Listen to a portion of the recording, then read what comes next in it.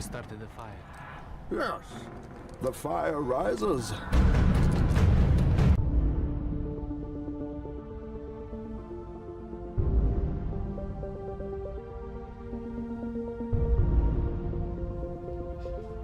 How come you don't want me, man? I have failed this city. Today we face the monsters that are at our door and bring the fight to them. We will not go quietly into the night. We will not vanish without a fight. This day we fight! That's how winning is done.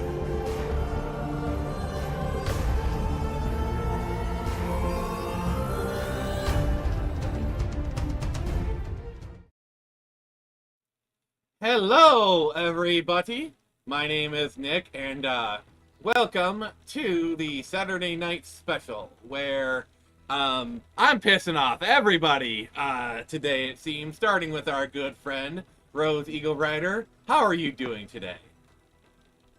I don't know how to answer that, honestly, considering everything the last few weeks. I was saying the last 30 seconds, but okay. You being stupid is normal. I mean... Yeah. So we do have some comments in the chat already. Also, I do want to acknowledge Nathaniel Brown wins the internet today, as he's the first person to comment, saying, woo! And we got some other ones. Rose, could you handle the duties, please? The duties. Well, I'm sure you can't handle it very well. I mean...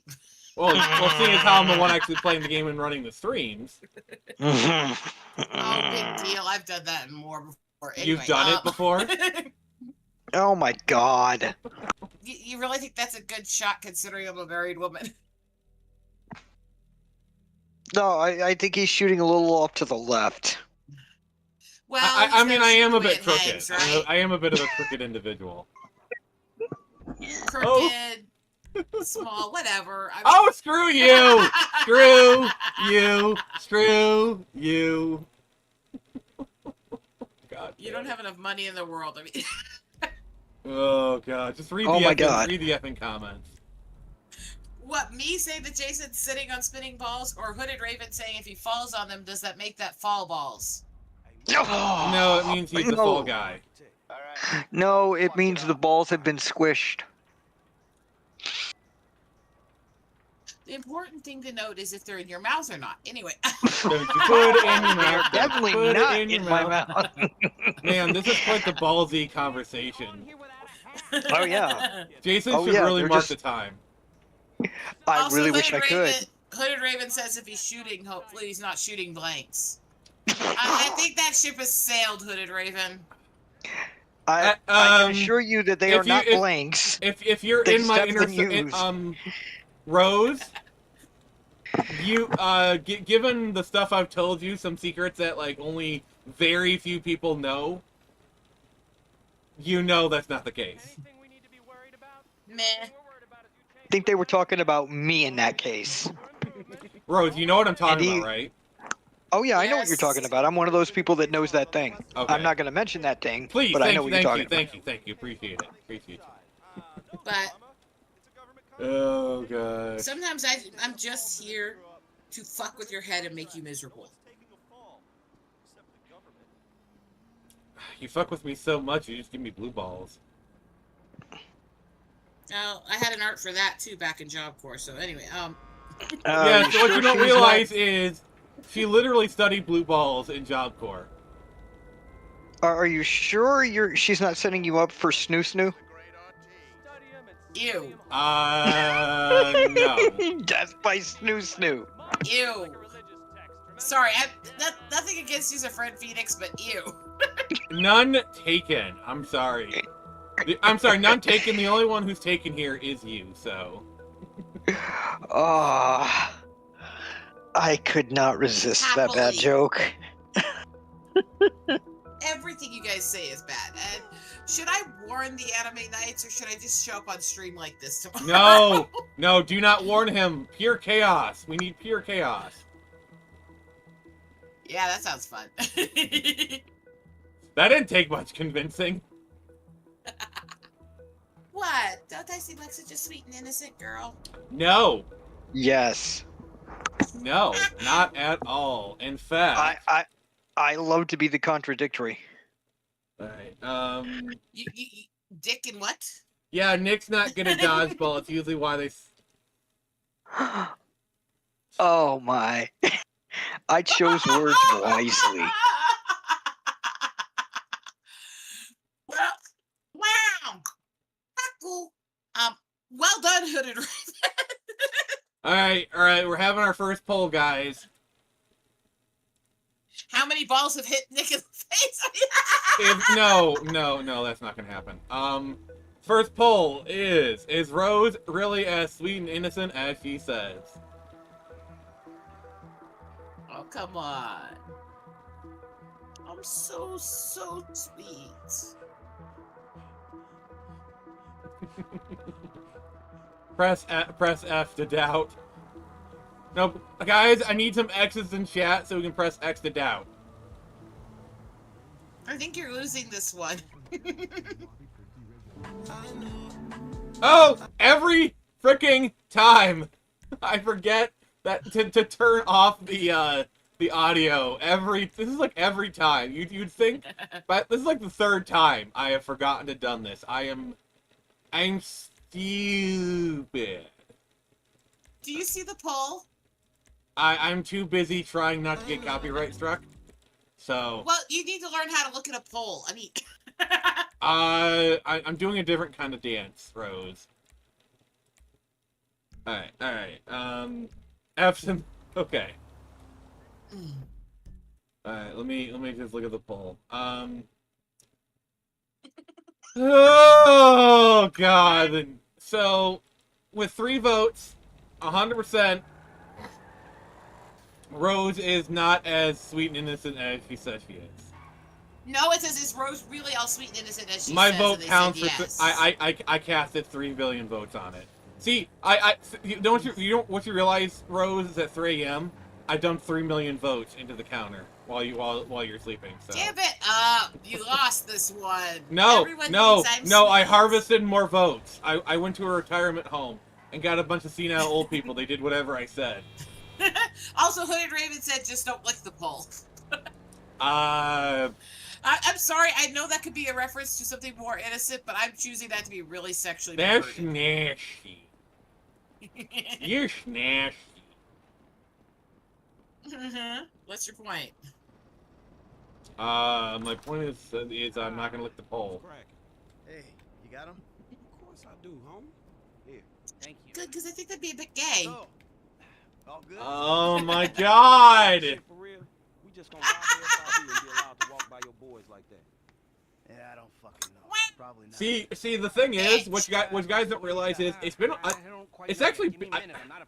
I think there's a lot of new people, and they haven't experienced the Ginger Cast, much less Lenore and you in the same room. If you think having Rose in this stream is bad, it's like getting the devil and the devil's twin sister in the room together. And it's like the worst. And imagine the worst thing you could ever think of, and multiply it by cancer. And then we grab the containment drive, or we could hack the system on site. We'll go in by air. Hope we don't run into too much physical resistance. Sounds relaxing. Either bombing an office ran by a division of corrupt government psychos or... Oh gosh. So Rose, do you think the audience is ready for you and Lenore in the same room? Yeah. Eeny, meeny, miny, mo. I don't like that. I don't like it. I don't like it. I don't like this. Guys, help me. Serious. Mark the time. Ah, Nick, bend over. No. You also need a fire truck to show up. No. And a getaway car stashed in a quiet place near the bureau, so you could torch the truck. Might be a terrible person. You are a terrible person. What But about the I'm other one? fun. That part I'll agree to. Use that route, you won't be Which is using why the you're damage here. But we had to cover all the bases. Your FIB paymasters will have to provide. I am a chaos agent. Did Jason crash? Jason, are you here? Access through the roof here. You'll need to be Or is he armed to switching keep over to the mind you, computer just or in case something? Yeah, he's goes doing his down. thing. He'll be here. Rapping or parachuting? Wow, you're making this choice really difficult. You eat penis. No, I don't. Job to pull this mission, and the crew will be paid out of Hey, that. Tiki said it, We therefore take it's true. change. So, what's it gonna be? Of course. If people knew half of the shit, I'd ticket my own mother. Won't come in with you, but they'll help you break the system, talking you through the process from a remote location. Half of the things I have called my mother in a tick Mm, before. Good. Feminine touch. She'll be able to find any back doors they got. I don't know how long And she it'll just take you to laughs. get into the network. The gunman's there to buy you the time. Hell, sometimes she'll say, After what I saw this guy do to 24 bad cops and a half a ton of armor, I'd take him anywhere. So, Rose. On getaway. They'll source it.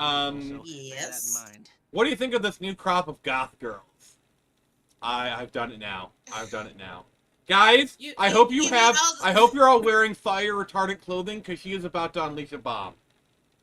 You mean all of the little OnlyFans girls who are pretending to be something so that they can do the I'm so sexy bullshit. You are robbing the FIB here. Fuck those stupid skank ass bitches. Anyways, there's a start to that rant. Yeah. I don't understand the whole. Look, the fetishizing goth girls and gothic people and alt girls in general has happened since I was young, when the movements were still relatively recent history.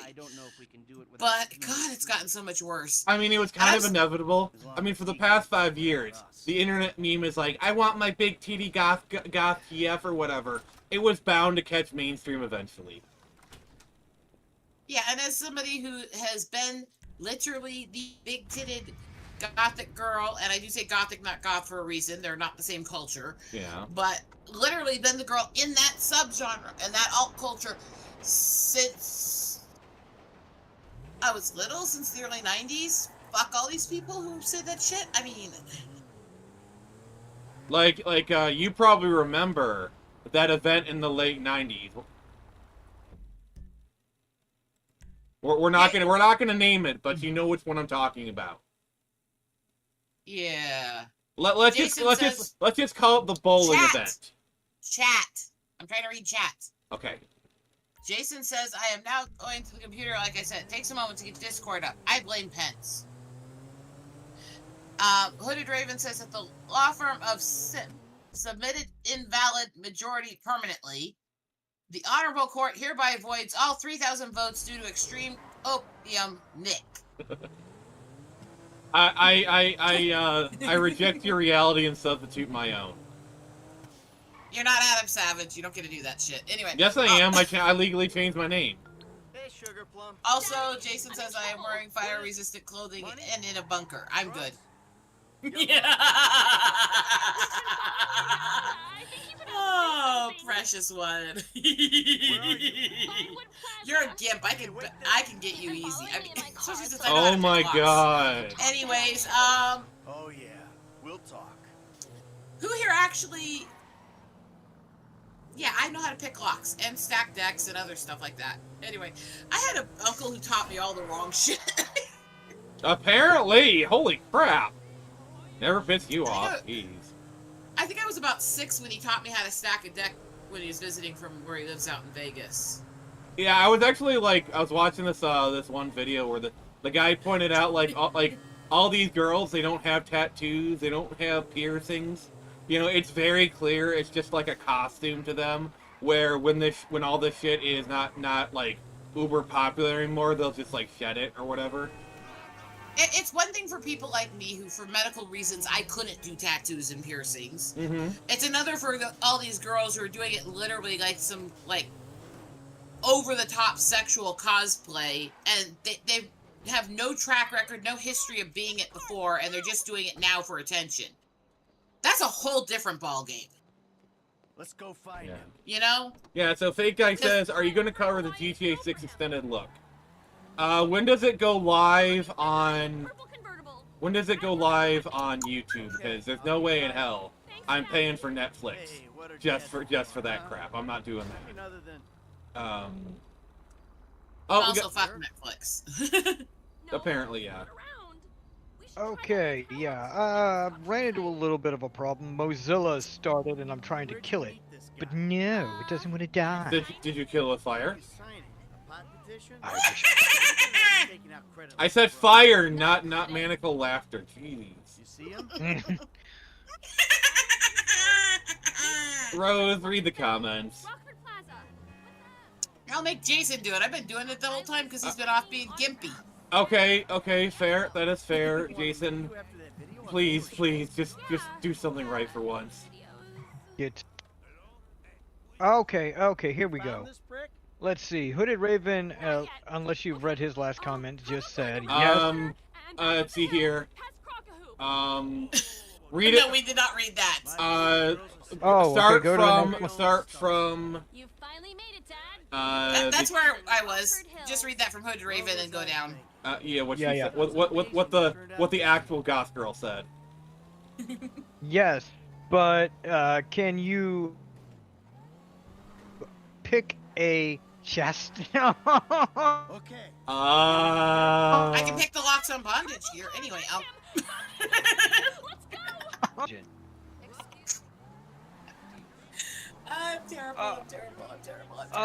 And then fake guy 2703. I think we got that one because he was asking that question, and then there's 2 comments below it that we missed. I get it. I'm going. I'll never come back. I'm an addict. I need help. I'm the victim. Oh god. 9 p.m. for you, I believe. Is that tonight? Don't kill me for loving her. That ain't love. It's the Because we'll still be streaming by 9. So if it goes live at 9, depending on where we are, like if we've already finished the game, definitely we can look at it. Yeah. bastard. All the way out of town. And then Time to Wake Up says I could pick a simple 3 tumbler lock back in the day. Yep. All I'll say is I learned way too many skills that honestly don't belong outside of a criminal syndicate from my uncle. 27th of August.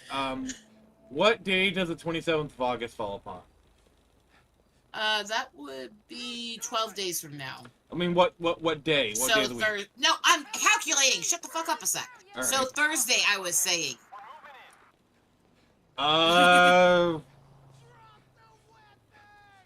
I mean, if you guys really want, I could do a special GTA 5 episode, on Thursday, you know, depending on who wants to join me. See, that's one of the few spoof-style movies I actually couldn't stand. I did not like Your Highness. I honestly think it's an effing just stupid thing to put a gross, trailer. honestly. I think it is stupid as well, actually. I actually agree. What happened, Daddy? Guy had an accident. I'm sorry. Yeah, that doesn't make sense to me, because the point of trailers and promotions and stuff is to get people to want to do it. So those should be up for the public, and then put the stuff you want behind the subscription if you actually have a fucking business sense in your head. I never should have called you. Look, there's a lot of sickos out there. I couldn't take the But chance. that's a whole other So thing. yeah, Sickos out there. if you guys really want, I'll do like, you know, where we watch it and analyze it together. If you guys want, I can do it. Like, I ain't perfect. Jason, would you like to join me for that? He really Join you for scared what? me, but Audio dropped out on me a couple Oh, of times. I mean, I guess hardwired. August 27th, the GTA 6 extended look trailer comes in. And one guy asked if I was going to cover it, and I was wondering if you wanted to join me. denial kinda works Yeah, for me. I'll cover that. Let me That's a hardwire Thursday. my That's a system. Thursday. Try to make Okay, better well, choices. Yeah. I can do that. Yeah, because usually my I days mean- off are Monday, Wednesday, and Thursday. I don't mind scheduling streams every now and then on those days off, but it's got to be for a special event. And to be fair, GTA, this Thursdays are disqualifies. always out for me, so I won't be there. Yeah. But Alright. and not just even because of my normal busy Thursdays, which I have weekly schedules on, but also because Thursday is also my cousin's birthday, and I'm actually in the area. So I mean, that's understandable. Understandable. All right, guys, I'm gonna drop out. technically, because I'm gonna unhook the wireless and go into the hardwire. All right. I will be back. Come back soon, bro. He's playing with himself. He's sticking it in the port. I mean...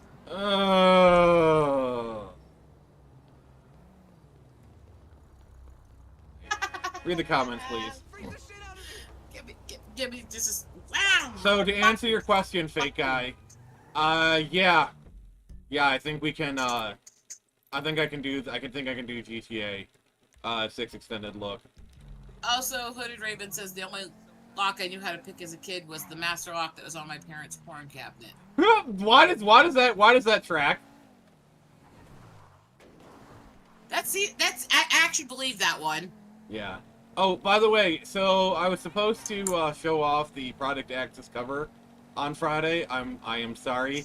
We were just having so much fun because Jason revealed his face on stream yesterday and actually went a lot better than I thought it would. Jason's actually not ugly. Who would have thought? I thought you were gonna make sure that I got to see what that looked like. Nice. I'm gonna tune if I can. I'm shocked if you say he's not ugly, though. I mean, he seems like the ugly gimp type. No, he's cool. He's cool. So here's what we're gonna do, guys. If you want to see the Project Access cover, get me to 10 likes on the stream, and I'll show it at the end.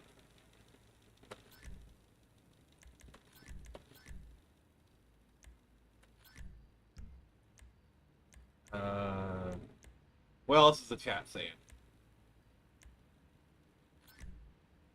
I'm gonna tune in if I can. If I can't, I'll just watch it after. And Jason, if the wire is harder than 4 hours, consult doctor. Oh my god! Space Rangers, I love that show. I don't know. I love devious troublemaking. I don't know why none of us know how to behave here. I don't know either. What's wrong with you people? I've got a list. Do you want me to go over it? No. No. According to the doctors, my list is several dozen issues. Anyway. Oh my god, just read the freaking... Oh. On the Nick scale, Jason is about 12 of 10. What? I think he's saying you're uglier. Oh my god. I killed a dolphin with That's one of those. cold. And I'm here for it. I mean... That's so cold. Nick? Yes? Part of me wants to feel sorry for how you're being tormented, but... There's another part of me that's enjoying every moment of it. Please die in a fire. Let's not use that phrase with me. Oh my god. Oh my god. So if you're having a good time, please give us a like, okay?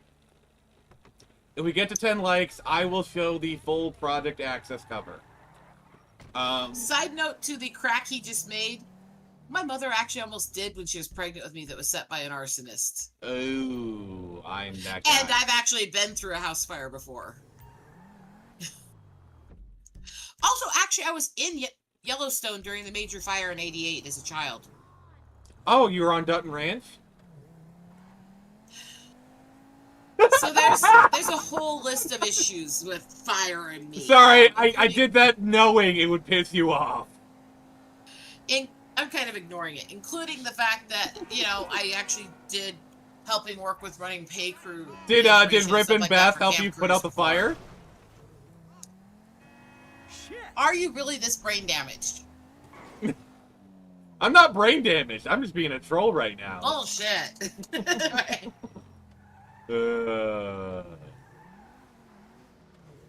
I'm not brain damaged. My mama had me tested. Hooded Raven says, I know how to behave here. It's just I get in trouble more than I want to, and then I end up in detention. Teacher has to punish me. No. What you and your wife do in the privacy of your crappy. Oh, okay, I'm not gonna go there. In privacy of your own home is your own business. I have standards. Just want to know if the phrase "spank me, mommy" has been No, used. no. Okay. We're getting a little bit too cooked here, guys. Please, let's just move on. It's getting a little bit too saucy. Getting a little bit too much here, please. I love ya, but shut the F up. Have you ever considered taking your own advice on some of these things? I feel really devious today, and that's usually a bad sign for everybody around me. I will pay your husband $1 million just to leave you alone for a whole month. Even if you had the money, no. See if there's any upgrades I can put on the thing. Let's see if my husband's capable of not groping me for 5 minutes when we're in the same room. Alright, what is the chat saying? Not really. You're all banned. You do not have the rent, sir. Also, I have the hammer. I can ban people if I want. It's time to wake up. You're banned. Hooded Raven. 3 bans. Wrench mommy. Oh god, I'm regretting giving you that. I'm regretting giving you that power so much right now. Well, I've never abused it, and I've actually helped you deal with some of the trolls before. Yeah, but the fact that you call yourself Wrench mommy just undoes all of that goodwill in just an instant. You know, I just said that just to make you cringe. Success! Task succeeded. You not even failed successfully, it was just successful. I am cringed. Wow. You eat penis. No, I don't! God dang it. I think some days I wake up and my brain just goes, sets the dial in my head to choose violence. And stays there all day. That dial is permanently affixed to choose violence, don't lie. No, there's days I'm actually quite docile. I just don't go around people on those days. That is a lie. That is a lie. Good to see you, Slick. Devin. I see your hammer and raise you bombs, mushrooms, clouds, and nuclear. Bullshit up long enough to help me trigger a fantastic insurance payout when the plug is pulled. I love you.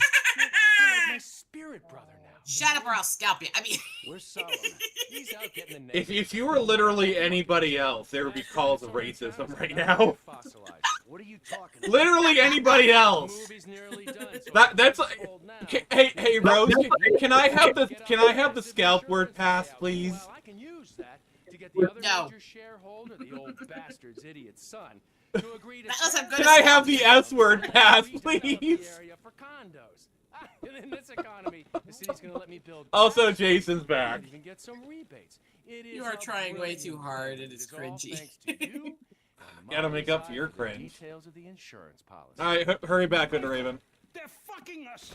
The suits. Wow. And they don't even wear suits. Wolves and turds. You're a slut. You're a slut. Stick it up your butt. To the airport. Talk to her. That's it. That's emoji for an ICBF. Okay.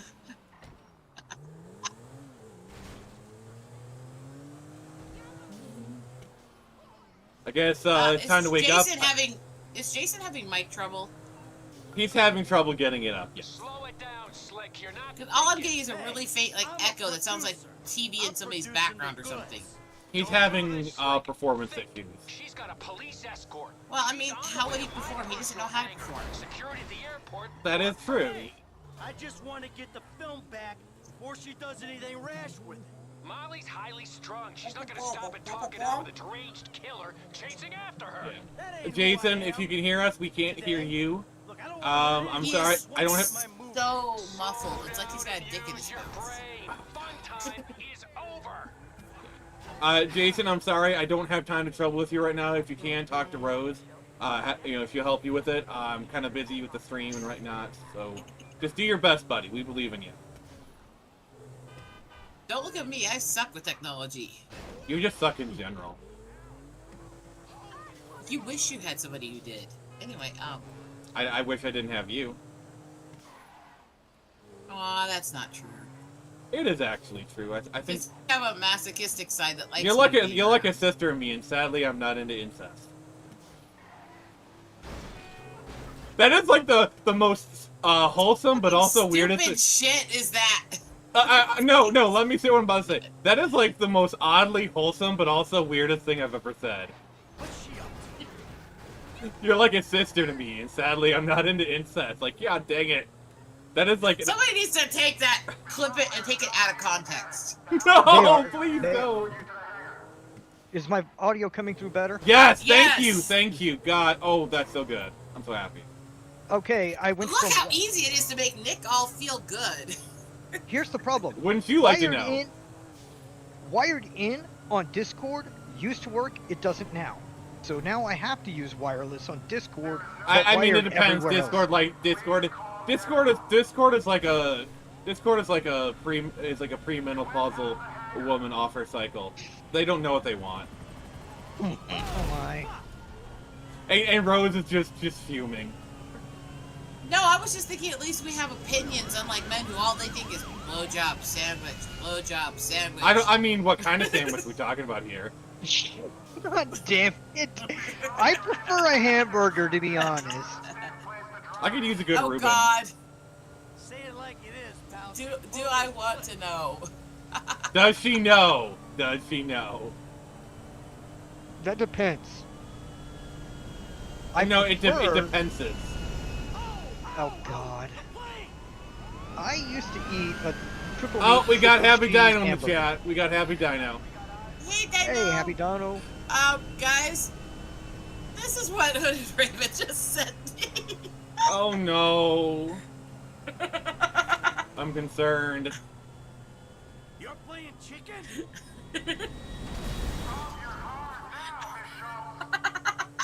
Hey, Dino, sweetie. I hope you're having a good day. Oh, Hooded Raven. Oh my God.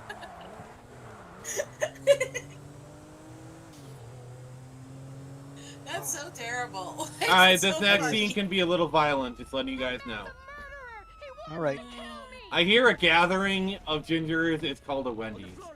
Sir, this isn't a Wendy's. No, it's a Wandy's. We don't technically have a gathering of gingers. We have 2 gingers. We need at least 3 to make a full group. Oh, stop! Alright, this is gonna be really violent, guys. You pretend I'm paying attention to your game. Yeah, you're not sharing the screen. Well, that's easy. No, he's not. That's easily fixed. And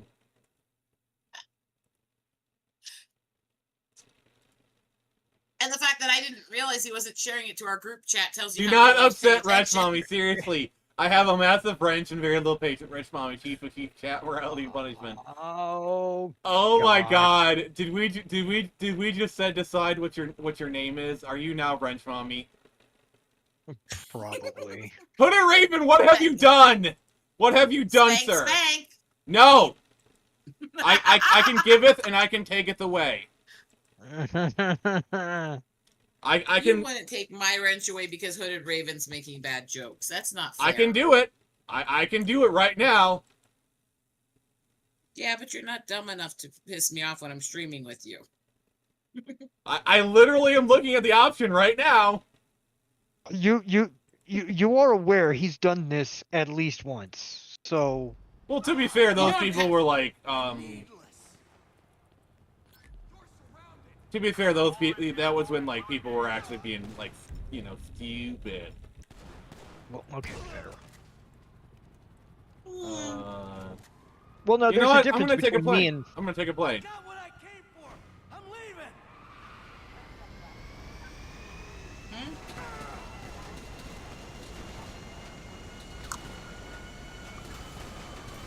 You're taking a plane to leave a crime scene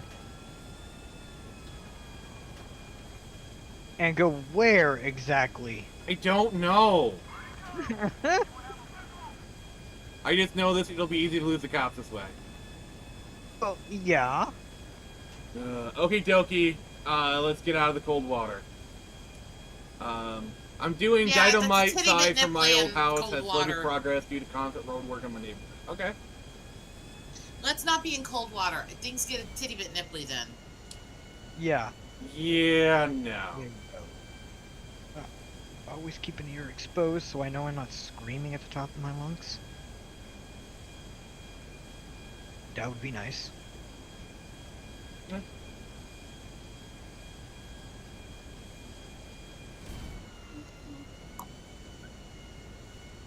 Right.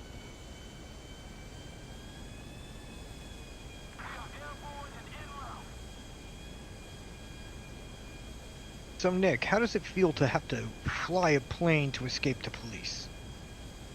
Feels so freeing. Interesting. Mission passed as you fly over the city to complete the mission, even though you didn't have to. Oh, thank God I have a parachute. Thank God.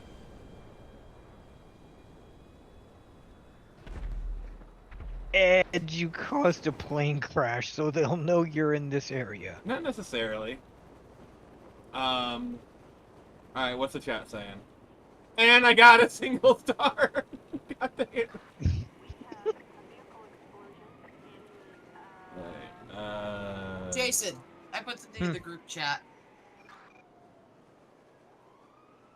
Hooded Raven says, hopefully that's the only thing you're exposing. It is. Good lord. And Happy Dano says, yes, take a plane to leave a crime scene. Dispose of evidence by crashing plane into the river. Jump out with parachute. All according to plan. I loved you once, Tony. Indeed. But there's nothing between us. Now that Did you look at what I put in the group chat, Jason? I read what you put in the group chat. That is funny. To me. That's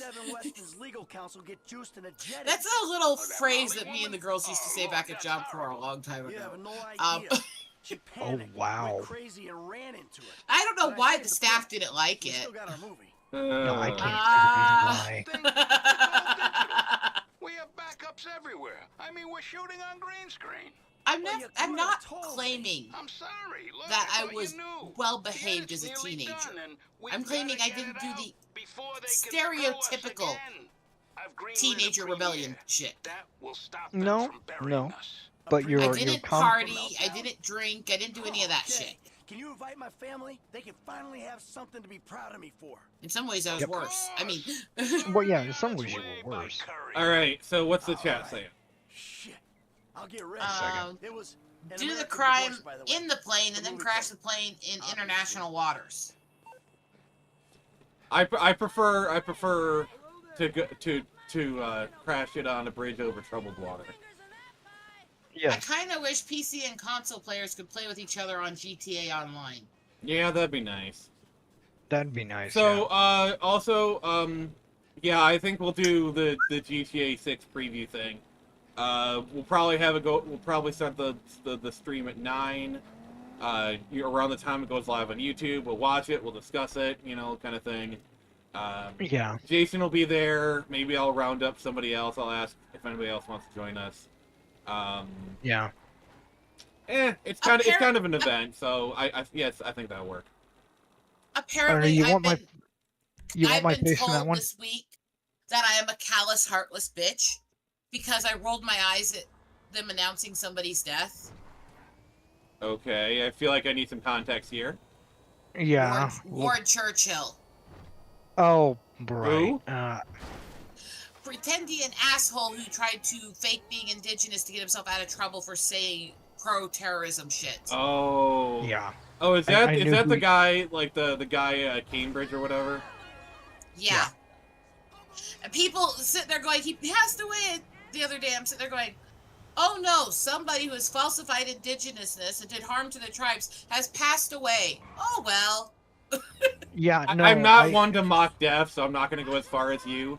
My opinion on that is, I blame more the college fault for elevating him to that position, promoting him, protecting him. Is he a fraud? Yes.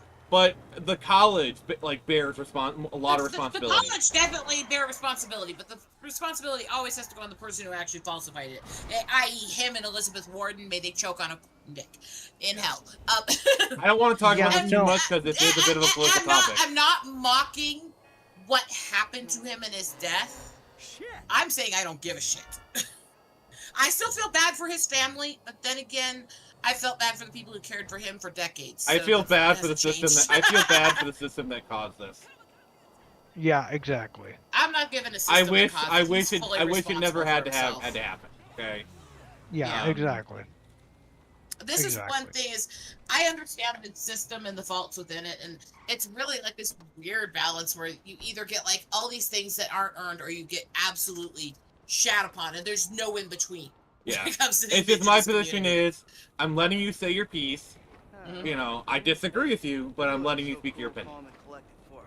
I don't think you actually disagree with the overall. The thing is, I'm saying, just like I can criticize the system and culture and society, but ultimately, even if somebody was raised in a really abusive culture, they're still responsible if they commit violent crimes. Same thing with falsifying ethnicity, other stuff. Same thing with people like Sean King, Rachel Dolezal, Elizabeth Warren, all them.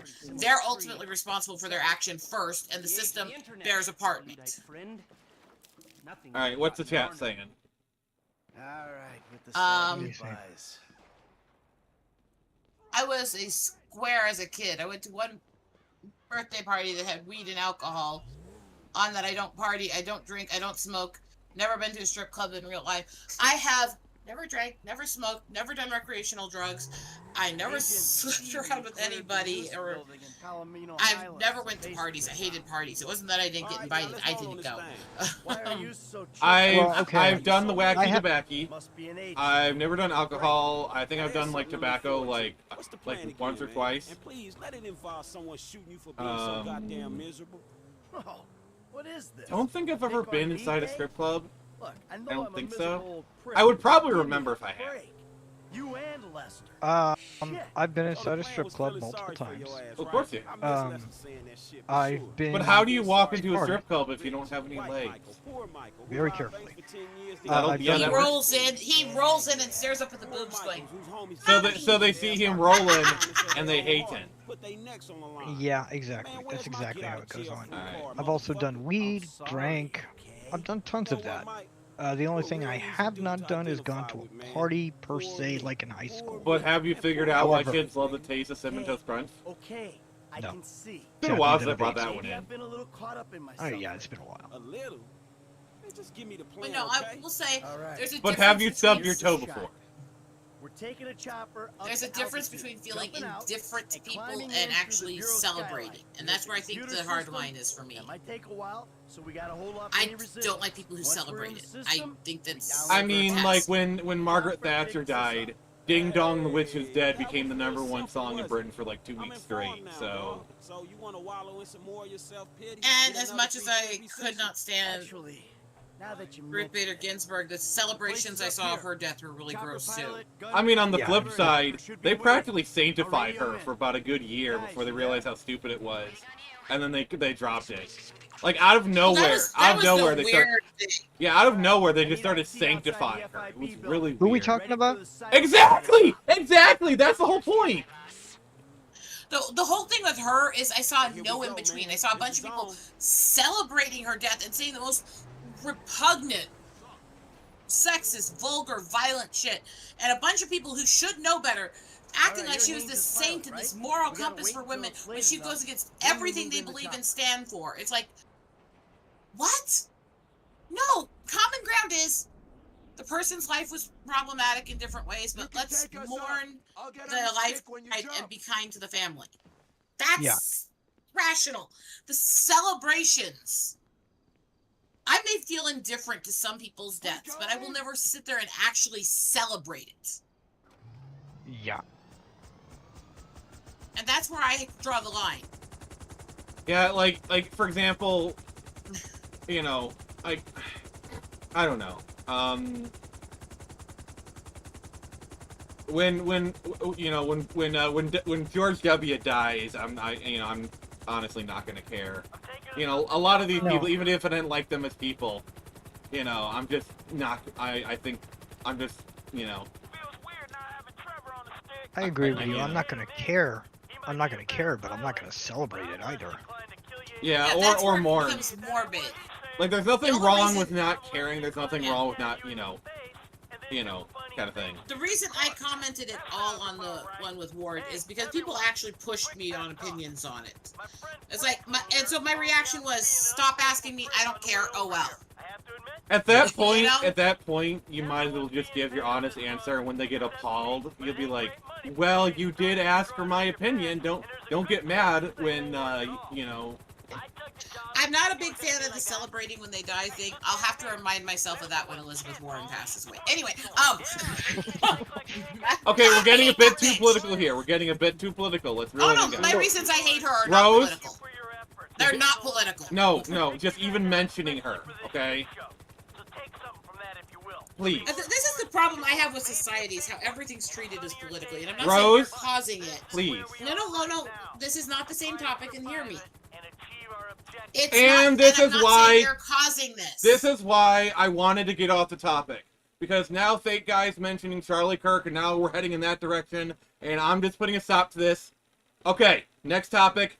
I don't want... Okay, I'm putting my foot down right here, right now. This is not a political show. We're not here to do politics. I'm putting my foot on it. Rose? Please. You've interrupted Rose, me like 8 times, and I was literally saying not to be political. I am talking right now. I am talking right now. Oh, fuck this. This is not a political show. So we're going to just move on and talk about something else, okay? I literally said that like 8 times and tried to change the subject, and you kept interrupting me, yelling at me. So, what the fuck do you want at this point? If I can't talk about other things, you automatically assume that's what I'm going to say and interrupt me anyways. Are you done? I'm about ready to fucking leave if that's how it's going to be, because I couldn't change the subject because you wouldn't let me speak. Hey, guys, calm down. Can we just calm for a moment? No, not if I'm going to be talked over when I'm actually listening and actually respecting what he said.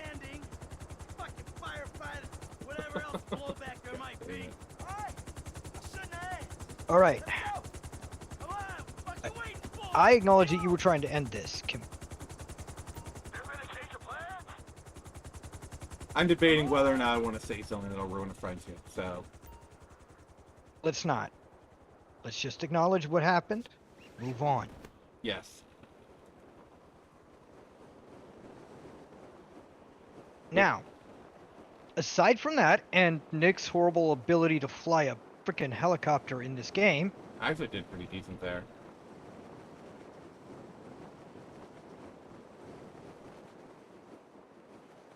What else is there to talk about, aside from that?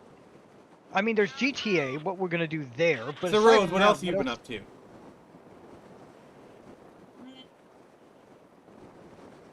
Stress. What? Just dealing with everything over here. Stress. I want to go home. I'm still dealing with medical. I'm still dealing with family. I'm still dealing with the after-funeral effects. I'm still dealing with everything. Oh, I and apparently I'm overshot dealing with a cat laying on each foot staring at me, which is weird. I thought What the do you funeral two stuff... want, you weirdos? I thought... Are you like the... not the pallbearer, what's the term? I don't know, you the, took that window a little will. bit too hard. I don't know how like... I'm sorry, I'm trying to, like, understand what Hood Raven said. Win that window. Here's The thing I don't like is they put you, like, way too far. Here's the thing with funerals when it comes to being in the culture I'm in. They are big family events. There are multiple events. There's also a lot of dealing with family before and after for weeks and all this stuff going on. So while the funeral itself may be a few days of events, there's a lot happening for a long time. So beforehand and after. Yeah. Got it. Like, so it's just like culture. Yeah, I'm gonna be honest with you. Yeah.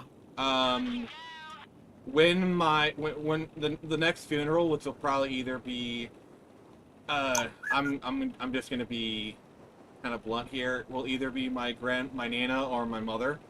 are probably going to be the next few people to pass, because, like, my mom's health not the best, and my Nana's my last grandparent, and she's, like, in her 80s. Relatively good health, mind you, but, like, in her 80s, you know, she can go at any time. Yeah, at that age, you're just counting down days. I'm probably not going to go to the funeral. And I know it's going to cause a huge drama, but I'm just so freaking done with the family. Okay, I can still do this. And no, Hooded Raven, I'm not home. I'm still at my mom's house. And yes, I am. Oh! A bit I made it! Oh, God! Okay. It And looked part of like that, you ran into a power wire. I barely What the made hell? it! I barely made it. Come on, Franklin. that's nice, Vic, that your great-grandmother lived to 100. I'm actually happy for that. I don't have any grandparents left. I haven't since the last one I lost. It was my grandparent was in 2019, and he was almost 91. Yeah. So Yeah, Of that's the good four that you got that. grandparents, one grandfather I never knew. He could still be alive. I don't know, because my grandma on my mom's side remarried a couple times. My mom's the eldest. I know his first name and I know his last name. I probably could look him up if I wanted to. I just never bothered. Apparently he's from this town. I've always had in the back of my head that I could, like, walk right past my grandfather and never even know it. Yeah. My granddad on my dad's side, he passed away in 2004 of a heart attack. He was like 63. He had just retired like a year and a half prior, so he barely even got to enjoy his retirement from PM. Yeah. I'm in the youngest part of my generation of both sides of my family, and I lost Granny when she was in her late 70s, and I lost her in 98. Her ex-husband had died before that, and I never knew that grandfather, and considering the things that happened in the family and the way he abandoned mom as a kid, I don't really feel sorry for that. Okay. Grandma I was very close to. Grandma was also very close to my granny. They were best friends from childhood, and they still think that part of the stress of losing her best friend is part of what caused her cancer to get worse. We lost her in the beginning of 2000. So, then I had one grandparent left, and he hung on from then, when his wife passed, until 2019. See, my biological grandparents, I've only met one, and she died a few months after meeting her. All right, so I'm looking for the number 89. Like 40. Okay, 45. The thing is, I know I'm from a really huge family, so I'm always going to be dealing a lot with weddings, funerals, births, deaths, kind of stuff. It's always going to be a lot of them, because my family is fucking monstrous in size. Yeah. Well, yeah. Oh gosh, this is really I'm trying. Sorry, I'm debate. Like I don't want to tell you to feel because I'm trying to concentrate, because that'd be kind of rude. I'm just like this is like a really tough like thing right now, because I gotta find so parse these numbers. I'm gonna let you solve that before I say anything. All right. If you guys gotta you know I'm trying to be polite here. God dang it! I gotta find the number 45, and they're rolling. This is frick. It's like when you find it, it just like goes out of your grasp too. This is pissing me off. Okay. So 91. Now I'm looking for 91. Frick.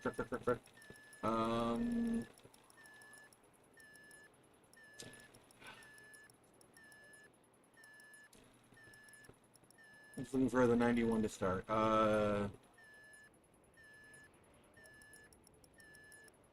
Okay, I'm just gonna scan the bottom row. And wait for 91 to pop up.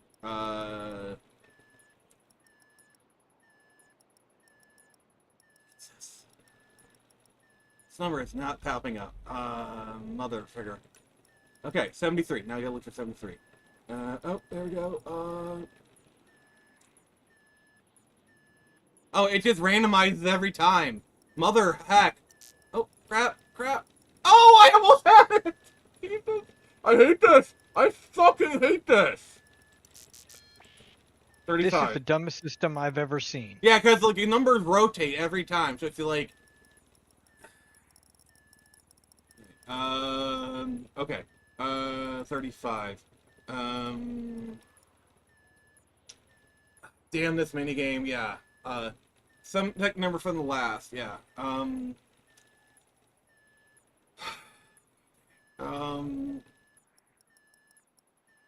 It's like, as soon as you get, like, oh, crap, it was right. Like, what the heck? It's a simple minigame. All the numbers shift to the left by 1 digit. Okay. Okay. As soon as he said that, I solved it. Yeah, okay, there we go. Oh, God.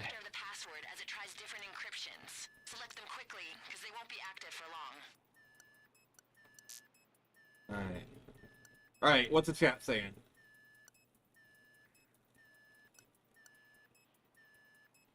Rose? I'm getting there once. Okay, thank you. Looks like we're in. Fake says, "Oh, you're right. Good eye." And it's about to be at the bottom. So they were commenting on what you were looking for. Hear that? We gotta I hold off on this hate visual games like those. Yeah, no, same here. As for My eyes don't like that kind of shit. As for my grandparents, I know on my father's side, his mom is still alive, supposedly. I've never met her. I met my mother's mom. She died shortly after I met her. As for the grandparents that were around and that helped raise me, my grandmother died in 07, and her husband died in 2013. And the other two died in 08, and the other one died in like 2005, so long before I re-met up with them. So, they've been gone for a while. And honestly, of my parents, my mom, Peggy, died 5 years ago. And my dad, I don't know. I really don't. Fair enough. So, I mean, that's where I'm sitting. So I've experienced it, it's just, it's been a while. Fair enough. Alright, well, what's the chat saying, Rose? I sadly know all the mini games by heart because I played online for 10 freaking years. Yeah. I haven't touched these mini games. I played this game about as much as you've seen me play it on the stream.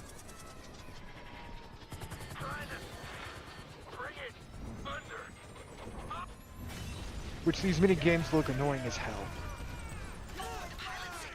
See, I really am not a fan of timed things because of my nerve issues and my tics. I like things that I can just take my time on.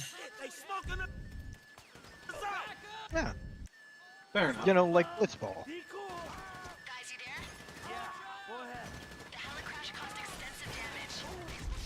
Oh shit, I died. You died? But I've why? never done this approach for the viewer rate. I usually do the gender approach. I felt like doing something different. Okay. I hope GT6 has better mini games. I hope so too, honestly. Hell? What? Okay, that's one of my friends posted asking why their package they never got was supposedly delivered at midnight 56 years ago. The delivery information they had texted to them says delivered 13 August 1970 at 00 hours. What in the Marty McFly is this bullshit? Exactly. Get out of my head. Come on, we were all thinking it. We were all thinking it. Also, and I'm sitting there reading that going, what the shit kind of a text is that? He's alive! It means he's alive! He's in the Wild West, but he's alive!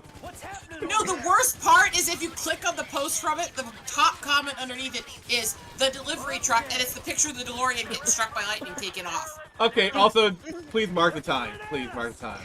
Oh god, yes. I'm gonna mark the time. Oh my god. Oh god, what's the chat saying? 1:02:25. 1:02:25. 1:02:25. 1:02:25. DeLorean in use? Question mark? Also, note to self: if playing online Nick, do not let him do any roles involving hacking. Yeah, you don't. Baby girl, what are you doing, you weirdo? She's trying to hijack your brain No, just by staring. I do not allow that. I'm not going to allow it. She's not staring anymore. She's climbing on me, rubbing on my boob. What? I'm keeping silent for obvious reasons. I'm not. Cats are weird. Oddly enough, I was rewriting. Remember that first fanfic I keep telling you about every now and then? Yeah, I'm rewriting the first chapter. Oddly enough, one of the characters is rubbing some boobs. So I respect thank you that. for Oh reminding me. God! Am I supposed to give you lots of attention?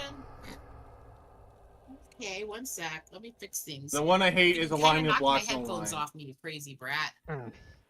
Wait. Why are you disrespecting rats? I said brat, you idiot. Okay. Oh, speaking of rats, the thing I didn't mention yesterday when on our 513 interview. Jason, did you notice that shot with the rat? Yes. That was so obviously a pet rat because rats in the wild are not that color. No. Like, wild rats are usually some form of brown or black. They are not white. That was so obviously a fancy pet rat. By the way, fun fact, most rats you see in movies are actually, like, fancy pet rats. Yeah, well, yeah, because they're not going to use less tame species that are more likely to bite. But also, same thing with rabbits. You see in a lot of movies and shows, they'll have, like, black rabbits everywhere as supposedly wild. Black ones don't occur in nature. No. It's hybridization from breeding in captivity. If you see a black rabbit, either it or its direct parents were tamed. They were bred. So if you see a black rabbit in something, that's not a wild rabbit. Also, like, I think, like, the floppy-eared bunnies, if you see a bunny and they have floppy ears, they are very much a pet rabbit. No, they're not. Most of the time, there are a couple breeds that have floppy ears, but they're not the ones that they use for that. Yeah, for obvious reasons. Bugs Bunny. What's up, Doc? Stick that in your mouth. I mean, no. I have the weirdest cats. I swear to you, the weirdest cats. I mean, they're cats. They're weird. Well, I mean, even cats and dogs' fur is actually not what they would be in the wild. No, and if you actually look, most of what they label as brown tabbies or tabbies are not. Basically, they've kind of amalgamated it so they just lump anyone that has that kind of striping together. But there's a lot of cat species and cat breeds that have very similar markings, and a lot of the ones that are marked as brown tabby are actually mongrels with multiple wild cat breeds in them. What about the Flemish giant? I don't know. Well, that's a rabbit type that they're, like, enormous. I'm trying to think, actually. Yeah, go look up a Flemish giant rabbit. On your knees. Let me go see. Where you going? Guns are live. Yeah, those ones are, yeah, those are the ones I thought you were talking about. Those are domestic. They were bred to be big. Let me see. Dude, body, let's move. They're about 20-pound rabbits. Oh, okay, yeah, no, I'm now taking a look at that. They are yeah, huge, though. They're the size. They have similar body shape and mannerisms as actually Maine Coon cats. Always moving. I do like to look at Maine Coon cats. Sprinkler system. I do too, but it's a little intimidating considering some Maine Coons are bigger than freaking bobcats and wildcats. Yeah. Although honestly, one of the most unable to be domesticated, violent species in the world is also the smallest. Huh. Did not know. The smallest cat species. I'm trying to remember the exact name here. I have it. Isn't there like this one like species of cat that looks like an adorable cute little cat, but it's like so vicious. Like, I think you were just talking about it's that. the rusty spotted cat. It's in from Nepal, and it actually only weighs 2 to 3 pounds. Is full size. It's actually mistaken for kittens a lot. Yeah. Interesting. And they're literally considered to be a quarter to half the size, depending on breed, of domestic cats. I will say though, if I ever do become like filthy, stinking rich, like, you know, like Scrooge McDuck rich, I will be so tempted to have cheetahs. Yeah. Yeah. But Because like kills cheetahs are like the one big cat that actually you could have as pets, and they have actually been pets throughout history. Well, they're partly domesticated, but that's a whole other thing. With the rust-spotted cats, I've actually watched footage of them they've captured, and literally, when they're going through the forest, they're so small they'll like climb underneath a leaf to hide from something to attack it and stuff like that. But then they'll run out and they'll jump up like 10, 20 feet in the air and catch a bird mid-flight and land with a bird bigger than them and start eating it. That is cool. I actually decided to look this up. There's a cat species called the Sunda clouded leopard that is regaining the saber teeth. Oh wow. Yeah, I love nature. Like, I also love the fact that so reportedly raccoons are domesticating themselves. They are. Come on. I want a pet raccoon, okay? I don't dispute that. I also want a pet red fox. I'm sorry, okay? That's another thing. Like, if I could, I know there's like a breeder in Russia who's been domesticating foxes. And if I actually wasn't allergic to dogs, in a heartbeat, there are certain foxes I would love. I mean, there's fennec foxes. I know they're semi-legal. Yeah. Well, I mean, eventually foxes are going to domesticate themselves. Yeah. A lot of animals are. Like, crows are kind of domesticating themselves. I recommend eugenics if you like cats and turn-based games. Okay. I was actually thinking more of the swift fox is the one I would actually love as a pet if I could. What about... They are a small orange fox that from a distance almost looks like a freaking tabby cat until you see the face. I don't know, to me, I just like the red fox. I also like it, like, as I used to watch Save a Fox, rest in peace, Michaela. Oh yeah. Rose, you heard about that situation, right? Yeah, we talked about it before. Yeah. I love swift foxes, though. I have a big weakness for them, and they with me, it's red foxes. You know, when you roll them over, really rare, and you start rubbing their belly, and they just laugh, and they got like the biggest smile. It's like, oh, I want that in my life. Have you seen what a swift fox is? I can't remember if I showed you those. You might have. By the way, if I had a red fox, I would name it Vulpix. I genuinely think swift foxes are just adorable. Mm-hmm. And in some ways, they almost look like you crossed like a fox and a badger with a cat. Yeah. Well, Nick, honestly, I thought you were gonna name your red fox Star. Why would I do that? There, I put a swift fox in the picture in the group chat there. They're really small. They're about the same size as cats. Interesting. And I just think they're adorable. I think you're adorable. What time is it? Alright guys, I'm gonna start cooking now. I'll be back. Okay. Are you gonna do the cooking by the book? No, I'm gonna be doing the cooking by the lasagna. No! But I've seen swift foxes in the wild a few times. In fact, I actually saw one running out of a farmer's chicken coop when I came back to vids a few months ago. The driver meant to be around.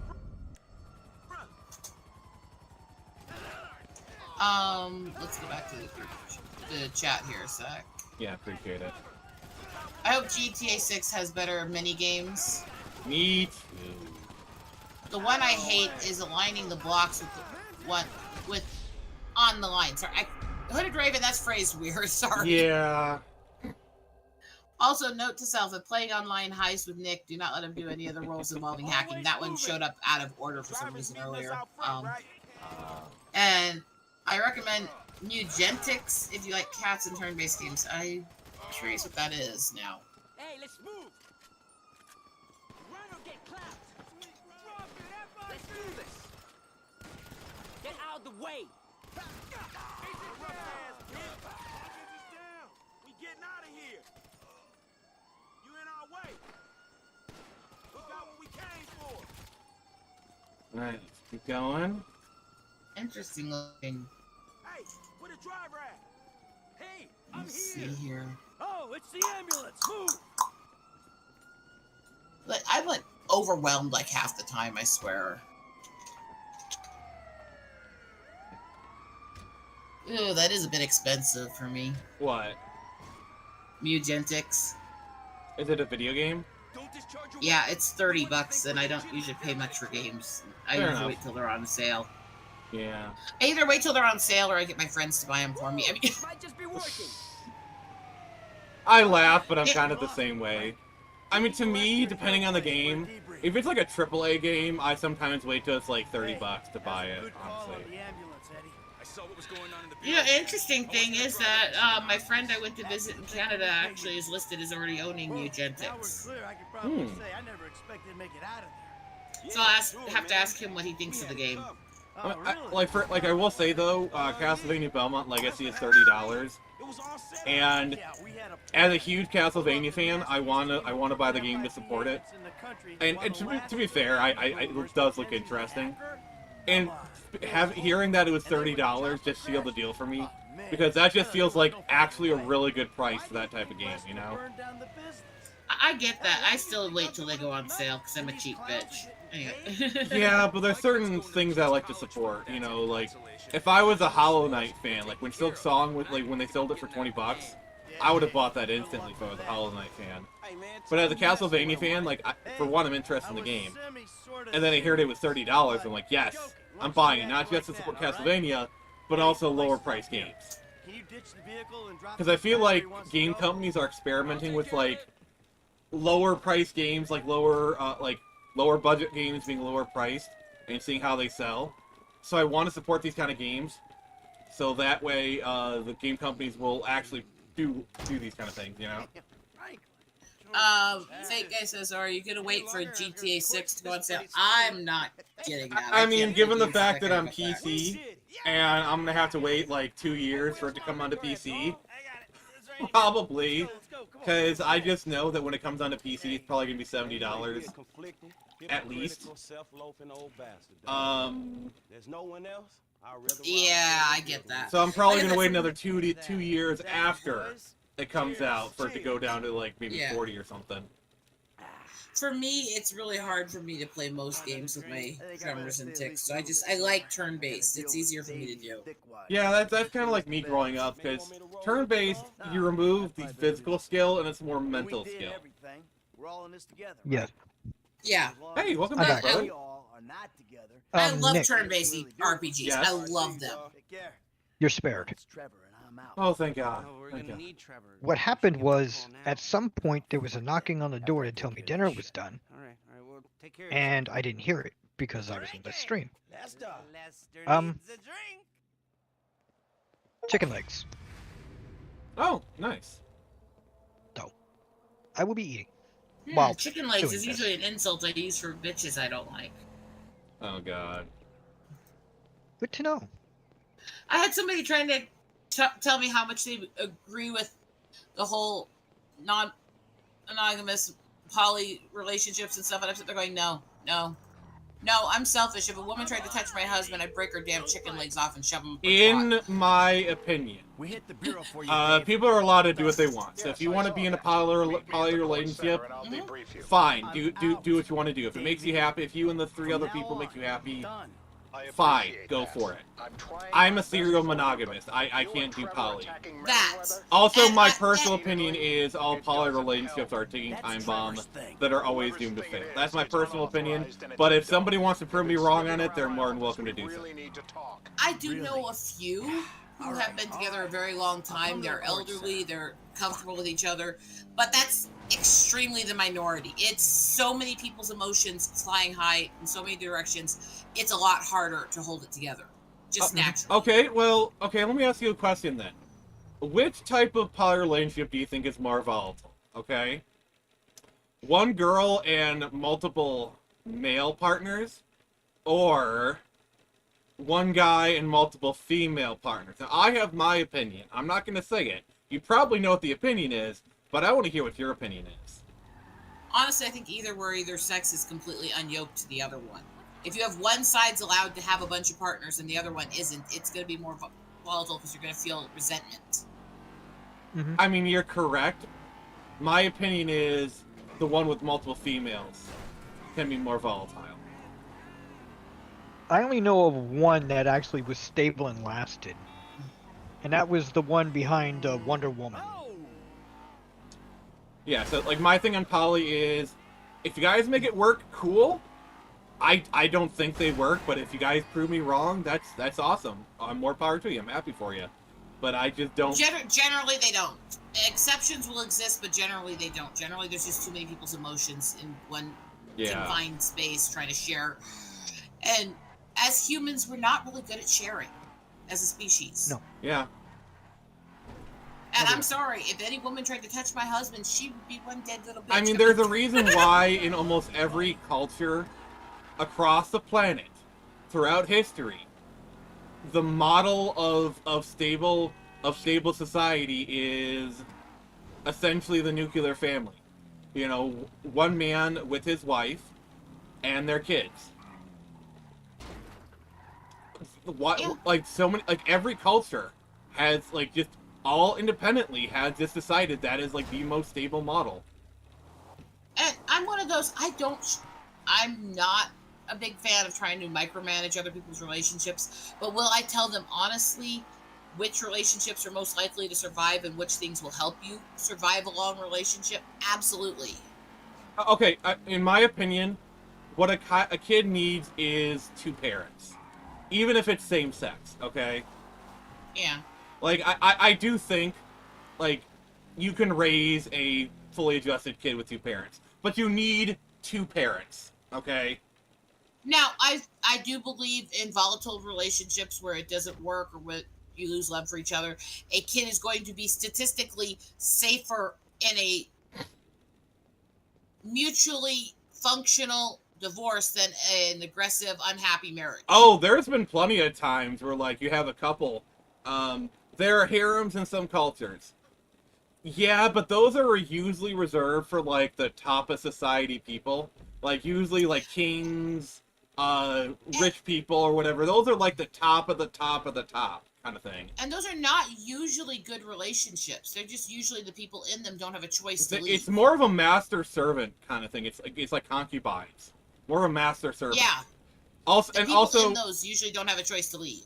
Also, in those kind of situations, you often find that, like, the eldest woman is kind of like the leader, or whatever.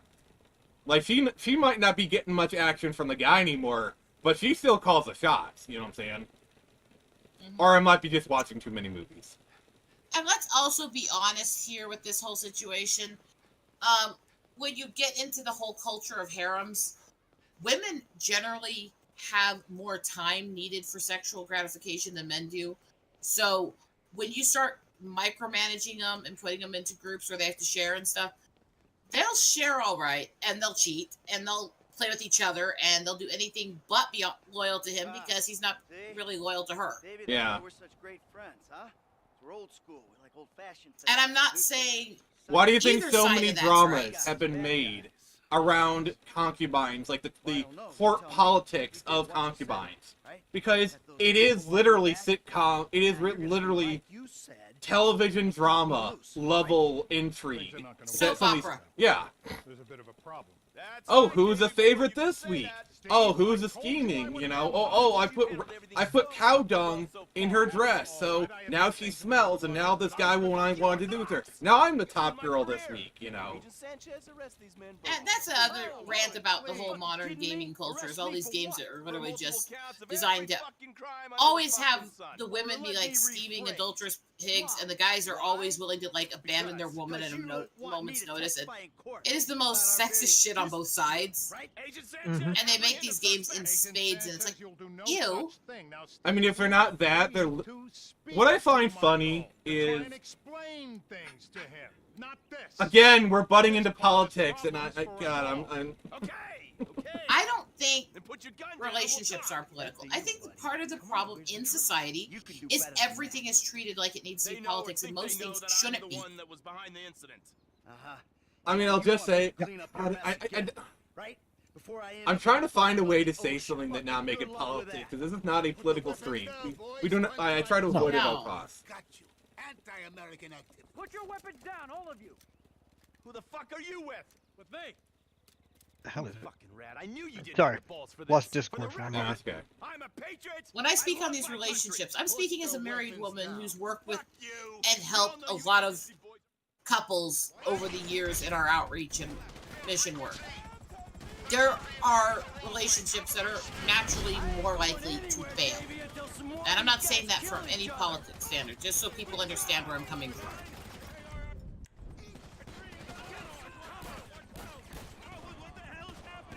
Relationships take so much trust. Yeah.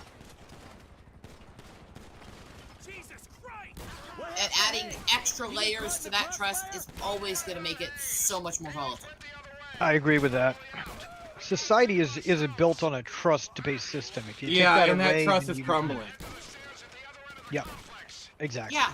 And it's the thing is, a lot of the crap that we see on Twitter all the time about this stuff happening is predicated on these idiots not getting punched in the mouth. And we're starting to see these idiots get punched in the mouth. And I fear what happens when people just go, fuck it. Yeah, exactly. For all this talk of, oh, civil war, it is very clear they don't want a civil war because they know that's, you know... That's bad. Yeah. Well, they lose. They lose. I don't want people who push the idea that we should fight and divide. I want people who are going to say, let's find the place where we can find common ground and start fixing this shit, because... Yeah. Yeah. I don't care which side people are on. When they start arguing that we should be violent to each other, I'm tuned out automatically.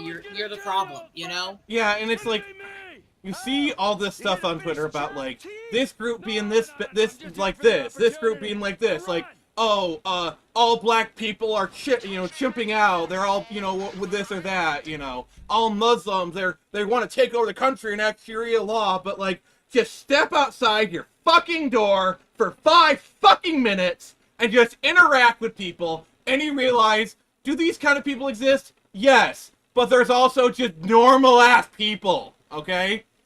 I don't know. That's the problem. Like, extremists have the loudest voices. I swear to you. I've met so many good Muslim people, so many good black people who are just normal ass people that just want to live their fucking lives. See, they have a different religion than me. Yeah, but they just want to live their lives, and fine, live your life. I want to live my life. It's not that fucking hard, okay? Live and let live, bitch. Sorry. I am really sad. Like, I've been trying so hard not to get this being political, but it keeps dragging me in. The thing is, that is the point. Because it doesn't matter if you're dealing with politics or religion or social, economic issues or class systems or anything else. Everything comes back to if people would just fucking have compassion for each other and live and let live, we'd have so much less problems. Yeah. This is why we want to get all the crazy people and send them to Alpha Centauri. Whether they survive, we don't know. But it's a good thing to test.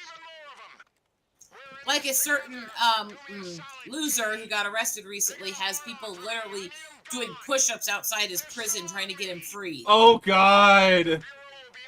This is the first time I've heard of this. You don't have to go into details. I'm a duck. Well, alright. So, guys, you guys have pissed me off so badly. I gotta step away for a moment. Water off my feathers. What? I'm sorry, I'm like really pissed off right now. I gotta step away for a moment. I'm like really pissed off. You're fine. I gotta step away. I'm gonna go, calm down We're or fine. whatever. We all have the things that get us emotional. I gotta go to the Like, bathroom, okay? I gotta go to the bathroom. I was trying to be funny about it. You guys weren't getting the joke, so I'm just being blunt about it. I will be right back. You guys have fun. I will return. I gotta pee, so fuck all y'all. Anyway, Anyway, he's off draining the lizard. Small or Komodo? Or large? I don't know. My bet would be it's like a no lizard. I mean, Oh my gosh. yeah, they had the footage shared earlier today that him. There was a group of his simps outside the prison doing push-ups protesting that he was arrested. I didn't know anything. I'm gonna have to look this up Alright, later. so you I guys, don't you know who fucks you're don't talking deserve this, but I'm giving it to you anyway. I'll put the last name in group chat. Alright. There you go. Yeah, okay. Oh. Alright, Yeah. here's charcoal. Here, you guys get to see charcoal. You guys don't deserve it, but I'm showing it to you anyway. Okay? Well, what do you deserve? I mean, I'm Yeah, showing you I mean, charcoal. everybody else deserves it. I do. Like a dwarf, what the F? Okay, I know Oh, who that gosh. is. I know who that is. yeah. And if they're in jail, okay? I don't care. They're an idiot. They both are, and they're literally there's people protesting that they got arrested again. It's really ridiculously stupid. It's so pathetic. Yeah, it's pathetic. They're gonna keep getting arrested because of what they do. Alright, what the F did I miss? That. I was explaining to Jason who I'm talking about in the group chat, so I didn't have to say the name and invoke the little whiny bros that sip for him. So there's one guy I need to kill. I just don't see him. He's behind the wall, hidden behind the glass. Ow! I obviously I don't know. see him. Like, what the F? Ow! I- 1 sec. Alright, so I think I'm just gonna move from my position. We're in this together. Do me a solid, T. They got a hard-on for me. I need them gone. You know how much attention you'll get if I go down today. Yes, yes, yes, sir. Yes, I know. Yes, I know. All right, you're now on the ground. Trevor. So, my husband's suitcase is on the bed here because we were cleaning and sorting stuff so we could try to go home in the next week or so here. So he had his suitcase on the bed where he was sorting all his clothes. All 3 cats are in his clothes in the suitcase. Yeah, kind of like a dwarf wee-wee. A Wowie? What? It's a Wowie. It's an intent, oh god, that reminds me of a joke I once created back in the 2000s. So you want to know, like, one clue about how the French are so obsessed with sex? And their word for yes, yes is oui, oui. Oh God. That is such a grade school level joke. I am not sorry. It is. And the fact that you're not sorry is the saddest part of the whole thing. Yeah, that's pretty. I mean, that's it's been a while since I said sorry. Oh. Holding been a my while since you've gone and head fucked up things up. high. I'm trying to, like... Yeah, but the problem is it's not been a while since you've gone and fucked things up. Just like I always do. There. That was literally the guy. Wait for that stone bench by the pool. I'm coming down. And now the other guy is gonna be, okay, now I'm doing it. The other guy's like, I'm Has stuck. anyone ever played Strip Starry, the board game? Check out the court, sir. No. I am idea not what that cultured, is. I'm sorry. I am not that cultured. Yeah, I don't even know what that is. I've played a lot of board It's games. probably but not Sorry, but like the strip version. I want to rewrite Settlers of Catan for a lot more scalping jokes. Anyways, Oh god, only you can make that joke, Rose. Only you.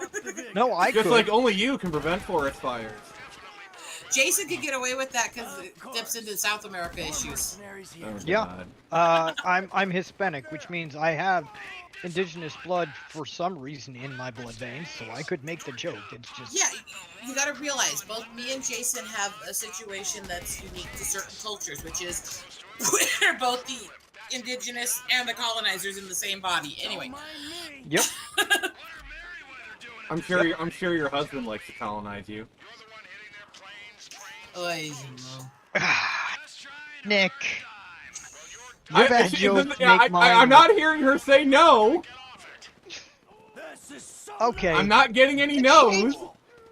To change the topic, there's something I realized. Before you change the topic, read the comments, Rose. It just says whenever a player's pawn gets bumped back to the start area by an opponent, that player must remove a piece of clothing. I mean, you can make a strip game out of anything. A few years ago, Uno Brand released a game where the wilds are all write-ins, where you can write your own activities they have to do when you play them. And it's become a cult classic sex game to a bunch of people now. Oh my. Because they write in their own little sex answers to every wild card to play with their spouses. Oh my god. I can see that being a thing. Kill each other already. Anyway, what I was gonna say, Nick, I said it to you on Discord. Okay. But not only did Jason or Friday the 13th 3 make me respect that other horror movie that we did that we gotta actually watch on our stream. Night of the Living Dead. It brought something else to mind. Friday the 13th 3 actually makes Jaws the Revenge look good. Wow, is that the one with Michael Caine in it? Yeah, basically. Yes. Yeah, that's the one where it's Chief Brody's wife going to the Bahamas and the shark chases her. Oh my god! That movie is better than Friday the 13th 3. Oh because my there's at god. least some semblance of a plot. By virtue of having, like, some sort of plot. By virtue of it having some kind I mean, when you start looking at the horror genre and you start delving into the stories a lot of it's based on, you start realizing that some of those movies are a lot more disturbing than you think. Mm-hmm. Yep. Not because of how the movie was made or what they do in the movie, but because most of the slasher films are based on real people. Yeah. Yeah. Like, I think Texas Chainsaw, like, there's a lot of slasher films that are based off of Ed Gein. Yeah, Texas Also, Chainsaw Massacre. From what I hear, the Ed Gein Gein Netflix film is pretty one. bad. It's really bad, and a lot of the people who are more honest in the true crime community have really called it out because they didn't just misrepresent a lot of the shit about him. They actually portrayed one of his victims as a partner to him and a couple with him. Shit. Oh no, that's not what happened at all.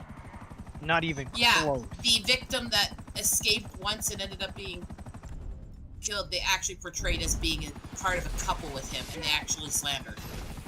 He was in no romantic relationships with anybody ever. Yeah. So there's a lot of people are really, really against that one, and a lot of the families speaking out against it. Yeah. Yeah, that's not... I will say, I do laugh. Like, remember when the Dahmer movie came out with Evan Peters, and Netflix faced it in, like, the LGBTQ section, and they all just started got all pissy about it. Yeah. I mean... But unfortunately, that's what he is. It's unfortunate. See, like, making these serial killer dramas and then making them sexy, it's like, and making the killer sexy, it's a kind of a complicated kind of issue because, anyone who studies these knows that, like, remember the Night Stalker case? You know, about like the practical harem that guy had?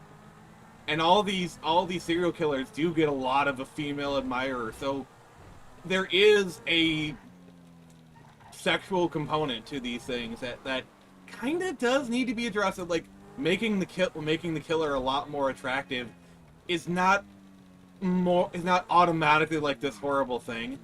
I view it as more of like a complicated issue. Again, they've got to dip into the whole issue with female serial killers are successful largely because most of them are a different form of sexual predator. Most of them are black widows, and most of them have men chasing them even after they're caught doing shit. Yeah. There's a thing in human psychology where somehow we seem to think that we can go after the most dangerous and psycho people, and they won't be that way towards us. The thing that I kind of get always frustrated with is there's a lot of discussion about the more toxic side of masculinity, and I'm not saying that's wrong.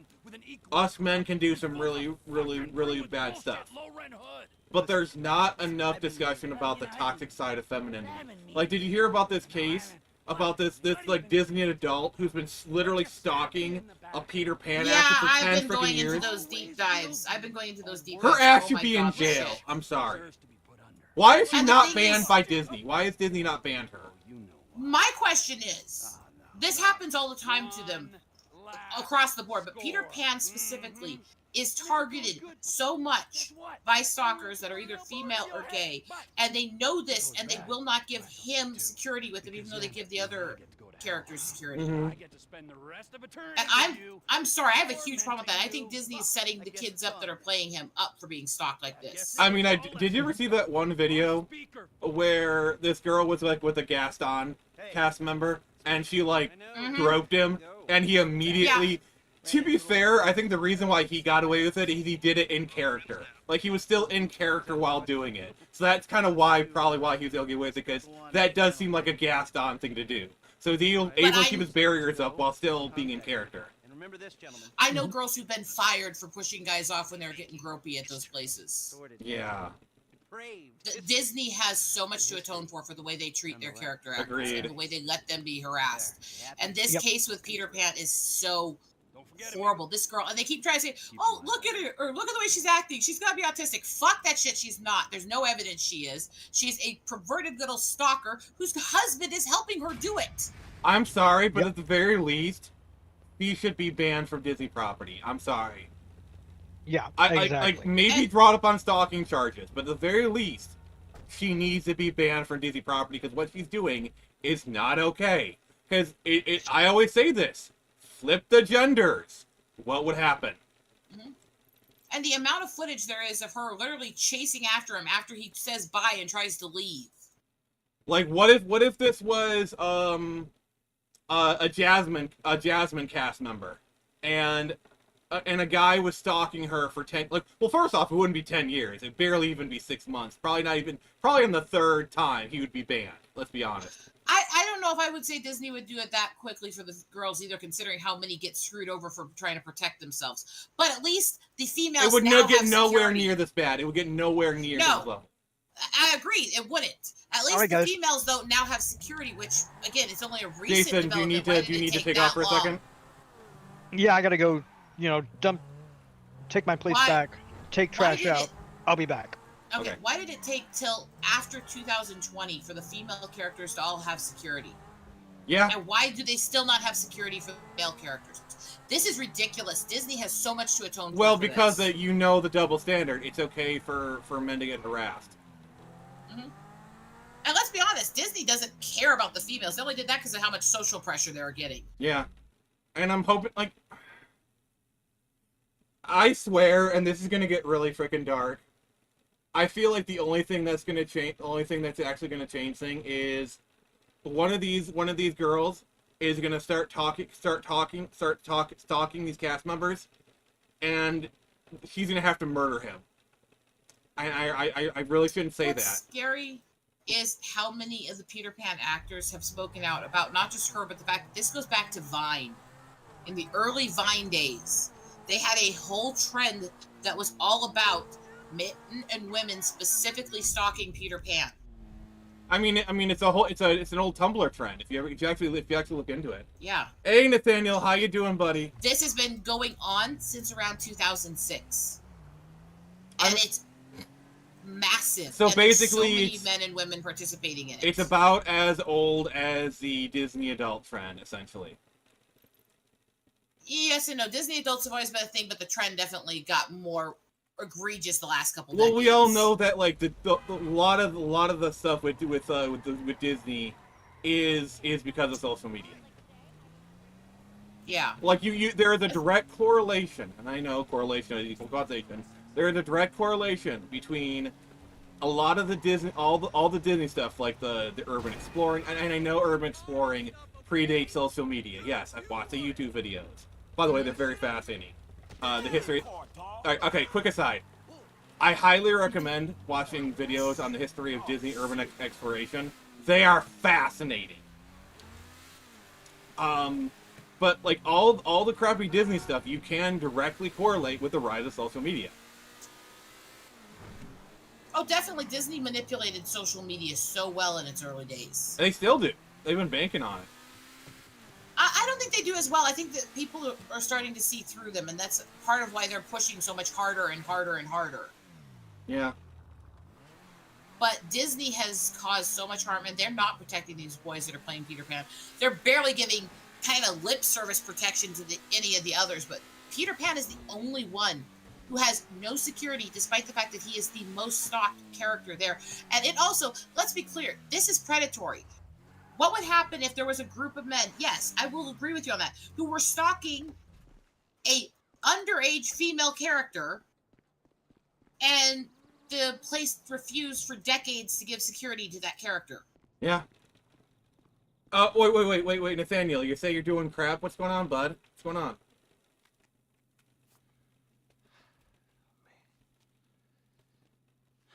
Yeah, talk to us, sir. Talk to us. Yeah.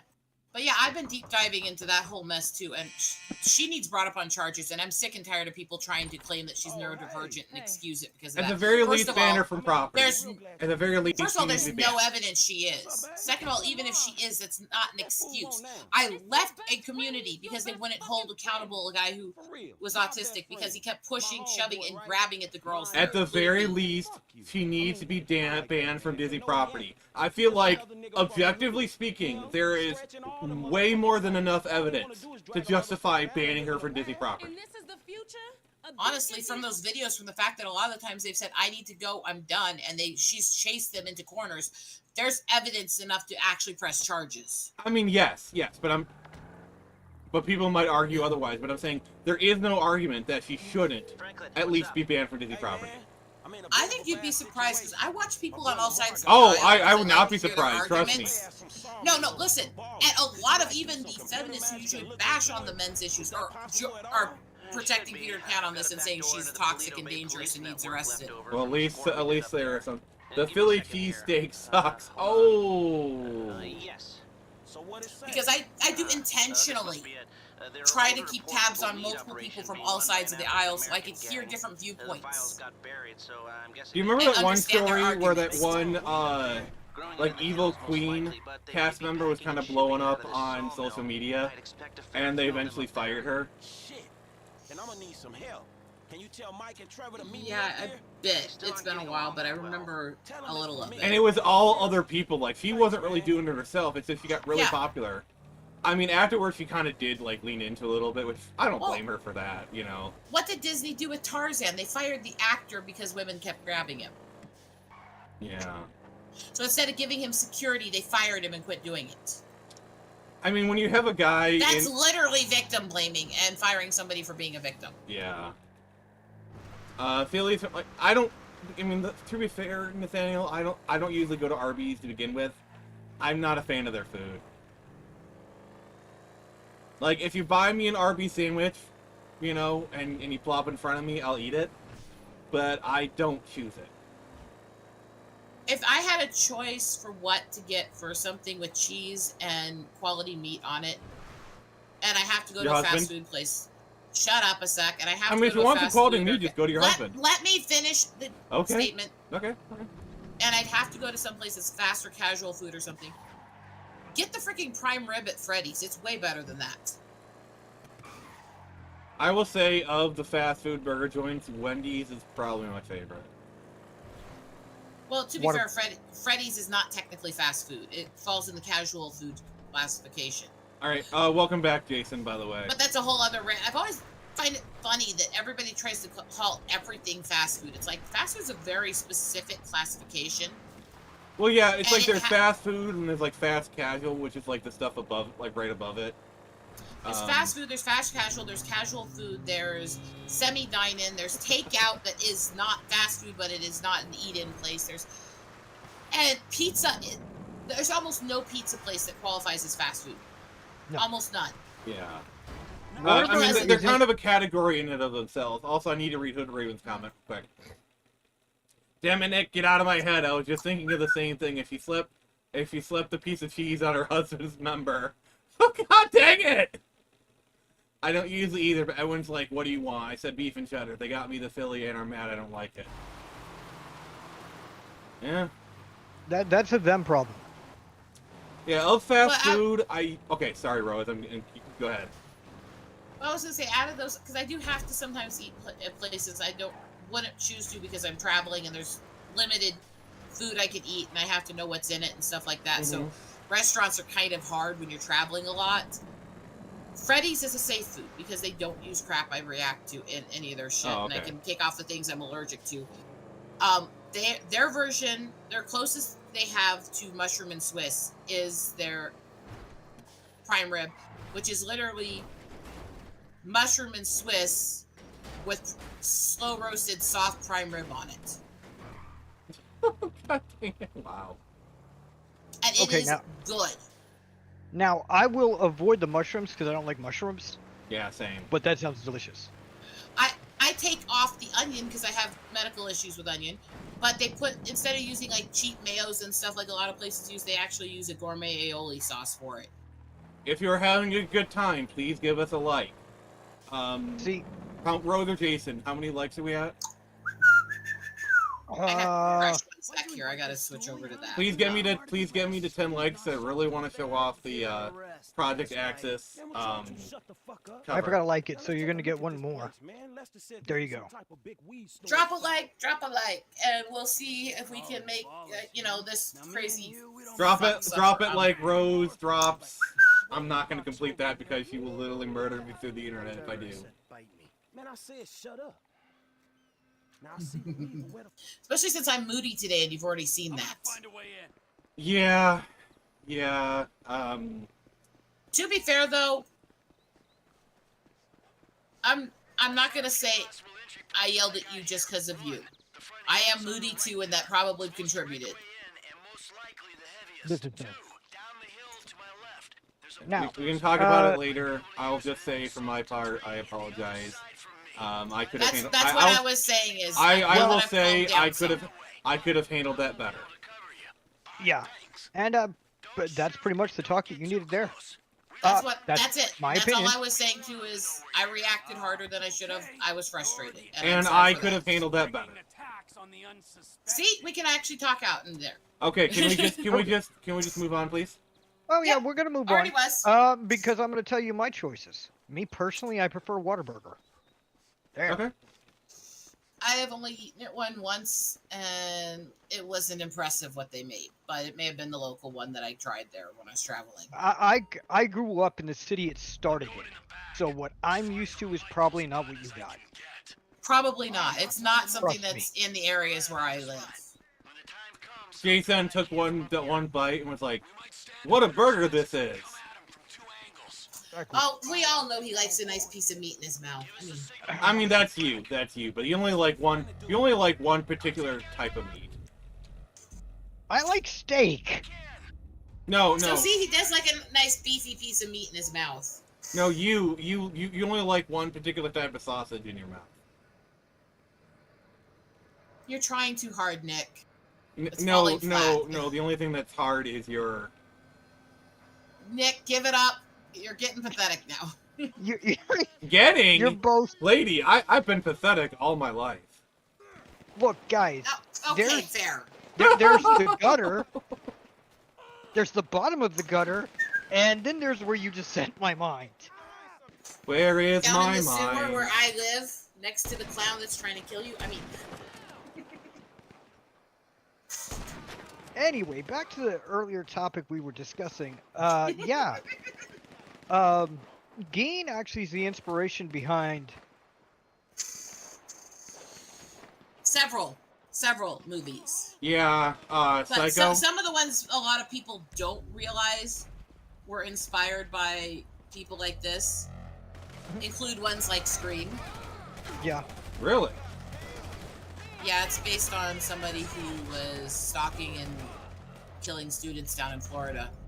Yeah, there's that. But Norman yeah, it's like Bates. Norman Bates. That's who I'm thinking of. Yeah, God. Psycho. Psycho is based off him. Texas Chainsaw Massacre. Texas Chainsaw Massacre. Even Jeepers Creepers was based on an actual case. Really? And I really don't want to go into the details of that case. Yeah, fair. I'll have to look into that. I've made a study of this stuff my whole life, partly because of being involved with victims and MMIW and all that. So I've studied this stuff and watched different cases my whole life. So Right. there's crazy shit most people don't realize. Oh yeah. Oh, yeah, that doesn't surprise me. Who's pinging me right now? I swear to God. Someone's pinging you? Well, At least I heard it's the. pinging and not pegging. I mean, Well, yeah, there's. I mean, we that. all know how Hood of Raven first it. By the way, do we have Hooded any new Raven, comments? I will give you a hammer. I will give you a hammer one day.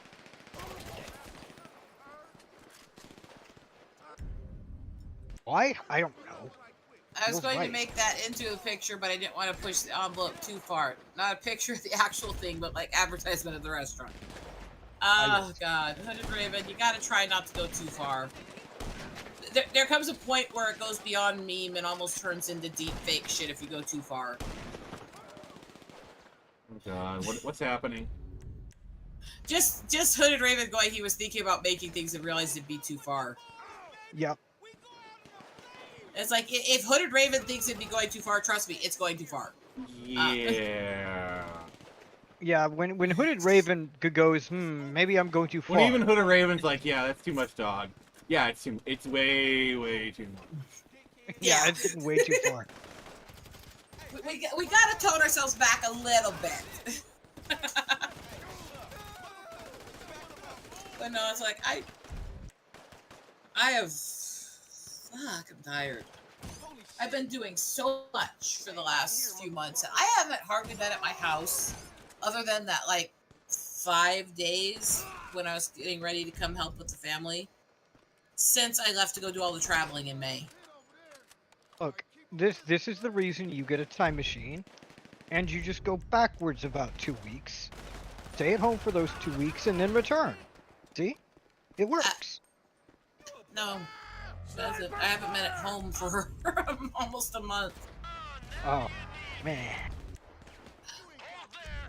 To be fair, I mean, when I say I haven't been at home, I haven't been at my house. I have my whole nook of mom's house, and I am on the title of this house, so it's not like it's not also a home I live part-time in. Alright, what's the chat saying?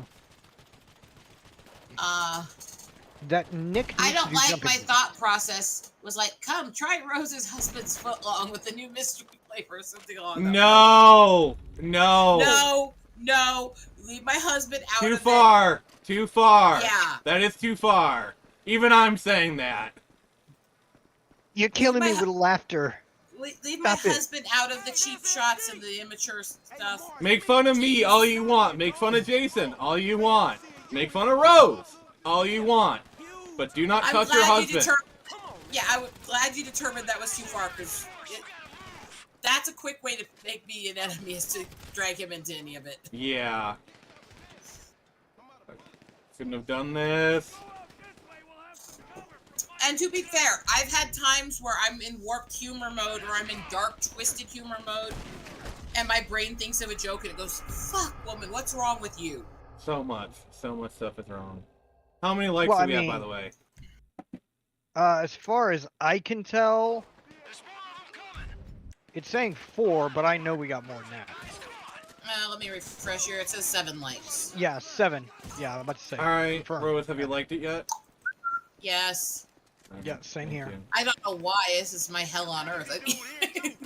No. Your hell It's on my Earth is 2 doors down. Vietnam. We go this way, we'll have Michael's gun. Hello, Vietnam! I'm not gonna scream that like he did. Because, yeah, I don't want to piss off my family. I think hell on earth has also just been the amount of freaking smoke and heat there's been for the last, like, 3 weeks. Yeah. Actually, 4 weeks. God, it's been so smoky and hot and miserable and uncomfortable, and I need to rebuild part of my mom's driveway.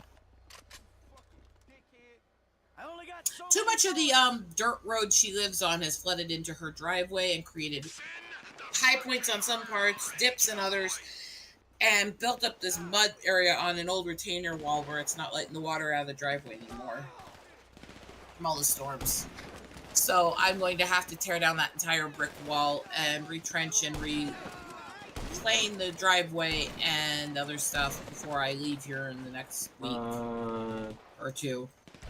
So I'm gonna have a lot of work I have to do outside. You're lucky we're not taking your pot, too. And it's not like I don't know how to do it, so. As many motherfuckers wanna kill you. That's a funky kind of compliment, nigga, even from you. I'ma take Lamar. This is why when people talk about the delicate women and like fair, but most of them are city girls. Because you get us girls that are rural, we do all this shit ourselves. We don't have time to find somebody. I'm about to say, there's a difference between a city girl, a tomboy, and a country girl. Well, here I was thinking Rose was an uptown girl. She be living in a small town. I'm not even a country girl. I'm a mountain girl. I'm hillbilly. Fucking hurts. Oh my god. Well, at least you admit it, and that's approved and appreciated. Look, so you're saying that you're a little bit country and your husband is a little bit rock and roll? No, I'm not a country girl. I'm not a fan of the country culture. I am hillbilly. There's a full fucking difference. Well, the thing, Rose, the thing you need to know about me is I was a highwayman. Along the coast roads, that is right. I knew that's where you were going. As I was starting Get out of to my say, head, though, Jason. Guys. Okay.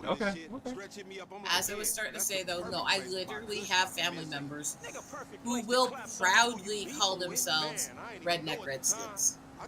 Okay? So, We Rose, are you're a redneck Wow. woman. You're not a high-class broad. God, I hate that song, too. I hate country music so much. I fucking hate it. You have not, like, you do not know the hell I was in. When that song was popular, my mom was doing all these festivals. So, like, for, like, 2 summers, every summer I had to go to, like, 5 different festivals. And you'd hear, like, 12-year-olds singing that song, you know, and, like, they'd be like, I'm just as pretty as those girls on TV. You know, like, they change the lyrics to make it less bad, but it was so uncomfortable. Because I'm sure there's been a few times when... Look, I was working art shows during the freaking My Humps period. You can't get worse. Oh, so the lovely lady lumps? Yeah, and I picture a bunch of 6-year-olds running around singing it. At least, let's just all agree that we should be grateful. None of us were working festivals when WAP was popular. Oh. I don't know, as bad as that song is, I'd still take it over Cher's Believe. I'd rather drill myself in the head with a dental drill. I mean, but you're saying you don't believe in life after love? I'm saying that I feel that something song inside myself. literally will make me want to murder people, and you should be glad I don't hear songs in my head when people quote lyrics. But I feel something inside me say... I will leave. I believe I can fly. Absolutely. I believe I can touch the fucking sky. hate that song. Rose, I believe I can There are fly. few things I believe I can touch the sky. I hate as much as that song, and for a lot of reasons. I also hate Cher. But I think about it every night and day. The fact that a certain community kisses her ass and acts like she was such this noble woman is part of why I can't take that community seriously, because she's one of the biggest users, mistreaters, gold-digging piece of shit sluts on earth. I hate Cher with a passion. Dude, I've hated Cher most of my life. Some of her songs are good, but yeah, most of her life she was complete shit. No, I'm telling you that as a toddler, Nothing got me more angry than Cher and Madonna. I would scream and turn it off. At least Madonna I has hated some them. good songs. I'm sorry, I will defend Madonna. Bullshit. Okay, we're going there. Only good song that she ever recorded, she didn't write, and it was still dog shit the way she sang. It was better from other people. I'm still here, ain't I? Just.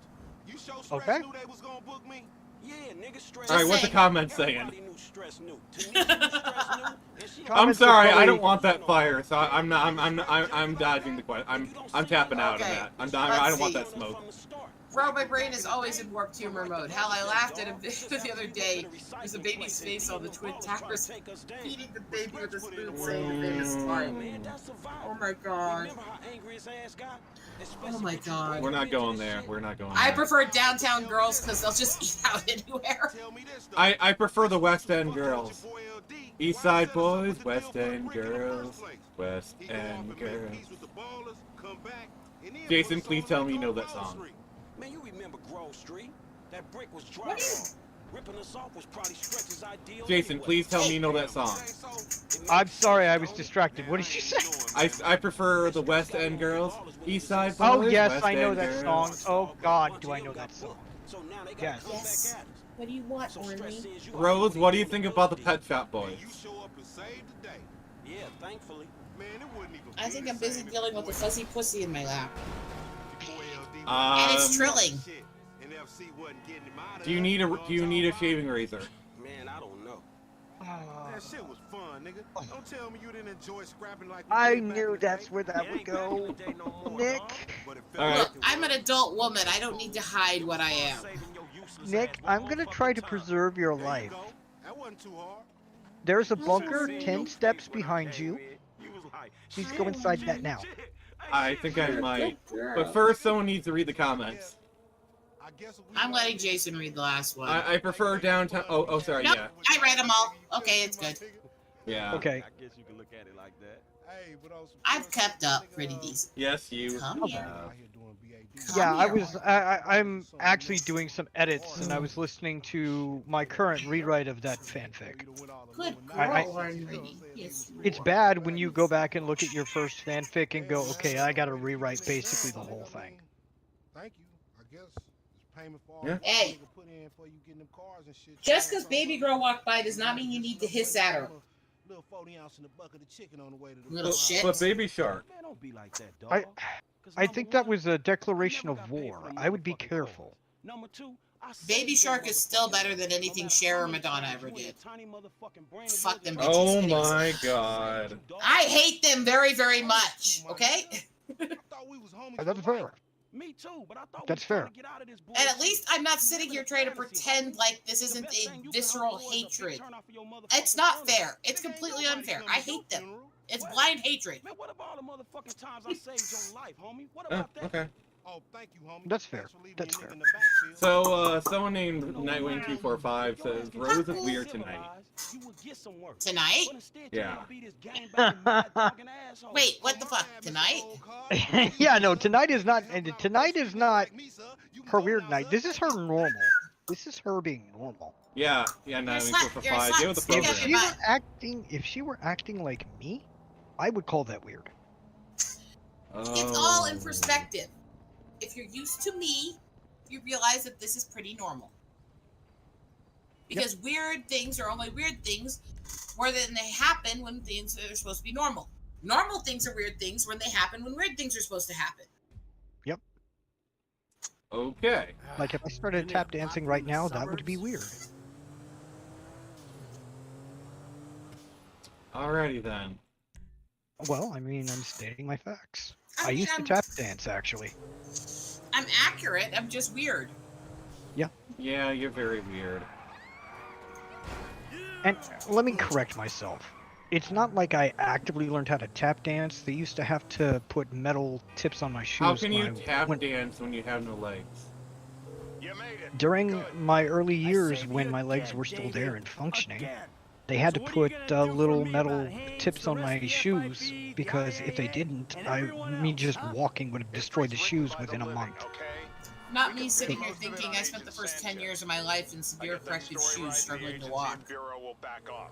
The problem we need to deal with is And then Trevor. spent a few years getting into Why? Try gymnastics, and then Chinese lost that gas, when I grew too much general chest. insanity, and so on. Well, I can yep, spin Steve that happens. you're controllable, but not Trevor. It's weird. I'm He's weird. our wounded hero. There's a couple issues I gotta behind the cozy up corrective to him. shoes. Calm Part of him it was down. because of all the Just medical get me and out. genetic issues I have that we didn't know about till later. Part of it was because I tried to walk when I was 5 months old and warped the inside of my soles of my feet. Because my mom couldn't keep me down. She'd strap me into freaking car seats or strap-in seats, and I would find a way to shimmy out of them and still try to crawl off and walk. Oh, okay. Interesting. My mom complains because she had to have the other kids announcing things for her when I was a child. Because apparently she got the 7-point car seat. I would hook it up tight to me, and I would find a way to get out of it without undoing it as a baby. So Hooded Raven has a new comment for us. The producer does not drive himself to the premiere. Come on. I hate Thunder by Imagine Dragons. What the hell do they need to say the word thunder 74 times in one song? I mean, for me, I'm waking up with ash and dust. Open that champagne, Jimbo. I'm waking up. Let's be honest. honest. Imagine Dragons is completely overrated anyways. They're a one-hit wonder. They're a one-hit wonder. Jimmy, get back And here. let's be fair, because I can make more people mad while I may like some of their songs. Overrated as fuck includes Dragon Force. Well, the thing that pisses me off is for a long time, in like the mid to late 2000s, they were the top rock band in the world. Ow. I would hardly consider them rock. They're I've heard very Exactly. light rock pop at most. Like they're kind of like some of the a lot of the 2000s bands like chasing like what was it what was the band that did the song Save Me San Francisco? Hey, I hear it. and I God, I don't didn't Or know. they're rock like Matchbox 20 was rock. I mean, technically, yes, but you gotta realize the mid-90s to about 2010 had a rock era that was actually reminiscent of 50s to 70s rock before the metal influence. Jimmy. So Yeah. it was rock by all definitions of the word rock, but it was not rock by what people in our generation usually Can think I of say rock something as. that like really has a craw up my ass? Is Jimmy.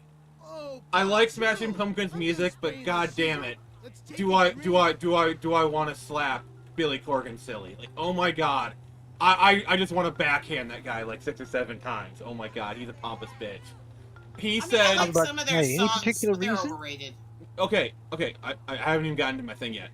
Yeah. He said that rock died in 1997, which conveniently was the last time that Smashing Pumpkins were relevant.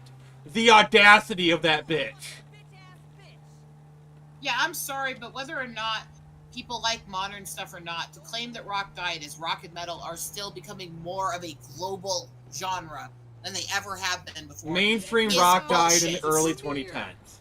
Maybe late 2000s, because the thing that I hate is he says 1997, as if there wasn't a whole nother 10 years worth of rock. You had garage rock revival, you had new metal, you had the rap rock movement, you had emo rock was kind of the last gasp of mainstream rock, if we're going to be fair.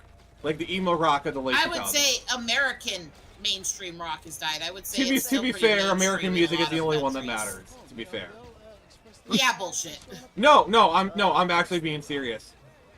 The American music charts are really the only ones that matter. Maybe I shouldn't shoot sex scenes in a Huh. green You Why? can be a hit. You can be a hit everywhere in the world, unless you're a hit in America. It doesn't matter. Thanks, Antonio. Keep me nice and tight. Hey, it's Laszlo. Uh, Meltdown. Some Fair. stars, We some do buy a lot of progressive shit. You hate it because But- you know I'm right. side boot tonight. No, actually, I completely disagree with it, and I just am rolling my eyes.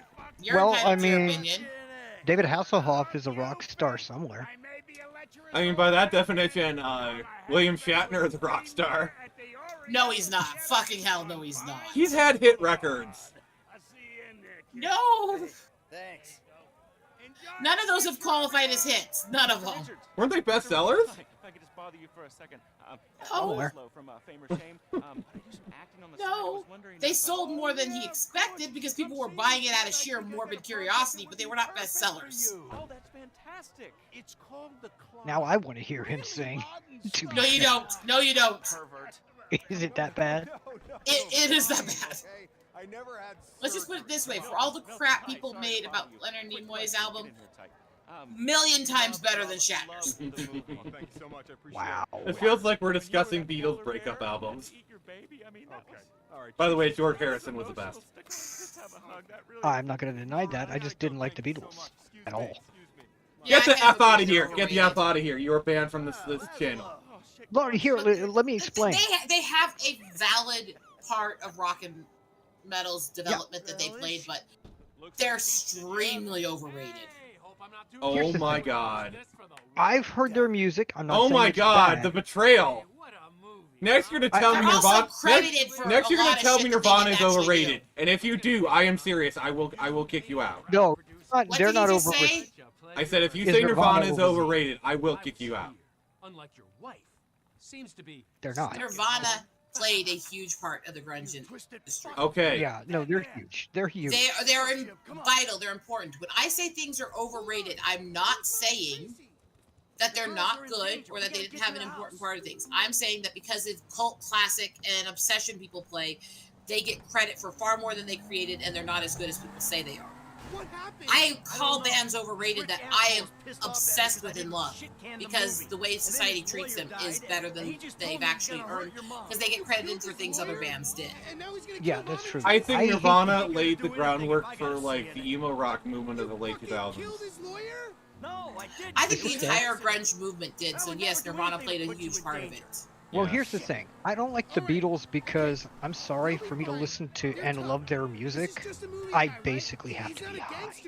And let's be honest, too, based on how both they were formed, what they were and how they were promoted, the Beatles were a fucking boy band. I mean, they were the original.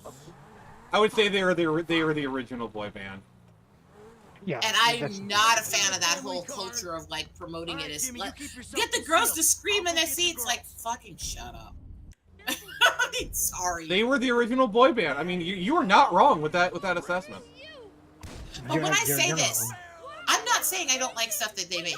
I'm not saying that. In fact, one of my favorite specials to watch as a kid was The Point, which literally was Ringo Starr narrating it. I'm not saying there's not stuff I like of theirs. I'm saying that the obsession with them is just ridiculous. Yep. Yeah. And look, I'm fair with that. You stay here. Keep I your head am a huge fan of a lot of bands, but when you look at what people say about them, what they were credited as doing, versus what else was out there with other bands that didn't get the acclaim, both before and at the same time, I don't think it's fair how history records and credits people either. Exactly. And I will say this about Elvis. I will say this to piss off the metal community about Metallica. I will say this about Zeppelin, and I adore Zeppelin with every fiber of my fucking being. Jimmy Page should be in jail. I'm sorry. He should be on the registry. Yeah.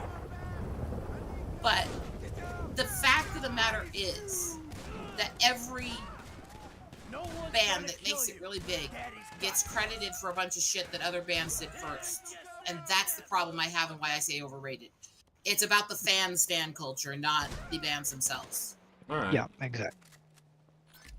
And I think because of how a lot of people use the phrase overrated gets this, like, people think when you say it, you automatically mean that they're no good, there's no talent or stuff like that.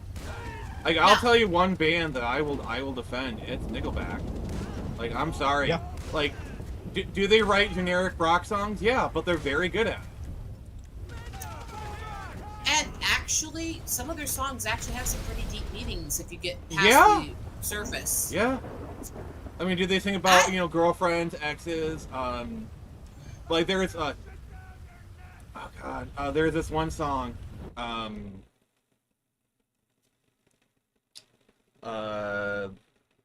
sorry, I need to look it up real quick,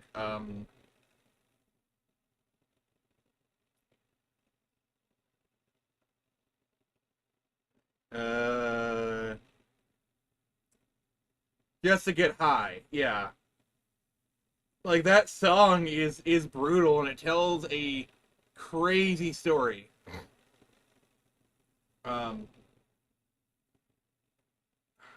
You know, but it's about a friend who, you know, it tells a very common story about a friend who's losing themselves to addiction, and all you can do is just watch them do it, you know? Well, and you look at the reason why some of these bands get hated. What like, did Jimmy Page do? We'll touch upon that in a second, but Rose is talking, sorry. I just wanted to acknowledge you, Nathaniel. Yeah. But a lot of these bands, if you look at the reason why some of them get so hated and stuff, and get bashed on. Like, Lit gets hated because, well, the lead singer's rude and a dick. Well, he's literally said his entire career that he doesn't like being around people. He performs because he loves the music, and he hates when people talk to him. Mm-hmm. He's literally said in his music he's his own worst enemy and a dick. So why are people surprised when they try to nag and harass him and he goes fuck off? You know? Alright, and before we get to Nathaniel's thing, like, I have a question for you. Let's say you have a band who, where one of the people are, like, really heinous. Can you still enjoy their music? For me, I'm talking about, Wake Up, Lost Prophets. I think there's a level of it. Because we were talking about, like, not celebrating death. I'm sorry, when I found out that he was killed in prison, I was like, good! Yeah, hell yeah! I'm sorry. Like, yeah. I know we talked about not celebrating death, but I make exceptions, and when I found out... What are we talking about? I was distracted. Lost Prophets. Lost Prophets. Oh. What was he, like, I'm trying to think, like, did he, like, assault, young girls or something? Yes. It went beyond that to actually grooming the parents to get them to help him assault toddlers, even. Some really effed up stuff, even by rock and roll fans. Yeah. Nathaniel, to answer your question, Jimmy Page was a groomer. I think he had like a 12 or a 14-year-old on tour with him that he would assault every night. And I'm using assault very euphemistically, because I can't say certain words on YouTube. Yeah. I know exactly what they did, and they're in jail. They should be in jail. Yeah. It's a fine line, because the problem I have with the whether or not you can separate art from artists and stuff like that, there is a line that gets to a point where you don't... It's hard when it comes to throwing away entire shows or bands or stuff, because that doesn't mean the other people in it were complacent with this and you're erasing their career as well. But it also comes to a point where, depending on what they actually did... Like, for example... But the problem that I have is, like, all the people who bash on people who still listen to some of these more modern ones that have been caught, but they still listen to things like Mamas and the Papas with all the shit that's come out about what they did to their daughters and all this other shit. It's like, well, are you equal in this? The fact that they made a song... That was bad. Okay, the fact that one of their best songs is literally a diss track on one of their own bandmates... No one's getting fat except Mama Cass. Like, the fact that, like, she had to sing her own diss track. You know. Well, the thing was, and she was actually the most innocent person in that band, too. And God bless Mama Cass. I am so, like... Okay, I'm sorry, I have to interrupt you because, like, this is on my mind. It pisses me off that, oh, she died eating a ham sandwich. No, she didn't. Yeah, I was getting to that actually because sorry. her death was a heart condition caused by an asthma attack, which she had the asthma even before the weight issues. It tied into a lot of her weight issues had to do with being on and off of steroids for severe asthma. I wish she had survived, because you just know, you give her 10 years, she would have been a very popular artist. Yeah. She had more heart than anybody else in that fucking band. I'm working on it. And that actually, you just interrupted me for the same thing I was going to say. I'm sorry. I'm apologizing. No, I'm saying it's actually kind of funny because I hate that people talk like that about how she died because it's not true. It was literally made up by a tabloid intentionally to hurt her family. I'm going to take care of this. Really? Did you ever see the clip where she went on the show with John Denver and they sing one of John Denver's songs and it's so nice? I didn't know this.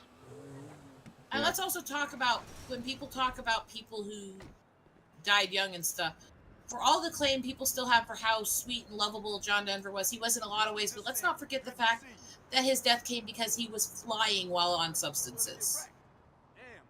He was literally flying a plane while he was high. Also, and this is going to be really, really messed up. If he had never reconciled with his father, he'd probably still be alive today. Yeah. Because the whole reason he was flying is because he reconciled with his father, and that's where he got his love of flying. And so if he had never reconciled with his father, he would never got into a plane. But can I appreciate a lot of the stuff he did and a lot of the ways he treated people, but still go, you know, he still flew a plane while he was on substances. He still put people's lives in danger. We can't pretend that never happened either. You can't. You can't. Hey, sorry I'm late. Oh, but do I still appreciate some of the things he recorded and did? Another few hours, you never yeah. Do I still sometimes, out of nostalgia, rewatch his Christmas special with the Muppets? Yeah. That's all I'm saying. For me, one of my favorite like Wild Christmas specials is David Bowie and Bing Crosby. Like, it's especially crazy when you know the context of the time. You know, like that would be like I'm trying to think of like a modern comparison of like wildly different artists collabing like that. I'm trying to think. And then we infiltrate the depository. Now, once you're in there and you've got the score, we send in a team of modded cars. You load up, you get out. Rose, what do you think would be a modern, like, two wildly different artists collabing like that in today's context? I'm trying to think. I'm trying to do it well. One sec here. Well, we've never had a problem with that, have we? Michael Bublé and Doja Cat. Taking what they can, you're gonna be the distraction. Okay. Not quite, but you know what I'm saying, right? Yeah. I mean, I will say, like... Okay, let me show you the board. The thing is, you can't say Lady Gaga, because I actually do like it when she collabs, because Lady Gaga always puts in an effort to at least make it look like she belongs there. Like, when she collabed with Metallica, she wore, like, metal outfits, she's, you know, kind of thing. Like, she at least molds herself to the artist she's collabing with. Like, she shows respect to the artist. Like, I love it when, like, you know, when she does, like, when she does stuff with Tony Bennett. It's so great. Oh, I'm sorry. I have a lot of I actually respect Lady Gaga. If she does that, then I respect her more. I barely respected her at all. I have issues with her, but I will say there are things that I don't think are the problem. And I think when we just paint a broad brush over people, usually it's not beneficial. And I say this knowing that I do that with Madonna and Cher because I cannot get over how much I hate them. But generally speaking, I try not to. It's like I'm not a fan of country, but I appreciate Reba and Dolly and them for the things they've been and the things they are and how they treat people. I appreciate some of their songs, even if it's not my style. I absolutely think Reba is fearless in speaking her mind and doing and tongue-in-cheek, because her last song she released a week ago, oh my god, how much shot she takes at herself and how much joke she's making in it. So Nicki Minaj equals boobs. Yeah, well, that's all she is. Anyway. And they're not that good at boobs, honestly. So they're Rose. overrated. Anyway, so you heard they're making a Princess Diaries 3, right? Yeah. And Julie Andrews has said she will not be appearing in the movie because she's semi-retired right now, but she still does voice roles. So she's not against the movie. She's just doesn't have it in her to do it. She's probably gonna appear in voice. I kind of get that. It'll probably be like a voice role because she still does voice because she has the voice of Bridgerton. It ain't that. I'm kind of conflicted on it because I actually do like the Princess Diary movies, but I can't picture them without the Queen either. I think probably Julie Andrews is so iconic in how she played it. What I think is gonna happen is this is something that I've read online. What people are speculating is Mia is gonna call her grandmother via Zoom. And she's not going to be able to turn her camera on. They're going to make, like, oh, grandmother can't do technology kind of joke, which, to be fair, would be in line with the movies. And it would just be her on voice. Which would be fair if they do it. If By they the way, don't have her in there, but they treat the character respectfully, I can get it, but I don't know how it would work. All right, I'm just going to... Oh, you want him to give you the medal? Okay, well, it's going to take a big crew But I have a soft spot for Julie Andrews for a long time. So. I do as well. Jobs for the bureau team. Her and Leslie Ann Warren played a large part in the stuff I liked as a child, so... And driver number 1 takes the wheel. Hear me out. getaway Devil Wears car Prada that is X gonna be Princess. bank with you and help loading. No, even better. Driver Devil number Wears 2 Prada is the Princess high-speed car Diaries Dark Knight and will be Rises in charge of crossover. replacing the tires your stingers Oh ripped God, out. no, no. Turns no, out Mia. no. Turns out Mia from Princess Diaries is actually Selena Kyle. At least Hathaway's moving away from the Botox and plastic surgery community and more towards natural again. Yeah. And the fact that she's willing to wear a down-to-earth outfit and not hide her cesarean scar to me is actually impressive. That's not how she's been the last decade. This is To be fair, she's aged a lot more naturally than a lot of other people. She was getting a lot of Botox for a while because it was affecting how her face emoted in some of the Oh, roles. speaking of like Botox and plastic surgery, I'm sorry, we've got to talk about this, and we're about to break a rule. Okay. Rose, did you see that video of Melanie Mack? I knew you'd like No, I didn't because I kind of quit watching her because I think she's a disgusting piece of shit. But anyway, Okay. Continue. I think it could work. It will work as long as we're ready to move now. Okay, did let she me... get Botox? No, it's an older video of her that appeared where she looks almost like a completely different person, but you can still tell it's her. Oh, that stuff's been out for a while. Yeah, there's a lot of speculation that she had plastic surgery before she went to the like alt-right style personality. Well, yeah, if you watch the video, if you listen to her voice, you can hear her voice in it. Like it does have her voice in it. So I'll say I'm pretty sure it's her. Yeah, I really can't stand I liked her for a hot minute, but I sussed her dropped out of pretty her. much right away. I'm sorry, I'm gonna be that guy. You're not alone. You're not alone. There is a flavor of female content creator. I call them the aggrieved leftists, where they leave leftist spaces and enter the right-wing ones, and they become like the girl on these different live streams. And I say that with full hypocrisy, with Rose being here. Hey, yeah, I'm just calling myself out, okay? Use me on the live streams, you'd have me on camera with my tits hanging out. No, but I am calling myself out, okay? Just to be perfectly fair, I'm saying, and they're fine at first, but they always say something, or they always do something. That pisses people off. Why not? Mecha random. Oh, don't even start me on that bitch. I don't know if you're talking about, but I don't like the name. The fact that her ex, that she was so horrible to, actually helped her get treatment for her cancer and helped take care of her, to me is proof of how good of a guy he was. Apparently, Prissy pretty much ruined her Friday Night Tights career. Fuck her and that group. Sorry. Has she ever appeared on the show after that whole thing went down? I've quit watching most of these places, honestly, because there's a lot of people that I don't think are genuine, that I think were horrible people to others. And I just couldn't deal with it anymore. I mean, yeah. There's good people in each of these communities we're talking about, but there's also a lot of toxic people pulling strings behind the scenes. Well, yeah. Right. But, Melanie was doing a better job playing like she wasn't as psycho as she was until she posted the picture of literally an Armageddon horror movie saying that was her dream for Pride Day. Oh, God. Okay, that is not... And yeah, I literally watched this post myself. This is not somebody told me about it. I watched her do this. Oh. No, that right there is where I draw a line.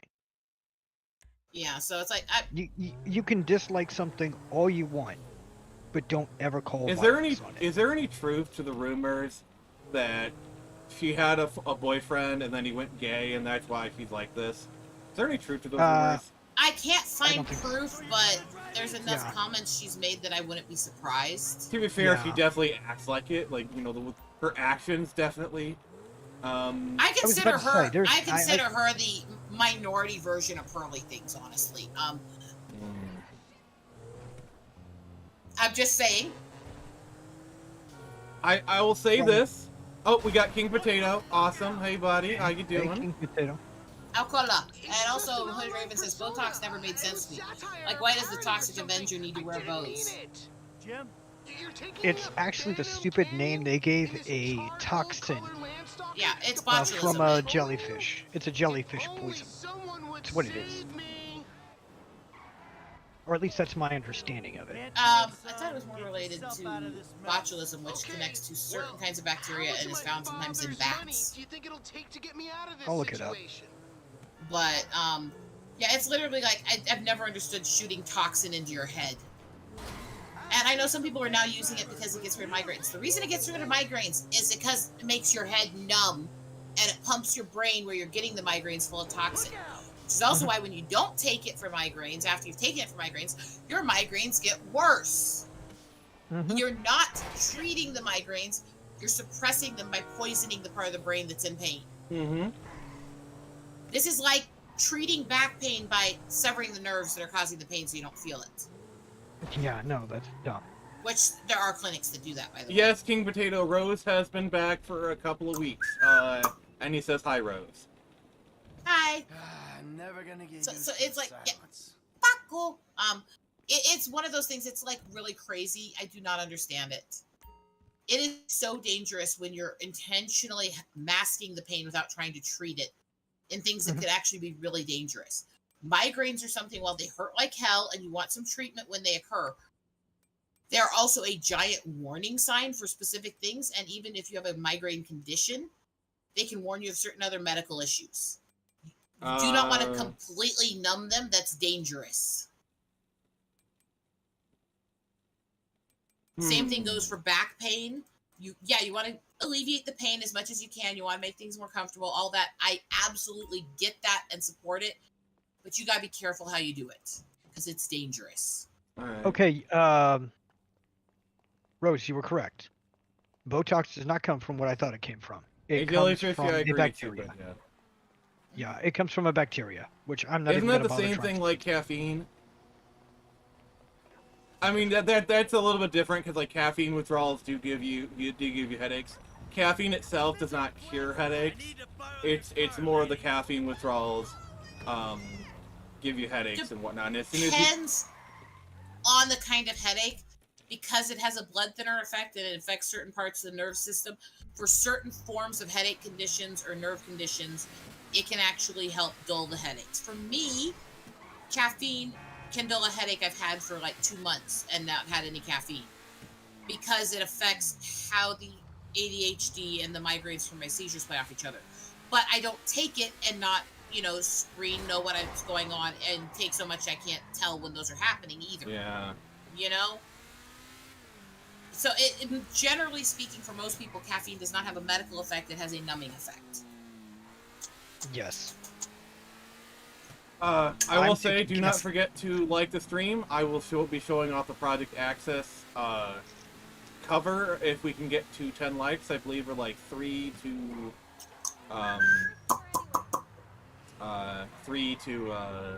2 likes away. Let me refresh and see what we're You at. eat penis. I already started. Yeah, refreshing. according to me, we're 3 away. Okay. Yeah, it still says 3 away. Throw them likes down. Drop them like it's hot. Yep. Drop them like my hair. I mean. Speaking of headaches, I just had to take pain pills because you made me acutely aware that I've been suffering from one for 3 weeks. Okay. Like, cause I went through severe seizures as a kid. I have chronic migraines up the hill. I do things to numb the pain, but I don't do things to completely numb it. Because if I can't tell when they're occurring, then I can't make sure it's not something else. So you're saying you like to be comfortably numb? Yeah, I don't even get numb. I just get less pain. So you become so numb you can't feel it there. All you want to do is be more like me and be You gotta quit giving him the reactions, Jason. He's not wrong. I try. You try so hard and you got so far, but in the end it doesn't really matter. Yes. Sorry, you set me up for that one. I did. But it is something where I try to tell people, yes, we absolutely should make ourselves as safe and comfortable as we can be, but we also need to be aware that pain systems are in our body for a reason. Even those of us with chronic pain need to at least be aware of those parts of our body, even if it's not as strong. I mean, pain because that's without how love, we know what's wrong. Pain can't get enough. I was thinking the pain is so close to pleasure. I was going the queen route, but okay. I mean, I too have paid my dues, time after time. Oh. Stupid thing to detect is my wife's breasts were bigger. They were? They can reduce in size just as they can increase in size. This is a true statement. Yeah. See, having a large chest, I'm conflicted on the reductions for back pain for a couple reasons. A, because while it can alleviate some of the back pain and it can help some of the medical, there's also a lot of issues it can cause too. I'm scared of the whole concept because if you do a reduction more than a small amount, to do the reduction, and this is going to be scary to people who don't know this, to keep the boob the correct shape, they actually remove and reattach the nipple. Oh. And there's a high possibility of losing all feeling in your chest, but there's also a possibility of your body rejecting the newly grafted nipple and having it fall off. Oh. Yeah. Okay, see, there's also another problem. The nerves around the nipple are insanely There was a comment intense. about this one that said, if my wife's breast was bigger, I would support that. Oh, okay. But yeah, that is the majority of women who have reductions or go through mastectomies or stuff like that lose all sensation in them permanently. Yeah. Okay. I have a tattoo of a snake where its tongue is like really close to my nipple. And I never want to see that. You're not going to. Thank God for that. I mean, you're not going thank you. to. But yeah, so it's like, No. I get why medically the reductions and stuff like that can be needed. I support women who have to go through that stuff, absolutely. I mean, I have a sister-in-law who went through a full double mastectomy for cancer. I'm not going to sit there and shame that stuff. I'm scared to death of it. Yeah. No, I understand that. No, the reason I was saying that is when they were doing the tattoo, the pain I was feeling in that area of my body because of how close it is, I can understand why you're saying that. That hurt like hell. And Way women worse have than the rest more of the nerves and more pain centers and pleasure centers in our chest than men do. To ask to see or not to ask to see, that is the question. That is between you and Jason. I want no part in this shit. Ditto. If you guys privately share pictures, that is your own goddamn business right there. I want But if you nothing try to make do with us it. see it, I'm going to call sexual harassment on that shit. Okay? I'm going to call it with you. In fact, I got it on speed dial. I'm not going to send it to you. If it comes from anyone If else, I get a picture in the mail, you're not. I will show up to your house and put two rounds of 45 ACP right into your thick skull. In Minecraft, YouTube. Yeah. Yes, I'm going to make a mod in Minecraft. LOL, no, I'm good. My only question is the tattoo cool looking. Well, you should see for yourself. That I can show you. Oh no, Jason, no! No, without seeing that part of my body, I can actually show you the tattoo. That is your business. That is your business, my friend. That is your business. I'm feeling so traumatized right now. Me too. My therapy. I can just feel the therapy bills racking up. And then they talked about Jason Ingram's nipples. I'm gonna need some electroshock therapy for this stuff. No, you're not. No, we're gonna give you antimatter therapy. It's better. Cryotherapy right to the temples. Make him numb. I mean, numb that brain till he can't feel reality. We're terrible people.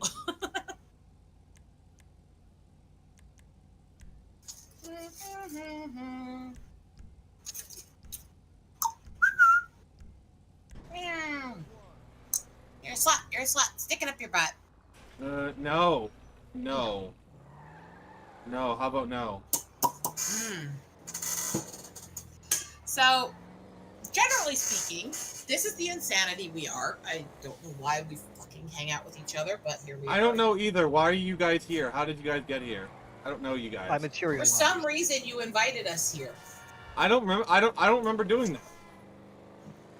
Well, maybe you were in deep psychosis when you did it. I don't know. I don't think I was.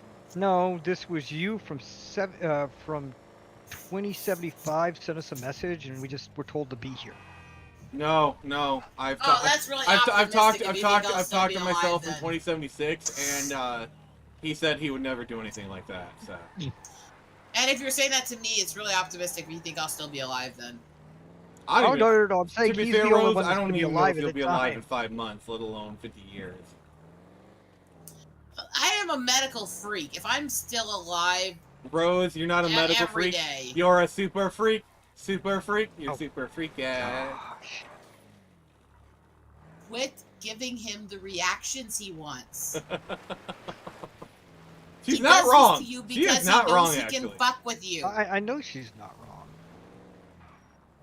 Every time you groan, he's going, yes, I'll do it again. Hooded Raven, that is the best picture I can give you with a tattoo. I'd have to have somebody else take a shot of it. I sent it to you in Discord.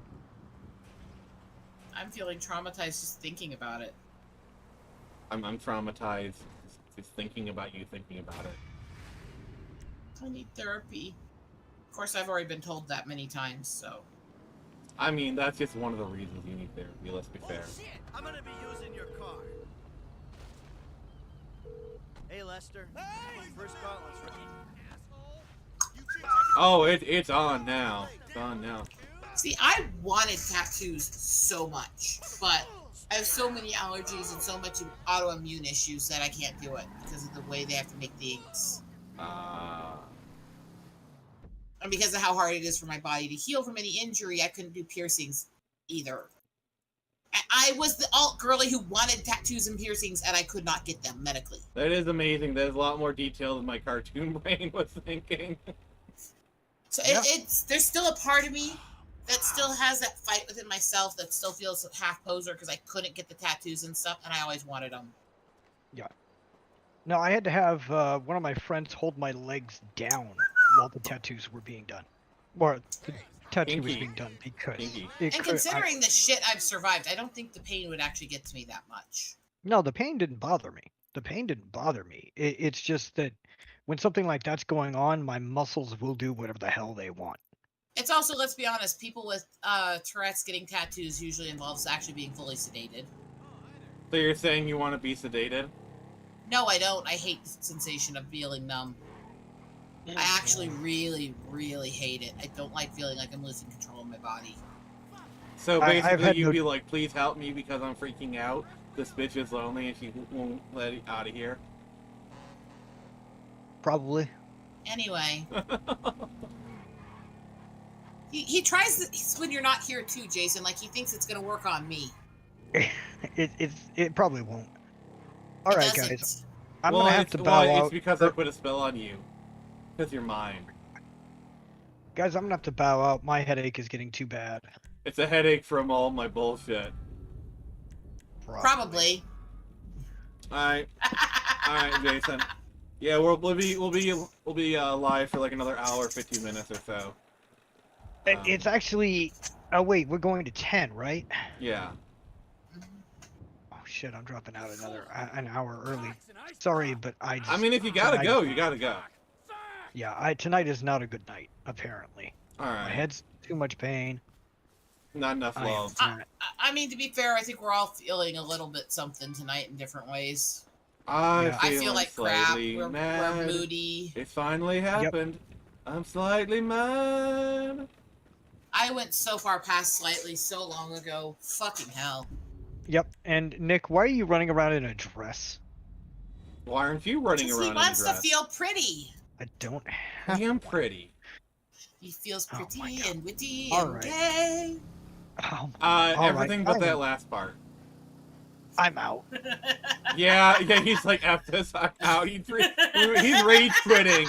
We got the dude's literally rage quitting. I'm good.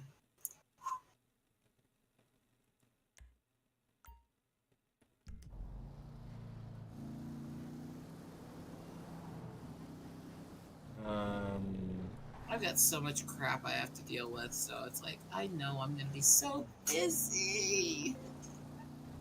Gosh.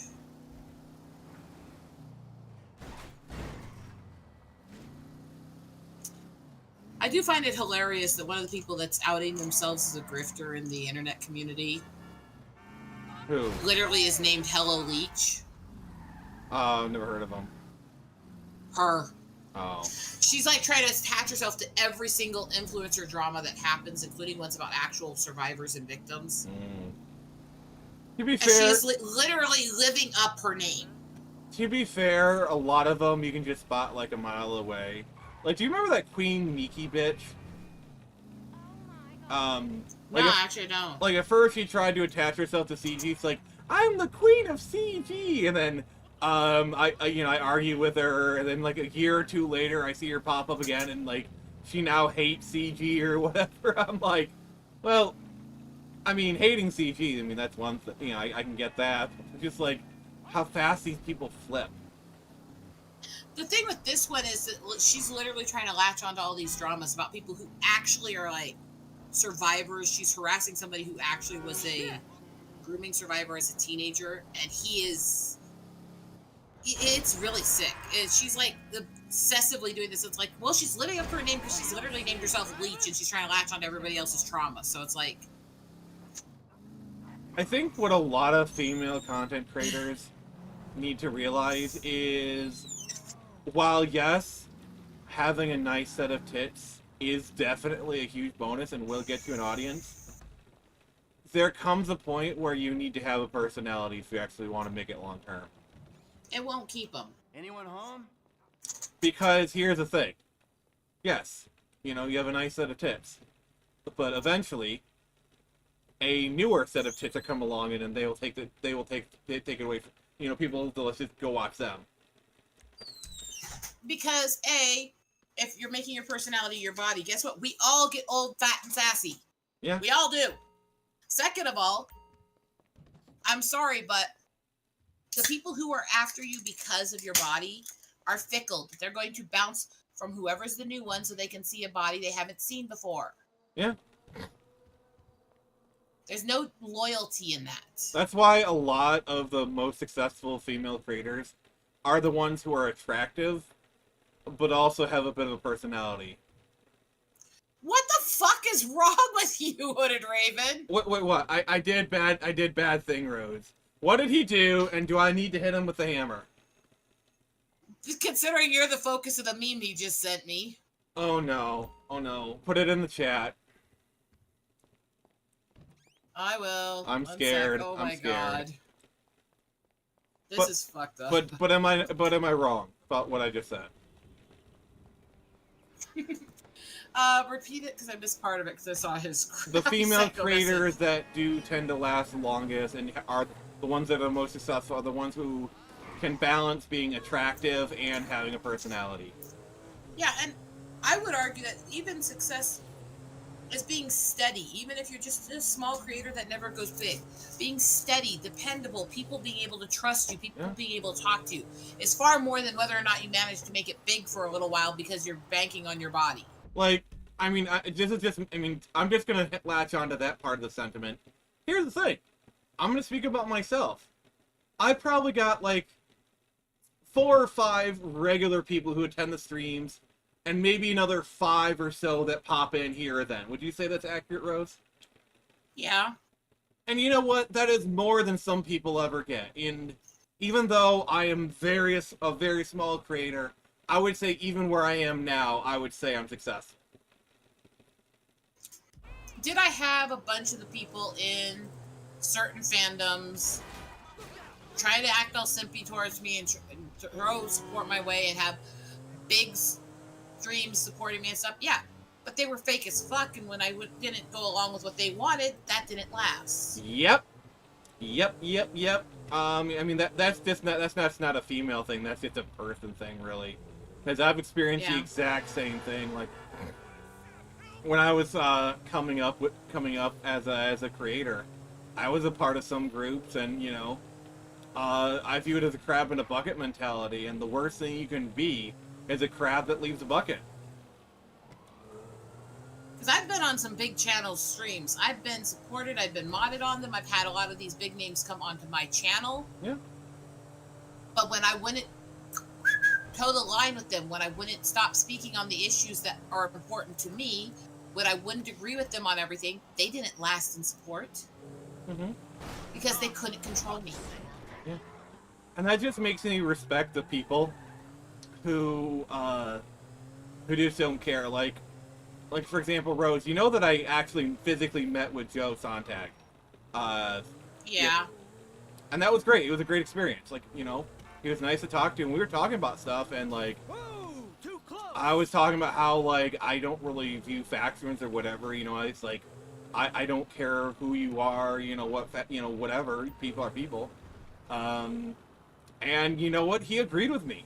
Like, even though he's technically, like, a CG king or whatever, he don't give an F. Like, a person is a person, you know? And I respect the hell out of him for that. It's just amazing to me, all these people who claim to be so loving, to be so nice, all this stuff. All these people who supported me through and through all this stuff until I was inconvenient because I wouldn't just go along with things they said that I disagreed with. And yeah, that includes Mecca. What in the Black Mirror bullshit is that, Hooded Raven? What in the Black Mirror bullshit? Do I still have some friends who have bigger channels? Yes. Did I leave most of the ones that were running these channels because when I got to the backstage communities, I realized they're all toxic? Yeah. Did I have one person claim up and down, left, right, and center for years that he was a close friend of mine and supported me until I wouldn't meet up with him in person and then suddenly threw a tantrum and said I didn't care about him and all this shit? I will say, which to me is such a red flag for so many reasons it's not even funny. I will say for me, sometimes I have overreacted in certain situations where, like, people... I feel like there's this thing called, like, the soft goodbye, where a lot of these fucks will just, like, stop talking to you, stop responding to messages, stop clapping, and if you call them out, they're like, no, it's totally not happening, and then they'll go back to ignoring you. That definitely does happen with some people. With this one, it was more like, he always acted a little weird, but everyone thought that was just goofy personality, and he always said he supported the marriage and stuff, but when I wouldn't meet up with him when he came to the U.S., he had a tantrum and quit caring about me. I will say, for my part, I think I've overreacted in some situations and ruined some relationships. So what I try to do now is when I feel like some creators are starting to do that, what I try to do instead is just ignore them right back. You know? Yeah, and that also will give you more of a chance that after they think about it, they might come back. Yeah, whereas if you but I burn will the bridge, say, they might. if it's like 2 years later and you think to yourself, man, I haven't talked to this person in like 2 years, we haven't spoken a word to each other, then it's probably appropriate to, like, unfriend them or something, you know? Yeah, I think there's very few times when you can take that long of a gap without talking and still be a friend. I do think there's situations that can happen, but it's rare. I mean, I feel like for online, I mean, it depends on the type of friendship. Like, if it's like a real life friend, you've known them like forever, you could not talk to them in 5 years and then just pick up where you left off. You know, I've had friends like that. But online friendships, especially in this, like, creator economy, where it's like, you know, Misukasa, Esukasa kind of thing, you know, if you don't speak to each other for years, I think it's perfectly appropriate to just unfriend them or whatever. I know some of them get people get really sensitive about being blocked. Like I've had creators, you know, like I'm not gonna name names. I mean, if you know my lore, you'll know who I'm talking about here. But like, I ended up blocking him for whatever reason, and then we hadn't spoken for like a year or so. Like, so I had this guy blocked for a full year, crickets, and then all of a sudden one day he did this post like, "Oh my God, why would he block me? I did so much for him." Blah blah blah. Created this whole drama. I had friends messaging me like, "Hey, why did you block this person?" You know, kind of thing. Here's the thing. I'm sorry, I'm not finished yet. I think the tantrums about and it you keep stuff going. are horrible. Sorry. I didn't hear you for a sec there. Okay. I think there was a delay. Yeah, and so basically I just posted like, hey, somebody is, getting pissy that I blocked them. The fact that they're doing this and I haven't talked to them a year, you can probably guess why I blocked them. Basically just didn't name names, but I kind of just pretty much spelled it out there, and that pretty much just stopped the drama right there. Now try to remember what I was saying when you went on your tangent. I apologize. It's okay. One sec. I got to try to remember here a sec. Right. It's like, no, there's a difference. Even with the online stuff, if you go well past just being an online friend and get to the point where you visit each other in person all the time, like you and me, I would say we're friends. Yeah. It's like my friend in Canada. He's my best friend. And my friend that I haven't been able to meet with in person in England because neither of us can travel to each other. But we have been super close ever since we got involved with each other in these communities. And our friendship beyond the streams and stuff is way more. Mm-hmm. But generally, your online friends are not your real friends. Yeah. But I don't like the people who say online friendships are never real, because they are real.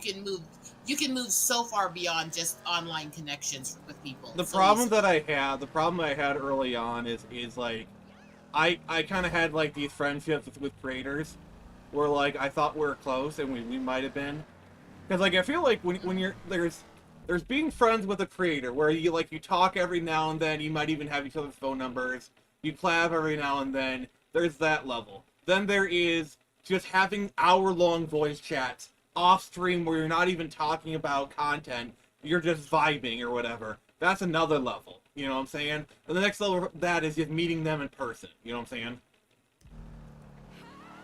Like, for example, I would say you're creator friend, you're a friend. But like, someone who I'd say is probably more of a creator friend of mine would be someone like Vaughn Coleman. Where I have we have each other's phone numbers, we've talked, but it's always been like a business angle. We respect each other, but like, if I'm having a mental health crisis, I'm not calling him, nor should I. I might call you. Mm-hmm. There's kind of that. Yeah. There's different kinds of friendship definitely too as well. And like I said, my friend up in Canada, he is absolutely my best friend. He spent 2 months with us without blinking an eye because of how close we are. There's a difference when you get there. But we met through online. And we actually met online. That was not meeting in a nice way.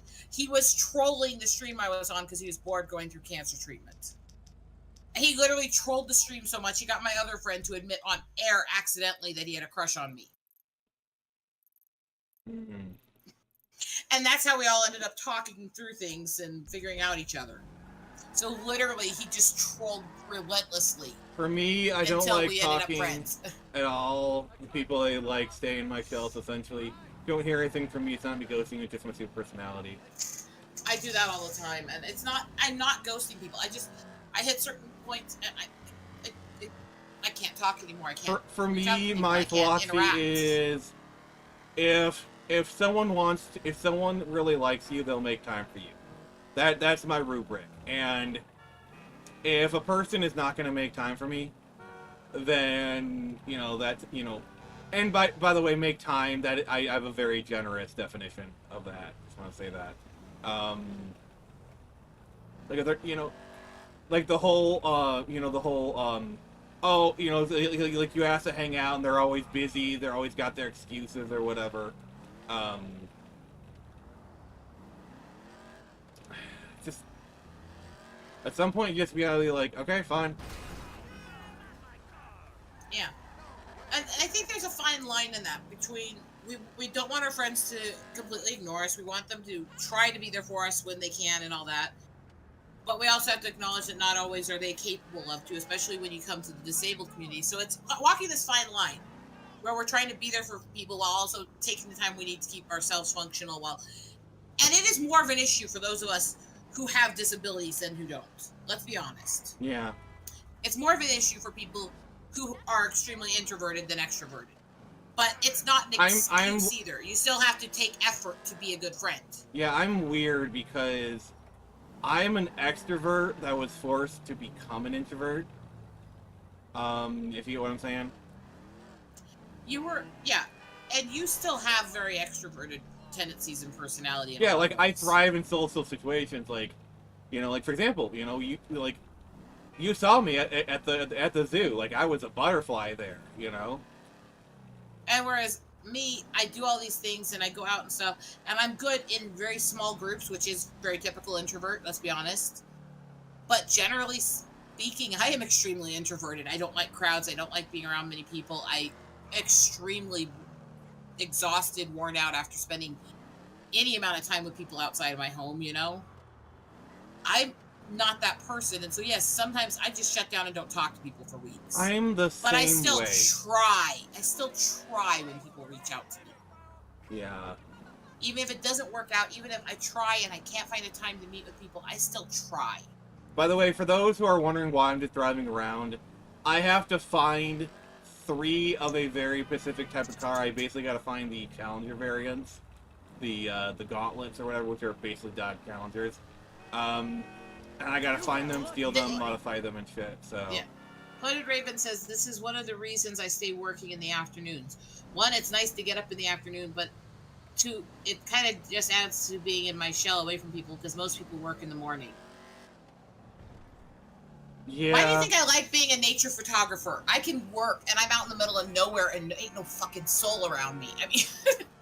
So, from my end, like we were talking about, like, group dynamics, I am good one-on-one to, like, maybe, like, 2 or 3. Dare I say, I would even go as far to say I might even excel. Like, one-on-one interactions, I would probably say I excel in those things. Like, not go beyond just standard autism. Like, I think I'm actually got the gift of gab. Like, honestly, in another life, I probably could have been a car salesman, honestly. But if you have it to be, like, more 3 or 4... I fall the F apart, because once you get more than like 3 or 4 people in the group, it becomes more of a competition. Everyone's jockeying for position. That's a big reason why I don't do those streams where it's like 7, 8, 16 people in one stream. It's an effing mess, and I refuse to do those streams because it's just toxic. It gets... I don't like large groups. About the largest group I liked, that I could handle was when I first met up with my friend from Canada when we went to Ohio. Because me and my husband picked up my friend that worked as a carer and his wife, because they were helping us for the trip, because they were helping take care of me. And we took those 2 with us and picked up my friend who flew in from Canada to meet us for it. So we had the 5 of us as a group for a couple days. 5 people as a group, when you're actually helping take care of each other and support each other's different needs mentally and medically, is okay. More than that would overwhelm. And if it was 5 people and they weren't well versed in how to work with each other's different issues and be more considerate, it'd be too much. Does that make sense? Yeah. The reason I could handle the 5 there is because she's very sweet and delicate with things. She's very good with me, and let's be honest, the entire group was an expedition of what happens when you get 5 extremely neurodivergent people together to hang out for a few days as all being introverted, you know? So we all understood each other's introverted issues, and while we hung out and talked, we worked with each other really well, and we took time away from each other in our rooms and stuff, you know? Yeah. Alright, what's Hooded Raven saying? That I can't handle parties over 8 people in a chat party. It just gets too chaotic. Yeah. I will say my tip for introverts when they go to parties is, to be fair, I never really found parties interesting because it's just basically just be a bunch of people just standing around talking and drinking. But if you do go to a party, just focus on small groups, you know, like just find a corner and then hold court. Hold court with like 2 or 3 people and just talk or whatever. You know, because a party is not about... There might be like 30 people at a party, but it's just a bunch of like groups of like 3 to 5 people. That's really what a party is. So if you find yourself in a party, just do that. Or honestly, just find a quiet corner where no one else is and just fuck off. You know, like just hide. Forgive me. God. But I will sit here also. I will flat out say that I went with you to the Toledo Zoo, and it was slam packed. Yeah. It was insane. It was packed. I went with my friend to the Toronto Aquarium, and it was packed in the same way. Mm-hmm. Guess which one had the most rude, selfish, violent, ableist crowd I've ever been to in a place? I was gonna say Toledo because F Ohio, but at the same time you said Canada, so F Canada. I really want to know where the supposed polite Canadian stereotype came It's from. propaganda. It's propaganda. Psychotic fucking ableist people I've ever met are in the Toronto area, hands down. I mean, I'm gonna throw up a hashtag not all Canadians, but yes. Like I said, I was also up there visiting my literal best friend and his family, and I love them to pieces. So, yeah, I'm not saying everybody, but as a general, I've never felt so uncomfortable or unsafe as I did in the Toronto area. Yeah, like I was dating this Canadian girl for a while, and she was fine. She was cool. But I remember like crossing the border, and oh my god, the Canadian guards were like so rude to me a lot. It was unreal. Like I mean, I want to say like the U.S. border guards were a lot nicer, but at the same time, I was an American citizen coming back in, so I feel like yeah, I'm an American citizen coming back, and I feel like naturally they're gonna treat me a little bit better than, you know what I'm saying? Like I'm one of them. Now see, I crossed the borders multiple times while I was doing all this. And I gotta say, the rudest ones I dealt with were on the U.S. side. However, fair enough. The rudest ones I dealt with were in the Detroit area, not the ones in New York, which surprised the shit out of me. Well, the thing is, the Detroit crossing, you do realize the Detroit crossing is one of the most crossed borders in the world, right?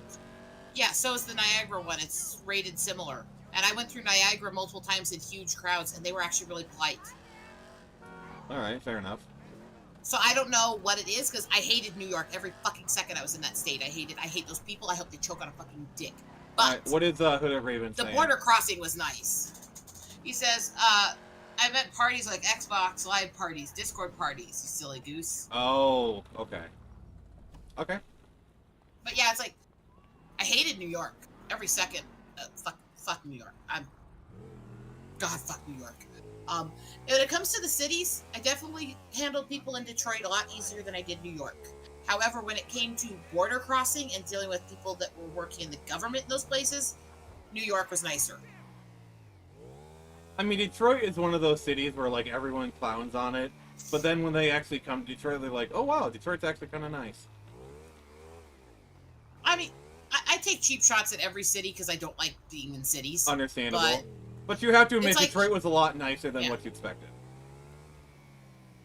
I expect every city to make me want to scream in terror, so if it doesn't do that, it's nicer than I expected. I really didn't have a lot of stereotypes for Detroit in my head when I got there. Okay. But the one place I will say surprises me how nice they've actually been the times I've been there generally is LA. Because most of LA sucks, but generally it is the place where the people are not as rude to me with my tics. They're not pushing and shoving as often. That's one of the few benefits of being in a leftist area, is they do actually tend to be a lot more understanding of mental health. They have a better understanding. Mm-hmm. That is like one of the few benefits of being in those kind of areas. Yeah. So it's like the traffic. LA and Chicago are the worst, hands down. Oh yeah. But And for road function and traffic combined, Dallas is the worst. Fuck Dallas. Anyway. Oh, yeah. Oh my god, I hate Dallas and their interchange so much. Oh my god. But general, when it comes to how they treat people with disabilities in crowds and in public, the better cities I've dealt with for that actually would be, yes, LA would reach in the better for how they've treated for disabilities. I would even say Salt Lake was, although Mormons have a whole other issue with creepiness in different ways. Well, that's the thing about Mormons, is for all the stuff we say about them, they are actually, like, I have never met a mean Mormon. I'm sorry. Oh, I have. Fair enough. Oh, I have. But again, I grew up closer to there, so I've dealt with a lot more of them over the years. And some of my trauma came from Salt Lake and that airport. So, but it's different. And most of the time, they're trying to be nice even if they don't like you. The problem with Mormons is they are very racist as a community. Yeah. They're really racist as a community, and they fetishize pale indigenous people. So they're creepy to me when I'm over there. Oh. So I've been in Salt Lake area multiple times. It is creepy. Okay, about it. I do want to say though, one of my favorite little like phrases is never ask a woman her age, or ask a white supremacist the skin color of his wife.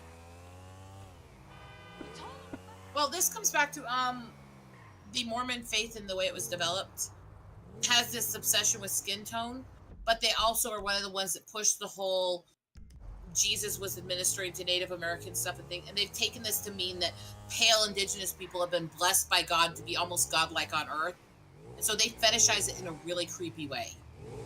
So if you're pale and indigenous, they act really creepy to you, and it's not a we dislike you creepy, it's a obsessive creepy. Well then.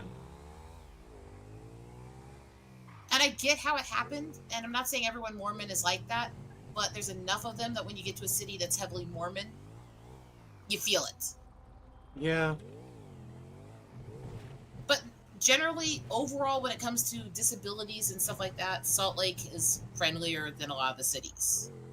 Okay. And Salt Lake is a lot more conservative than LA overall. I mean, yeah. Yeah, I would expect so. So it's like both cities, I have a lot of issues with different cultures for different reasons, but I also think both have been nicer with disabilities and tics and stuff like that than a lot of the others. Okay. So I'll give them credit for what they did do right, and I'll roll my eyes at what they didn't do right. Yeah. Dallas I was indifferent towards the people. They weren't nice, they weren't hostile, they just barely existed. Most of Texas is the stereotype. They're flaming assholes. I'm going to be honest there. Arizona actually is pretty docile with most things if you go through there. All right, well, let me ask you this question then. What did you think of Michiganians as people? Generally kind of middle of the pack. There were some definite assholes, but generally most of them just kind of wanted to be left alone. Okay, what is the Michiganian, like, stereotype? What's the stereotype for the way we act? I'm curious. I know there are ones. I don't hear a lot of them over here, where I'm from. I think those exist more from people who live closer to you guys or from the coast. Okay. Because I don't hear a lot of talk about them, except for the old days of Detroit Rock City kind of era. And people going, well, that's not how it is now. It's not as much. My phone's dying, about to head out. You'll have a good night. All right, well, have a good night, Hood Raven. You too. So I know that it's not as much the car and Rock City as it used to be, but it also still has some of that. Also, this mission is pissing me the F off right now. Because, like, I need to find 4 gauntlets, and it's taking way longer than I really wanted it to, honestly.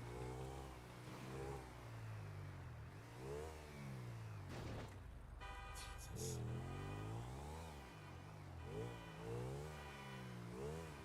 It's pissing me the F off right now.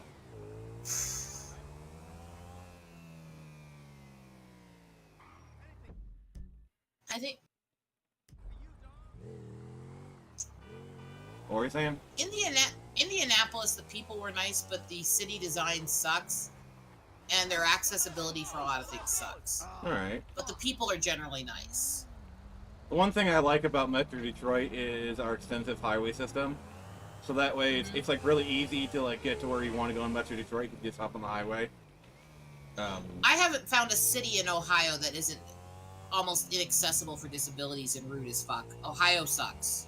As a Michiganian, hell yeah! And that's as somebody who I've spent time in Toledo, I've spent time in Columbus, I've spent time in visiting other cities through the state. I've no fuck. But you know, there's nothing that Michiganians hate more than Ohio, so. I know. Rockford Hills, Kaka, and I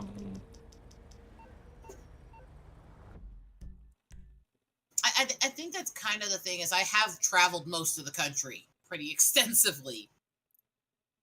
So I do have a unique perspective on a lot of these places as somebody who's traveled through most of them with disabilities and dealt with them. Alright. But generally speaking, you go to South Dakota. Rapid City is mostly native, and the white people there are very anti-native and racist. And fuck, I hated growing up there. Okay. Sioux Falls is just flat out racist. Fuck Sioux Falls. Is there any part East of River? Fuck East River. In fact, fuck the entire. Okay, side of the let me ask you this: is there any part of Idaho that isn't racist? No. Okay. And realizing that my husband went to college through University of Idaho, I met him in Coeur d'Alene. I spent years up in Idaho. Fuck Idaho. Okay. And I still have family up there. I still go up there.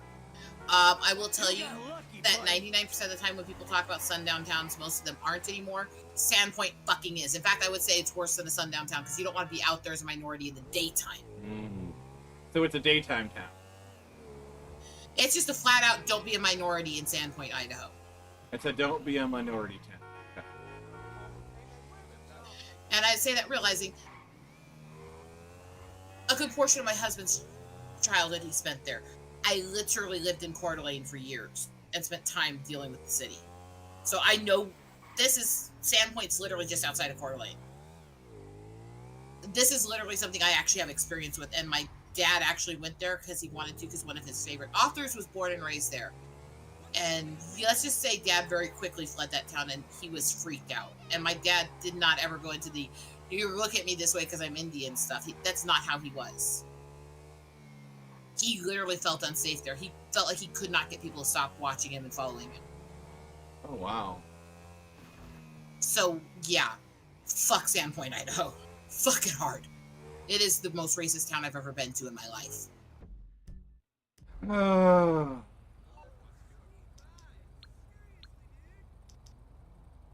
But do I think there's good people in Idaho? Obviously. KK in Rockford Hills, the jewelry store we knocked off is behind it. Okay.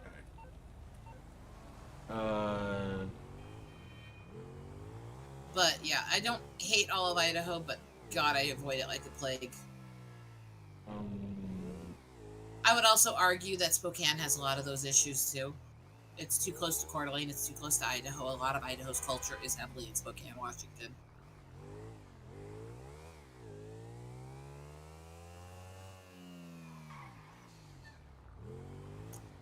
So there is that.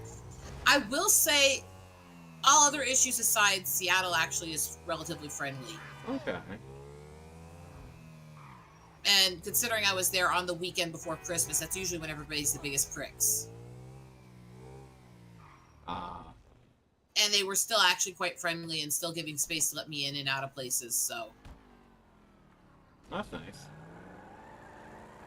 Seattle gets that credit. It's still a rainy suck fest, but it's got some credit. Okay.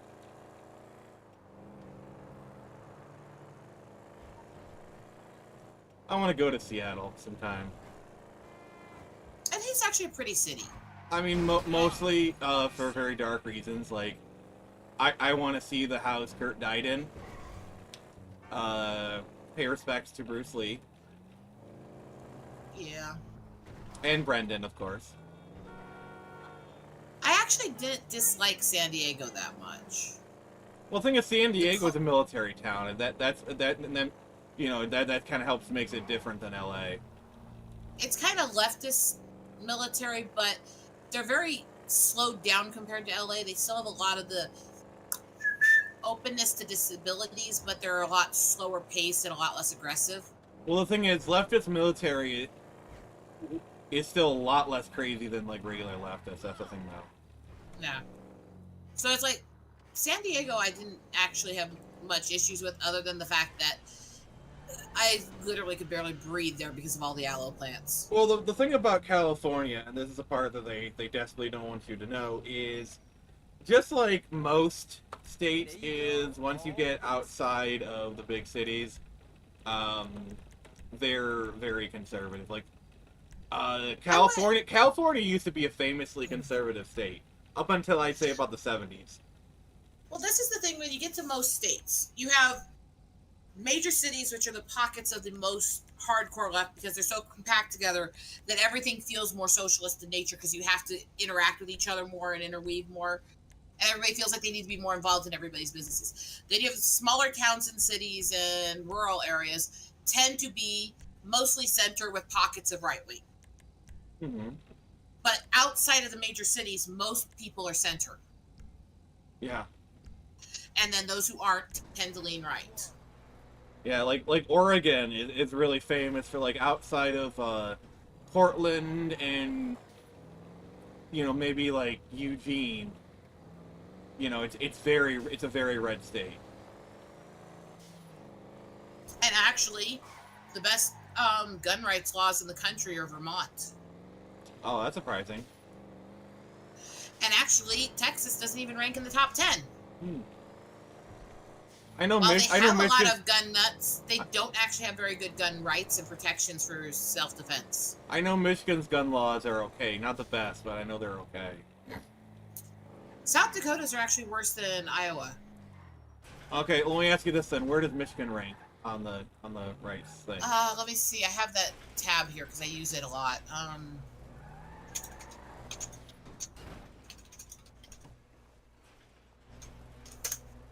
Let's see.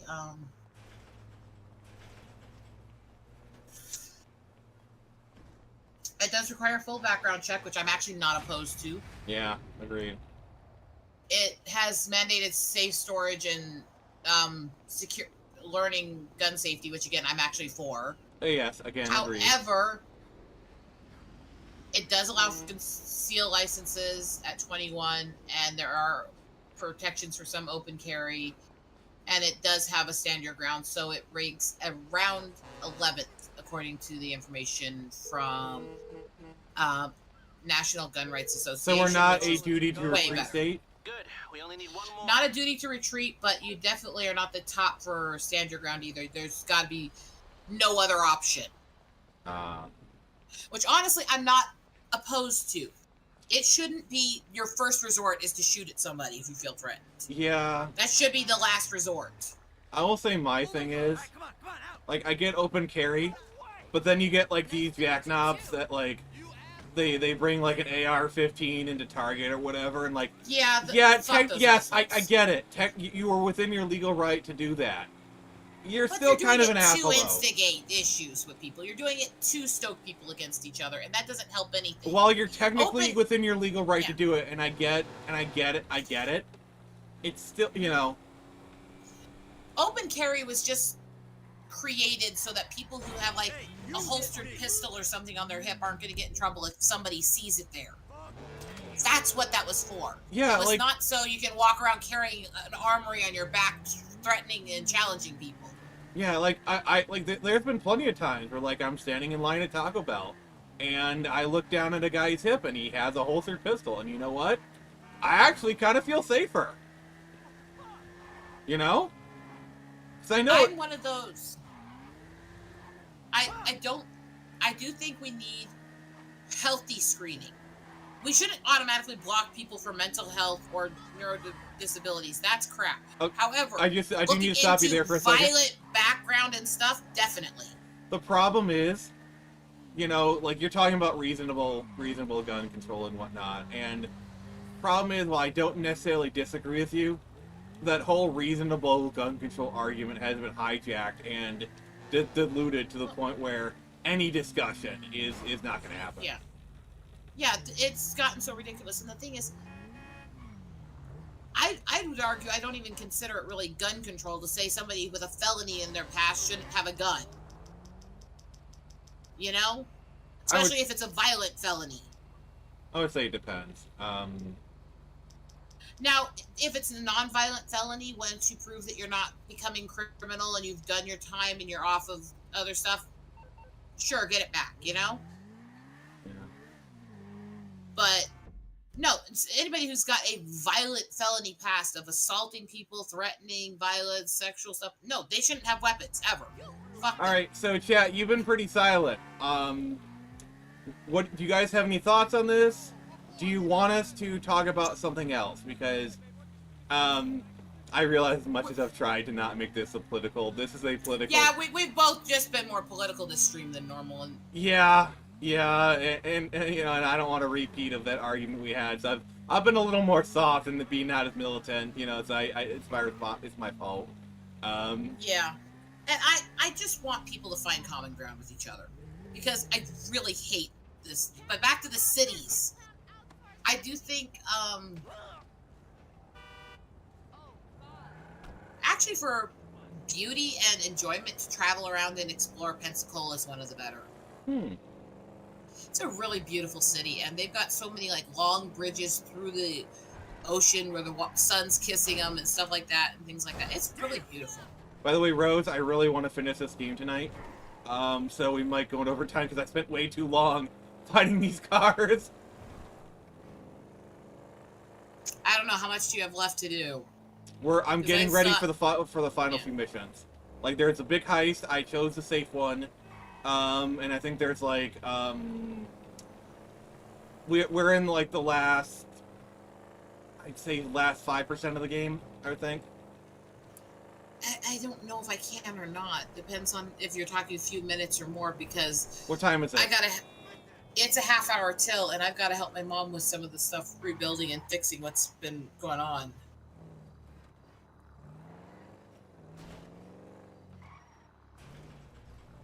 I'm trying to think here. Because I want to start a new game next week, because we're so close to the end. It would be stupid. Good as new. The only thing I could think of... So, by the way, I'm just going to say it. The next game is going to be Final Fantasy VII Remake.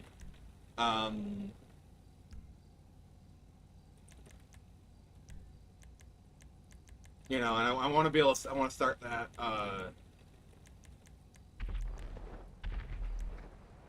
Totally fair on that, by the way.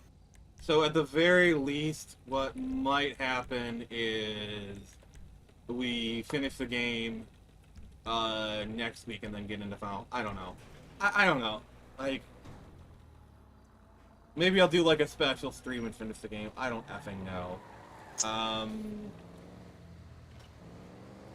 Maybe I'll do it on the Tuesday stream. I don't know. I like. Actually, the Tuesday stream, that might not be the worst idea. Because that's like total request, you know, kind of thing. Yeah, if we don't finish it tonight, we'll do it on the Tuesday stream. We'll do that.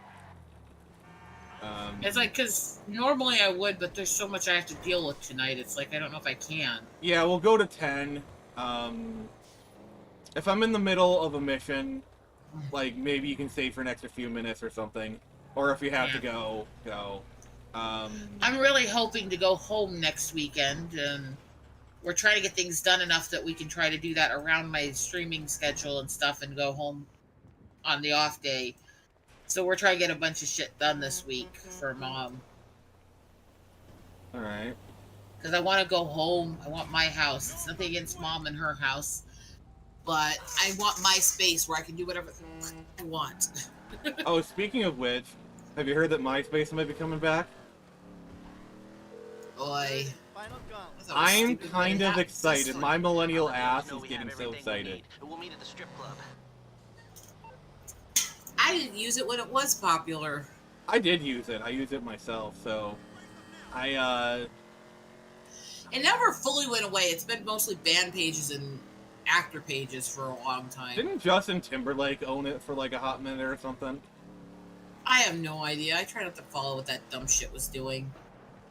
I mean, respect to Tom. Like, basically, Tom built the site, got his bag, and he got like what did he get? Like 480 million for that shit. Like, he cashed out at the perfect time, and now he's living the good life. Like, seriously, good for him. Yeah. And like, I am so like numb to half of the shit in this world anymore. I swear. Yeah. Which cities would you visit if you could? Strictly speaking, U.S. Let's start with the U.S. at least. All right. Well, in that case, well, I'd probably just start off and say L.A. Mostly because I want to see like a bunch of filming locations. I'd be that is fun to do. I've gone through like Santa Monica Boulevard and Universal Studios and stuff like that, and it is an experience. Hey. Nope. No firearms. As much as I rag on California, there definitely are some fun I mean, I would experiences in definitely LA. take the Universal Studio tour just to get into like the Back to the Future Square. I mean, come on. All right. Also, like, I would go to Torrance, California, because Torrance High School was the high school for Buffy. Hey, man. So we really doing this shit. Frank, come on. Okay. Next door. You know, and like a bunch of other, like, I go to, Our the network the building they use for the command center and Power Rangers, which is actually a Jewish building, by the way, if you didn't know that. outside. Hey, good luck, homies. I'll see y'all at Mission Row. I didn't really, because I was never that into Power Rangers. But Okay. 8 tons of gold. 4 tons. it wasn't my style. All right.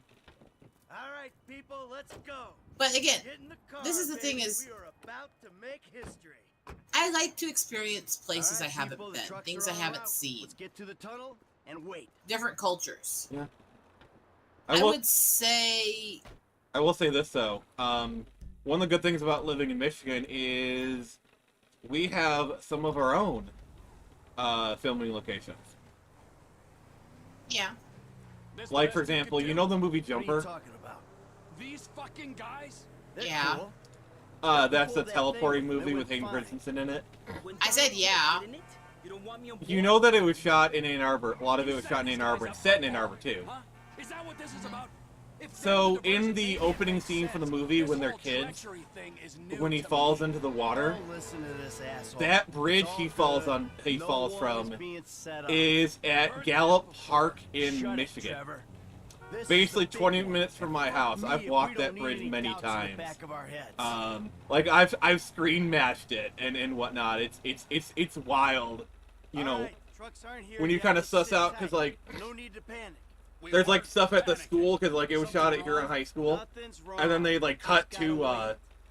you know, because they like cut to different angles because like All right, here we go. This is Huron it. High School is like kind of like slightly to the side of Gallup Park, so like the angles don't match Let's up. go. And then when you look at like you realize how they did it, it's really cool. Fair. I mean, I grew up in an area that has a lot of filming locations, but we're talking about filming for like Old West shit in location and things like filming Starship Troopers in the Badlands because they wanted a desert alienscape and shit like that. So Your move, buddy. No, it's a different kind of filming they do where I grew up. Come on, move. Hurry up. Just hold on. Rural ass fuck, right? I mean, You get these ready. Let's go. Let's go. Yeah, we got a 1 minute. I sat there and window thought about because before I've things lived in a start lot of getting states abnormal. over the years. So I sat there figuring things out about it. And I realized something as I went over it. We need you. No. What's your name? Casey. Casey. I've lived in a lot of states. Yeah. And population per square mile, Iowa is the most populous state I've lived in. Oh wow. Stop. The Union Deposit. Which tells you how rural I am. Mm-hmm. And the least populous per square mile state I've lived in is actually Montana. Montana or Wyoming, they're about dead heat. Is like I know in Yellowstone they do this shit like, oh, Montana has like the highest concentration of wealth in the country or some bullshit. Is that true? Where you want to be right No. now is useful. That whole show is a pile of festering dog shit. I know. Made by a just piece wanted of to shit asshole. No, and Montana has a lot of rich people who build homes up there, but it's not that many. Like, there's pockets of like really rich people, probably, you know, kind of thing. Yeah, and there's a lot of pockets of those in the Black Hills too that come out there because they want to be in the mountains, and then they bitch about Sturgis and the actual culture there and the natives. And to be Because fair, they're a bunch like, of twats. I mean, here in Michigan, we have really rich people. Like, basically, all the auto executives, they live in Oakland County, and like Fern, like you know, Bloomfield Hills and all that stuff, you know.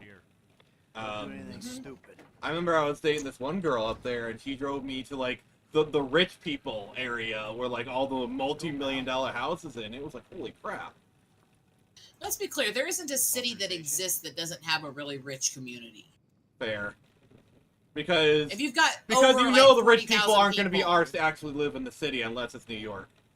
Mhm. But if you've got over 40,000 people, there's going to be some really rich-ass people there who are pulling the strings and controlling it. Yeah. That's just how it's done. And again... For every shitty city, there's at least one really rich suburb. Like, for example, Flint. You know, we all like to rag on Flint being a poor city, and to a certain extent it is. But you go to Grand Blanc. Grand Blanc is where all the rich people are for Flint. I think I'd rag on Flint more for all the shit that they pulled to my brother when he was going through trying to get his daughter, and the way they treat the poor in the city. Not that it's poor. Yeah. How's things? I have issues with Flint a lot more than I do Detroit. I mean, obviously Flint's now known for like the water crisis thing. But if you actually follow that story, there was some shady shit going on. Like, there was this one woman who was kind of like trying to like pull the rug on it, and she got murdered. Yeah, my brother was living there when it happened. That whole issue. Yeah. That whole thing, which has become synonymous for Flint even a decade and a half later. By the way, for those who don't know, 2 decades later. For those who don't know about the Flint water thing, I'm sure you may have heard of it, but never actually knew what it was. Basically, the issue was Flint wanted to get off of Detroit water. So Flint is about 2 hours away from Detroit. Okay, they wanted to get off Detroit water and go from their own water source. 2 problems. 1, that river is highly polluted. Okay. 2, their pipes are old-ass lead pipes. And so when they switched to their own water source, it, you know, obviously all these lead pipes, and it was corrupting the water. That's basically the Flint water crisis in a nutshell. And yeah, there was a lot of shades. Boy, oh boy. I would list among my least favorite cities would be Vegas. From what I hear, if you get off the strip, it's actually a pretty nice town. No. Really? It's a nice town if you like large amounts of crowds and certain behaviors and attitudes. If you're not an extroverted, outgoing person who's healthy, it's not nice. And realize when I say that, I've been to Vegas multiple times. My uncle lived there working construction and running construction groups in Vegas for almost 30 years. My brother lived there almost a decade. Okay. I have a lot of connection with Vegas, and I don't like it. These are heavy. A little over 2 tons a pallet. Yeah? I would say if you're a normal person, or you can pass as normal, the city isn't bad. If you have my kind of issues, and you can't blend into a crowd, it is not nice. Okay. It's pretty. There's a lot of pretty stuff there, but... And God, there's a lot of adult sex shops. Anyways, Makes sense. I mean, but it just wasn't... Honestly, I wish I could have visited Vegas in, like, the late 2000s, when it was still somewhat decent. You know, like, because I graduated, you know, I think I turned 21, like, I turned 18 in, like, 2006, so I was, like, 21. 2008, like, say, 2008, 2009. You know, when Vegas was still good at that point, you know what I'm saying? Yeah. By the way, when I talked earlier about my uncle that taught me to do all the things I shouldn't do, like stack a deck and pick locks and shit, that's the uncle from Vegas. Okay. Come on, let's not take up any more of this. Which I'm sure shocks nobody, right?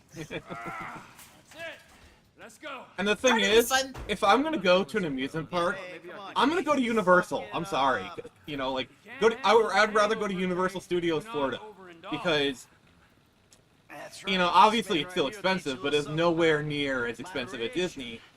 And plus, honestly, they have more stuff for me. Literally, the only thing at Disney that I actually really want to ride is Tron Light Cycle Run, because I'm a huge Tron fan, and it's basically Lake Tron Legacy themed. That is the only thing that I really want to ride at Disney. The only thing. I think 99% of what Disney does is extremely overrated and blah. But I will say, Which is why I'd rather go to Universal. I know it's cliche, but I am the autistic indigenous girl, and I do have a soft spot for Lilo and Stitch because of that. Okay. Well, that's the thing, though. That's why I'd rather go to Universal, because nowadays Universal, they have just as much quality as quality as Disney, if not better, actually. Okay. But yes, it's like, okay, yeah, I have a soft spot for literally the movie that's made itself a linchpin to a lot of the autistic community for decades. What movie is that? Lilo and Stitch. Really? Lilo is so heavily viewed as the center point of helping autistic women be seen by society. It actually, studying how they wrote that character actually helped them come up with ways of diagnosing autistic women in minority communities. Hey, shit, man. Heavy showing up on the east. She's considered kind of the quintessential autistic woman as a child.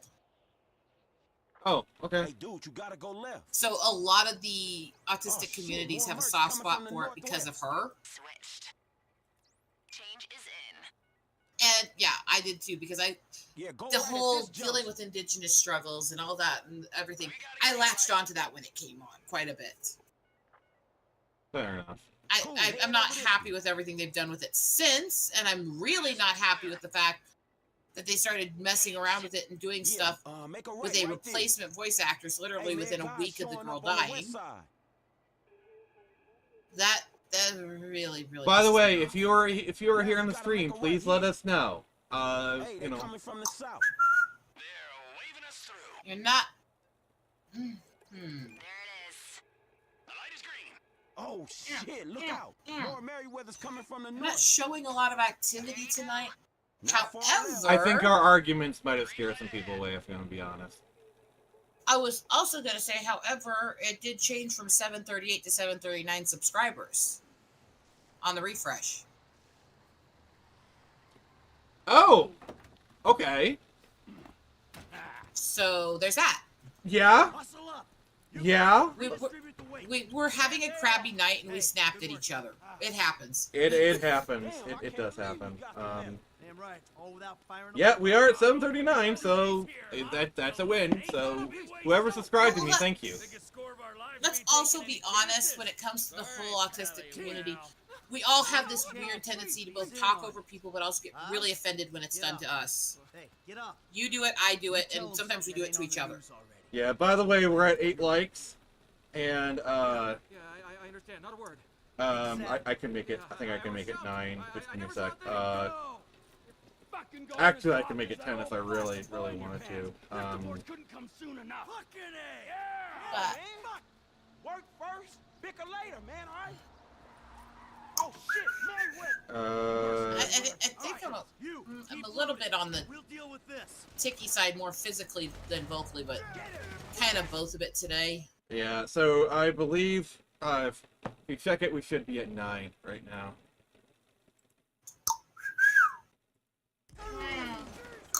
My boobs are huge. Yes, that is true. It's a good thing we paid the 10 people to get on. That ain't even fair. So we just need to get a couple more people in to like us. Come on, guys.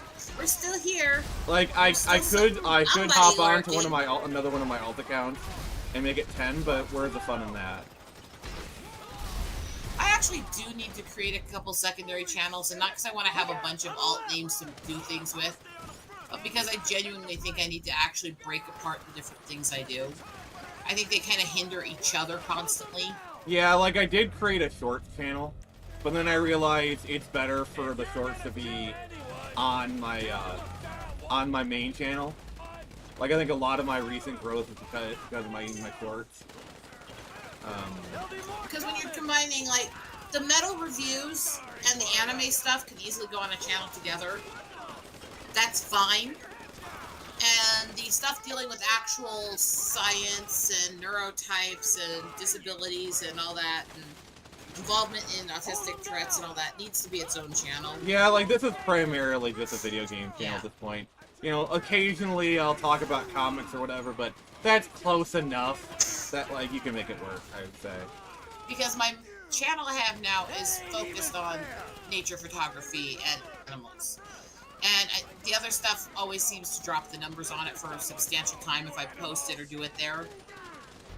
Yeah, that's why So I need to separate it. I need to create a few accounts and actually just separate the channels. Yeah, the thing that there's a reason so many people do that. Yeah, the thing that I've always said is there are 3 things that always do really well on this channel. Pokemon, Legend of Zelda, and Spider-Man. Like, those are the 3 topics that always, like, do well. Like, hell, I haven't streamed a Zelda game in, like, almost 6 months, and I'm starting to do a Zelda game on Sunday, and it gets fire.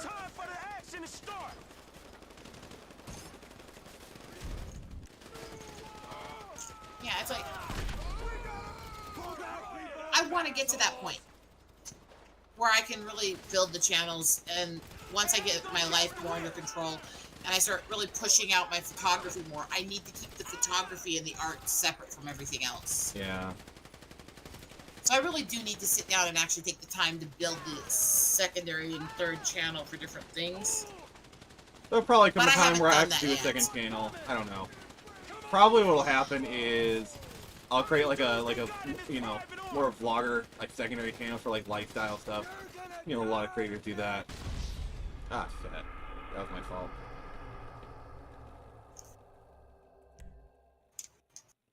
But it's like, yeah, I'm involved in a lot of different communities, and some of them very big, and some of them kind of small indie niche groups and stuff like that. And they don't work with each other. And the more I try to interact with all of them on the same channel, the more the channel kind of gets stifled by the algorithm because it doesn't know what the fuck to do with me. Yeah, I would say that. So I think I just need to separate them and just create the links on the channel. Hold them down. Say something. If you're gonna kill anyone, kill the fat one. But I don't really think I should try to do that until I finish getting things done and getting certain stuff set up at my house and start getting to the point where I can actually sit and edit photos and work on animal videos and stuff on stream more often. I've done, like, in-depth streams where I talk about different medical conditions and I go through different sites and documentation and stuff like that. Yeah, didn't, like, Anime Night start doing stuff about, like, gems and it's doing really well for him or something? Yeah, he's gotten obsessed with it. I mean, hey, good for him. Really, really obsessed with gemology and studying them. And me and him have had some hella conversations going back and forth about rocks and history and bone beads and stuff like that since he got into it. I say, hey, if it works for him, you know, I mean, that's make a good niche out of that. He says some of his old fans have gotten mad at him, and he's like, "What do you want me to not enjoy my new hobbies?" It was going so sweet. It's like, it's not like he's changed. It's not like he's not doing all the anime stuff, you know? Yeah. Just because he has a new passion. And let's face it, he is really enjoying it. And yeah, and the thing is, that passion translates to good videos, so. I've always said, like, go where the passion is, so. That and he's just a sweetheart.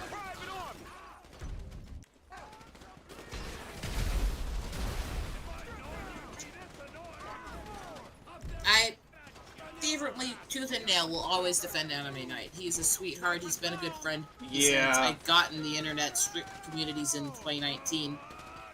And I'm not going to hear anyone ever say bad about him. And I'm actually one of the only people who actually knows his address, so. Oh no.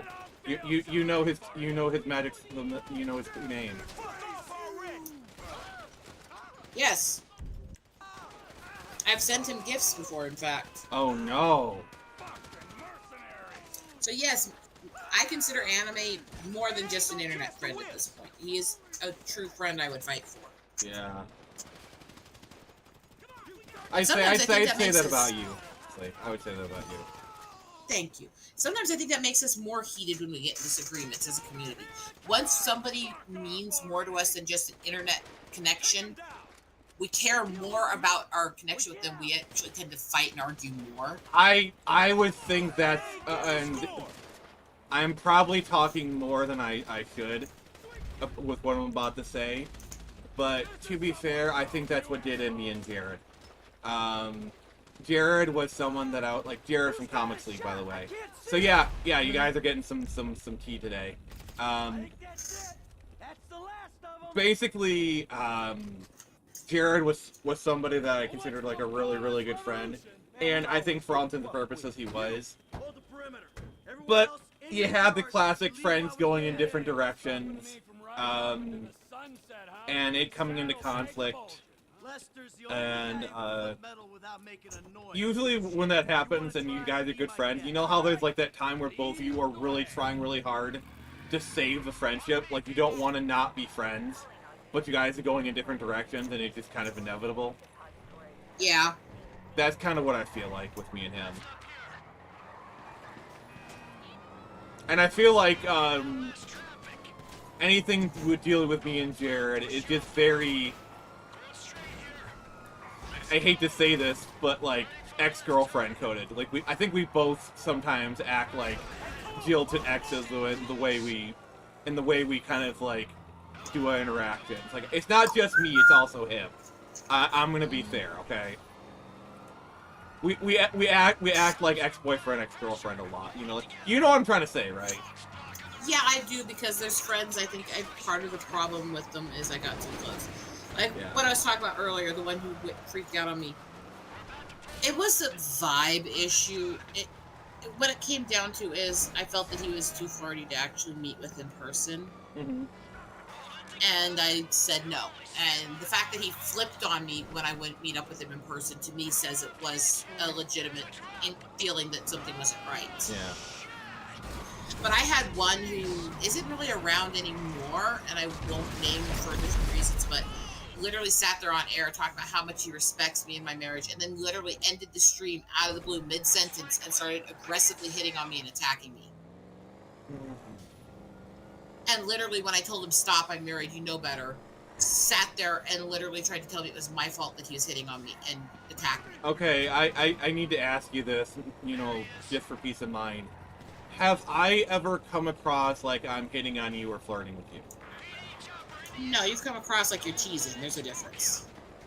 This one was bad, and I mean, it was aggressive. Like when I refused to give him my phone number, he actually started attacking me with, honestly, victim-blaming rhetoric. And telling me it was my fault that he was hitting on me because I was a woman on stream with a guy. And none of his accounts exist anymore. He completely left the internet about a year ago. Oh, and wow. I'm not sorry to see that. I have a feeling he acted that way to another woman, and she actually wouldn't be quiet about it. It's honestly kind of amazing. As you're like online and doing this stuff for a certain amount of time, you see people come in and then they leave, and then like sometimes it's like, I haven't really thought about a person for a while. You look up, like I'm just gonna say it, like one person that shocked me was B-Rose. I don't know if you remember that guy. I don't. He was a Bancroft orbiter. Basically, yeah, I never got big in Bancroft's community. I was fine with Bancroft towards me, but his community was weird to me. I've always respected Bancroft. I think the most interaction I had with him, I do feel like there is a bit of a cult of like being blessed by Bancroft. Like the whole launching on Bancroft or whatever. I think they're like getting the Bancroft rub, so to speak. I think there's a bit of a weird stuff about it, Yeah. That's the thing, is I don't hold it against him. I've never had a problem with him, but some people in his community just I think the most direct interaction I had was like he came on a stream that I was coming on, and in the after stream, I asked him if I would come on and launch, and he essentially said, to be fair, in a nice way, that I pretty much, like, wasn't good enough or whatever. And I want to stress, he said it in a nice way. Like, he wasn't mean, he wasn't snooty about it or whatever. I mean, we both know that, like, if somebody he was connected with say, hey, this Nick guy, let him launch on your channel, he'd do it. You know, but that's a whole nother conversation. But the problem is, there's a lot of people that I've cared about that, when push comes to shove, I don't like what I saw them turn into. Yeah. And yeah, the one I was talking about is definitely one of them. He got very popular off of trading on his similarity in his looks to a certain actor and making videos of playing on that. And I think he got to the point where he felt entitled to have women swoon over him. And the fact that I told him to stop it offended him. I hear all this stuff, and it just feels so foreign to me, because... And we've had discussions about this. Everything I have about to say, you've heard me say. You know, I'm the kind of guy where, like, I don't get very much female attention. But for me, the fact that I am friends, and that a lot of the female creators, I feel like, respect me, that to me is validating. Like I don't need to sleep with these women. I don't need to be in a relationship with them. Just the fact that, like, they respect me and, you know, and that kind of thing. That's what that to me is validating, you know what I mean?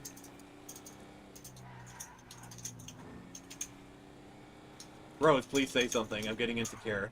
I said, sorry, my throat was kind of a sec. It's okay. It's okay. It's okay. Sorry, the mic didn't pick it up. Yeah, I get what you mean completely. And I've said this to you before, so.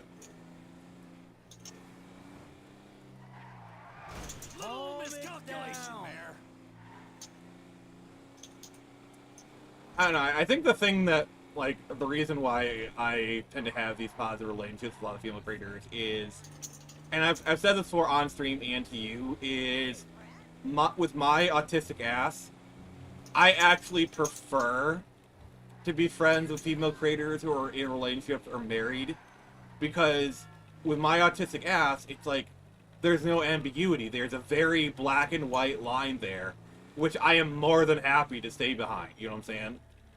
It's like, oh, they're in a relationship. They're not interested in me romantically. You know, they want to be my friend. I'm happy to be their friend. In fact, I don't even have to worry if, like, oh, do they like me? Oh, is their hints? No, I can just put all that stuff out the window, and it's just a lot easier. I put something in the group chat because if I say it out loud, people would know who I'm Screw you, Herman! Screw you! Screw you, Herman! So we can take it easy, knowing that it's gonna be a Screw you, Herman! I swear, Herman is such an assassin with his comment. He just comes in, lays the most epic comment ever, refuses to elaborate, leaves. I put that in the group chat because if I said it out loud, people would probably figure out who I'm talking about. Okay. Whatever you say. So I didn't say the name, I said who he traded on looking like, but that gives away a lot if you were in this community for a while. So I would say there's about another half hour to an hour gameplay left, so here's what we're gonna do. Rose, stay as long as you can. After you leave, I'm gonna finish this solo just because we're so close to finishing it. I just want to finish this game. So Herman Hunter, chat give expert. Oh, for fuck's sake, man! You all an asshole. Man, but yeah, it's like, and the night it happened, even with what happened, I could have easily gone live and just said the name, because I was literally on his stream an hour before I went live that night. I could have easily outed him in a heartbeat, and the way he's talked to me before, people would have realized it and probably believed me. I didn't. I did have a meltdown on stream that night after it happened, but I didn't because I didn't want to create what would essentially be he said, she said, because I didn't have proof he did it. All right, Rose, I'm going to use the bathroom real quick, and then we're going to do the last part of this game. So just please don't leave just yet. Kind of thing. So, okay.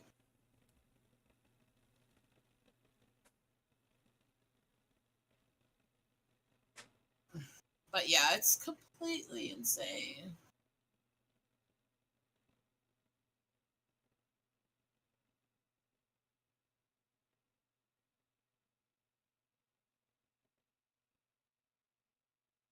I don't know,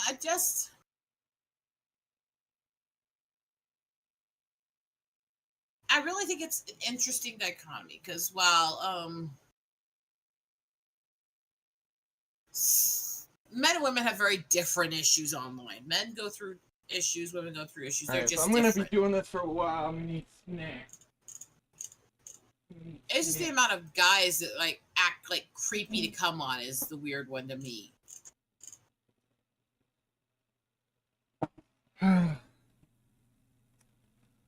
All right, so we're in the last. We only got like one mission left, which is like the final one, which is like kind of thing. So I say half hour to an hour left. So Rose, say as long as you want, Yeah. but I'm finishing the game tonight. By the way, Herman, if you want to come on the stream, let me know, and I'll add you to the call. So. By the way, did you look at what I put in the private chat there for a group? Let me check. Oh,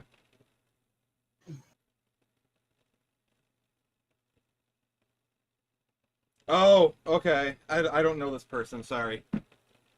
Yeah. So, but a lot of people that were in the indie community do. So that's why I didn't say. So what if you he were to tweeted say on I mean, I honestly imagine that the people who know, they probably could guess who it is.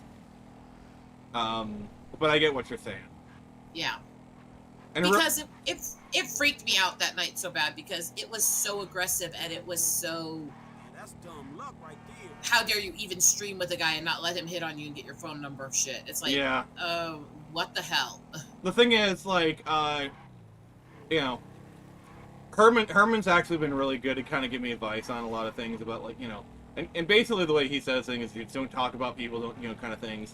The only reason I even brought up Jerry's name is because everything I said is, reasonable. I'm not really even insulting him or whatever. So he can't really make a big drama about me saying that, you know what I mean? It's like, there's multiple times that I've gotten absolutely screwed over by people, and I don't go. I had people make a big drama out of the fact that I told people not to mention somebody I was rival with on my stream. The problem... And literally said backstage, just don't talk about her because I don't talk about other people who are online personalities. And they made a big drama about that. Yeah, because here's the thing. A lot of these creators, they get famous off of drama, famous off of rage bait, and the worst thing you can do is engage. And I think the thing that saved my hide, more times than not, by the way, thank you, Herman Hunter, for this advice, is shut the fuck up. You don't say shit, you don't engage, because that's what they want. They want you to roll in the mud, And that's just it. I won't. I'm not gonna sit here and name people on my stream and bitch about them and stuff. And literally, I had this girl that did that. Sit there and complain that, well, you're saying you're not naming somebody on stream, so you're obviously talking about me and just trying not to say it. It's like, actually, the stream that she got so mad about, claiming that I was bitching about her and bad-mouthing her on, I wasn't even talking about her. I was talking about another person who was in the middle of a battle with me. And she came on and started attacking me, claiming I was saying all this stuff about her. It's like, bitch, you ain't that fucking important. Okay. All right. Herman said he's white-knuckling just watching me ride the motorcycle. And then he'll join the call, so I'm adding him. Yeah, add him, because I really do need to go help my mom, and sorry a few minutes after. All right. If you could stay for a little bit, because I wouldn't mind you and Herman talking about this kind of shit. So if you give me like another 10 minutes, I'd appreciate it. But if not, it's fine. I can try 5 to 10. Just gotta pay attention to what they're doing out there too, because. All right. Hi, Herman. It's like. Herman, you there, buddy? Yeah, I forgot this is push to talk. Hello. Oh. I swear some of these women, they build their accounts on just literally trying to start fights with people. So Herman, as a person who's been watching the stream, hearing what I'm saying, what's your take? Never give these people the time of day. Mm-hmm.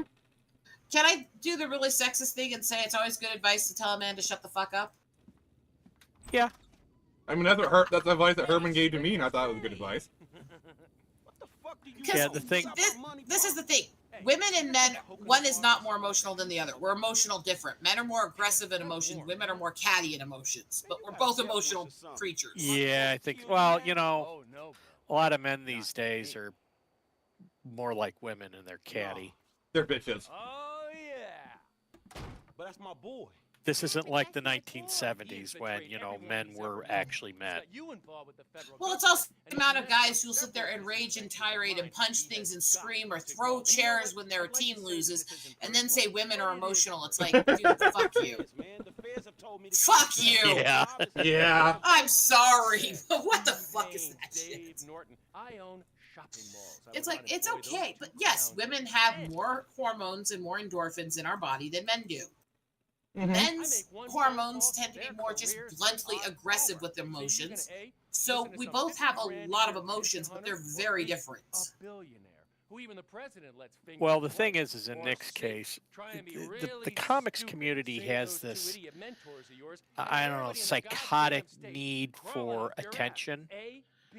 I was involved in indie comics and CG. I've even done work on making covers and stuff. So yeah, I get it. Okay, it's psychotic. It's a psychotic need. It's a psychotic need for attention and drama mongering because they think that's what sells books. And what they do, especially like in Nick's case, you had a cadre of butthurt people who were looking to, you know, ride him as a means to becoming popular, because that's what they do. I mean, that's what certain people did with Eric July, and certain people did with a lot of other comic creators. They started a bunch of drama, and there's a few certain bitches I would say did that to me and a few other of the women in the comic community. Certain ones dealing with watermelons. Yeah, there's a few definite ones. Actually, quite a few. That when they get involved in the comic industry, they are so psychotically toxic, it's not even funny. One of which, oh my god, the shit she was pulling behind scenes. And, you know, I will not forgive or forget. And I'm not saying Marcota's been innocent and everything, but the stuff that they did to harass her through her pregnancy, to encourage fans that were sending actual threats on her and her child and other shit was insane.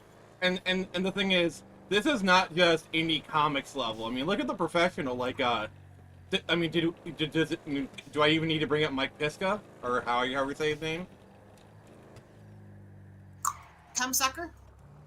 No, don't say that. That's too far, Rose. Starts with a P. I'm pretty sure that doesn't start with a P. But no. Oh wait, I'm back. Oh, okay. That is cool. Welcome back, Jason. Yeah, we're way into overtime because, like, I'm almost finished with the game. So, like, you know what, screw it, even if I had to do it alone. But Herman decided to join the party. And I'm kind of glad you got a couple people here because I really do need to balance. Rose, I think we can handle it from here between Jason and Herman.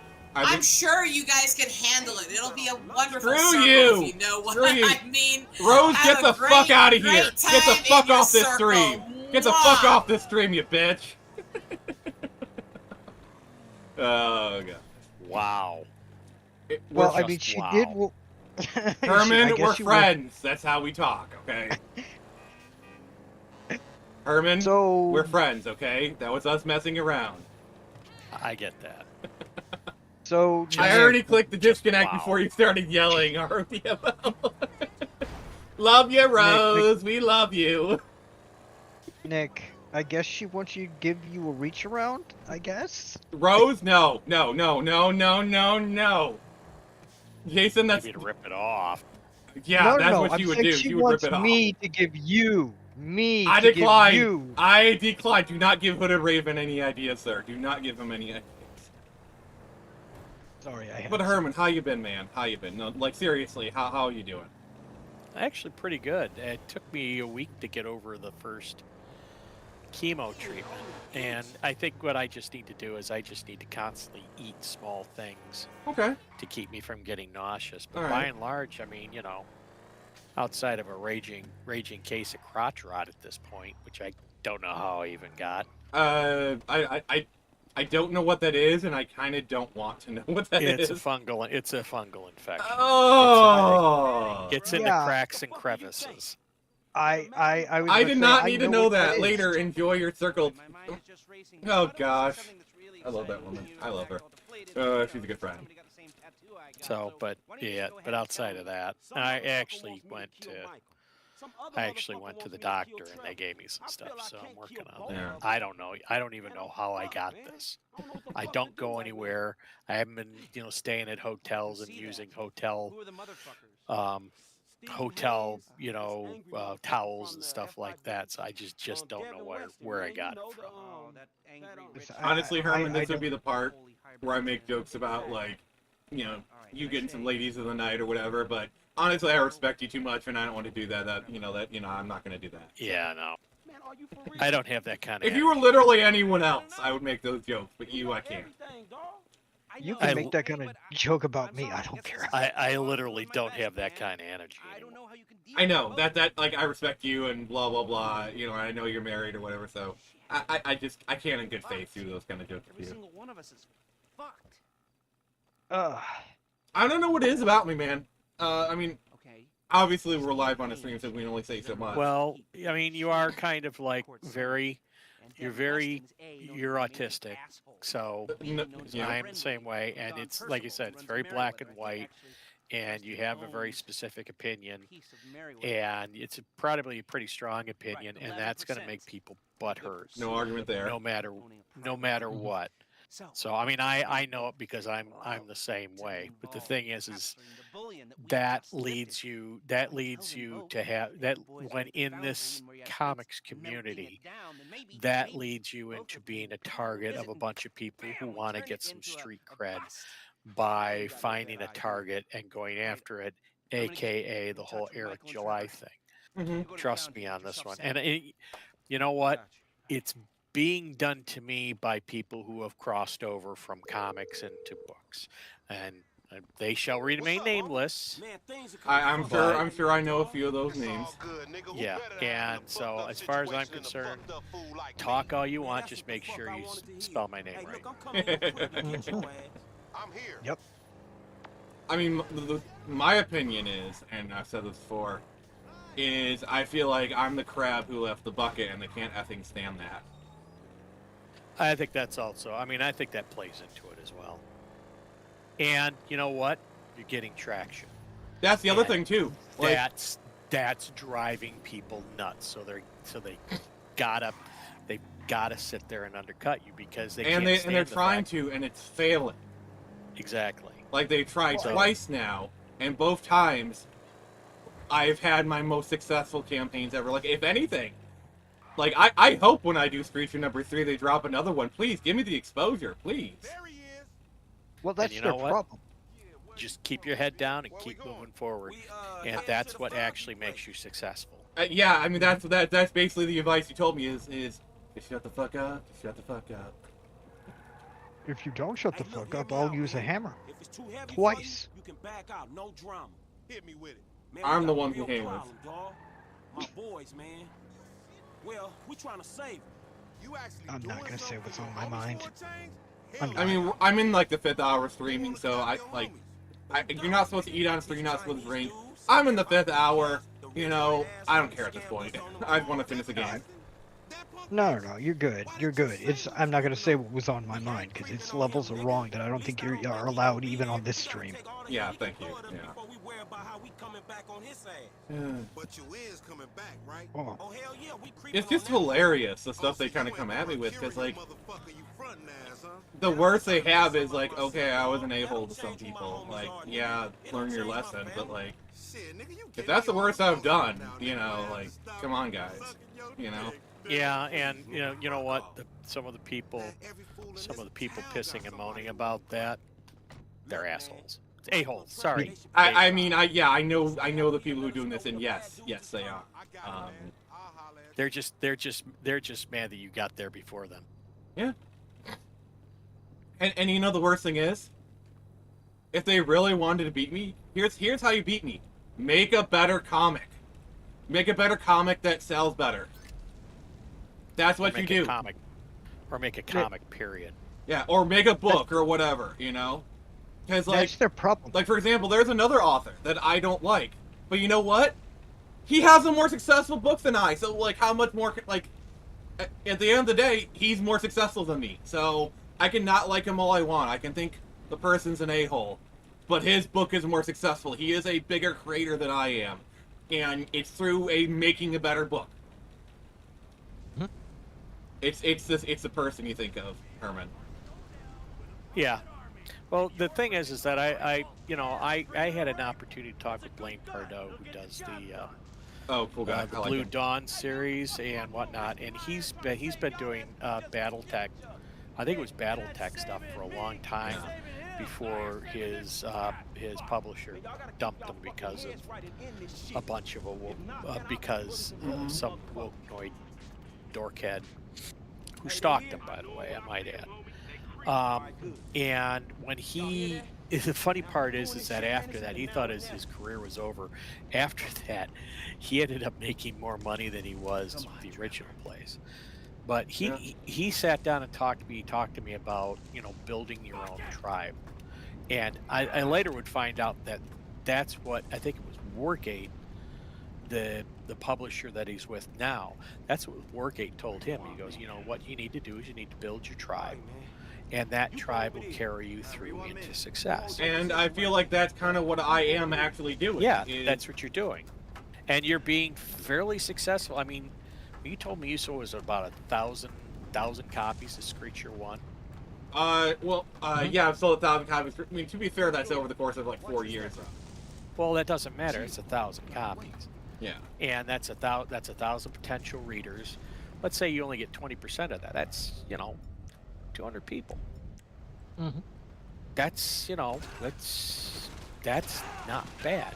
So 200 people, and then next year you'll get more. In another 4 years you'll get. And that's the thing. Like numbers do go up. Like every year, I do a little bit better. Like exactly. Could you make an argument that it's going a little bit too slow? Yeah, I had an ex-girlfriend make that argument, and I'm not even gonna say she's wrong. Like that was kind of a thing that broke us up, and I'm going to be honest, that was a fair thing on her, fair thing, I'm saying, like I was saying this one girl, and, she wanted me to make more money, but, like, she didn't like how I was going slow, so it wasn't that I wouldn't be successful, it's just more, like, the time, and I feel like that was kind of reasonable on her end, Yeah. I don't know, my point started out one way and it just went a different way. I'm sorry. Well, the thing is, this isn't. You're not Marvel, and you don't have the market is really kind of sort of saturated, and the fact that you're growing is indicative of the fact that you have something. You have a comic that people want to read, and like I said, you're building your tribe. Yeah. So, I'm doing the same way. To be fair, I think a lot of the thing that helps me is my book is uber mainstream. And I think that's, like, a lot of people is... Screecher is, I feel like, kind of like that Goldilocks zone where... I don't even try and hide it. She's inspired by Batman. Where you can tell she's inspired by Batman, but she's also just different enough where you can't say she's a ripoff, because she's not. Inspired by, definitely, but she's her own character. Even if you say she's a ripoff of Batgirl, she's still different enough from Batgirl, where it's his own thing, but it's very, you know what I'm saying? Yeah, I know. That's what I think is the secret sauce of Screecher, if I'm going to be honest. Everybody, anything that anybody has ever made is inspired by something else. Mm-hmm. See, so... I can't say my novel, my novel's basically Atlantis in the modern day. So Plato's obviously inspiration, but magic, that's inspired by so many different things, it's not even funny. So, I mean, nothing you create is truly uninspired by something. Yeah, exactly. Like, I've told the story before, like, I had this one creator I interviewed on my live stream. And, he was doing a Kickstarter for his comic. And I said, oh, it's inspired by this or that. And after he's like, no, don't say that. You can't say, it's inspired by this. That's actually bad. Like, he was lecturing me on the ethics. You know, and his Kickstarter did really good. I mean, far better than I've ever done, if I'm gonna be honest. But like he had all these problems or whatever, and I think that's something that like a lot of these content creators don't realize is how hard it is to create a comic book. Like, look at like Pixel Trader, and you know, and I have a lot of respect for that guy. He's doing that Merkmaid stuff. Like, look at how many delays he's had, you know, and I think he's one of the people who's been honest about it. Like, he keeps people updated, but even he has issues, and I consider him one of the good ones, you know. Yeah. I mean, I haven't heard anybody say anything bad about Pixel Trader. Oh, he's a great guy. He's smart as fuck, you know, and like, he's had delays, but he keeps people updated, you know. So. Yeah. But the thing is you just keep moving forward and keep expanding, and eventually you'll get to where you want to go. But once again, you know, like Blaine said, you kind of have to build your tribe, and that takes a long time. Every overnight sensation has been a decade in the making. Agreed. Agreed. I mean, Steve, take a look at Stephen King. Stephen King spent about 10 years in obscurity. Then all of a sudden, somebody picked up, I think it was Carrie, and bam, he became a big deal. I was actually going to bring him up, actually. Okay, come on. I'm trying to, like... Oh, you're talking about the game. Fuck, how do I get out of here? Yeah, no, Stephen King started out as a nothing, and he was putting his stories in...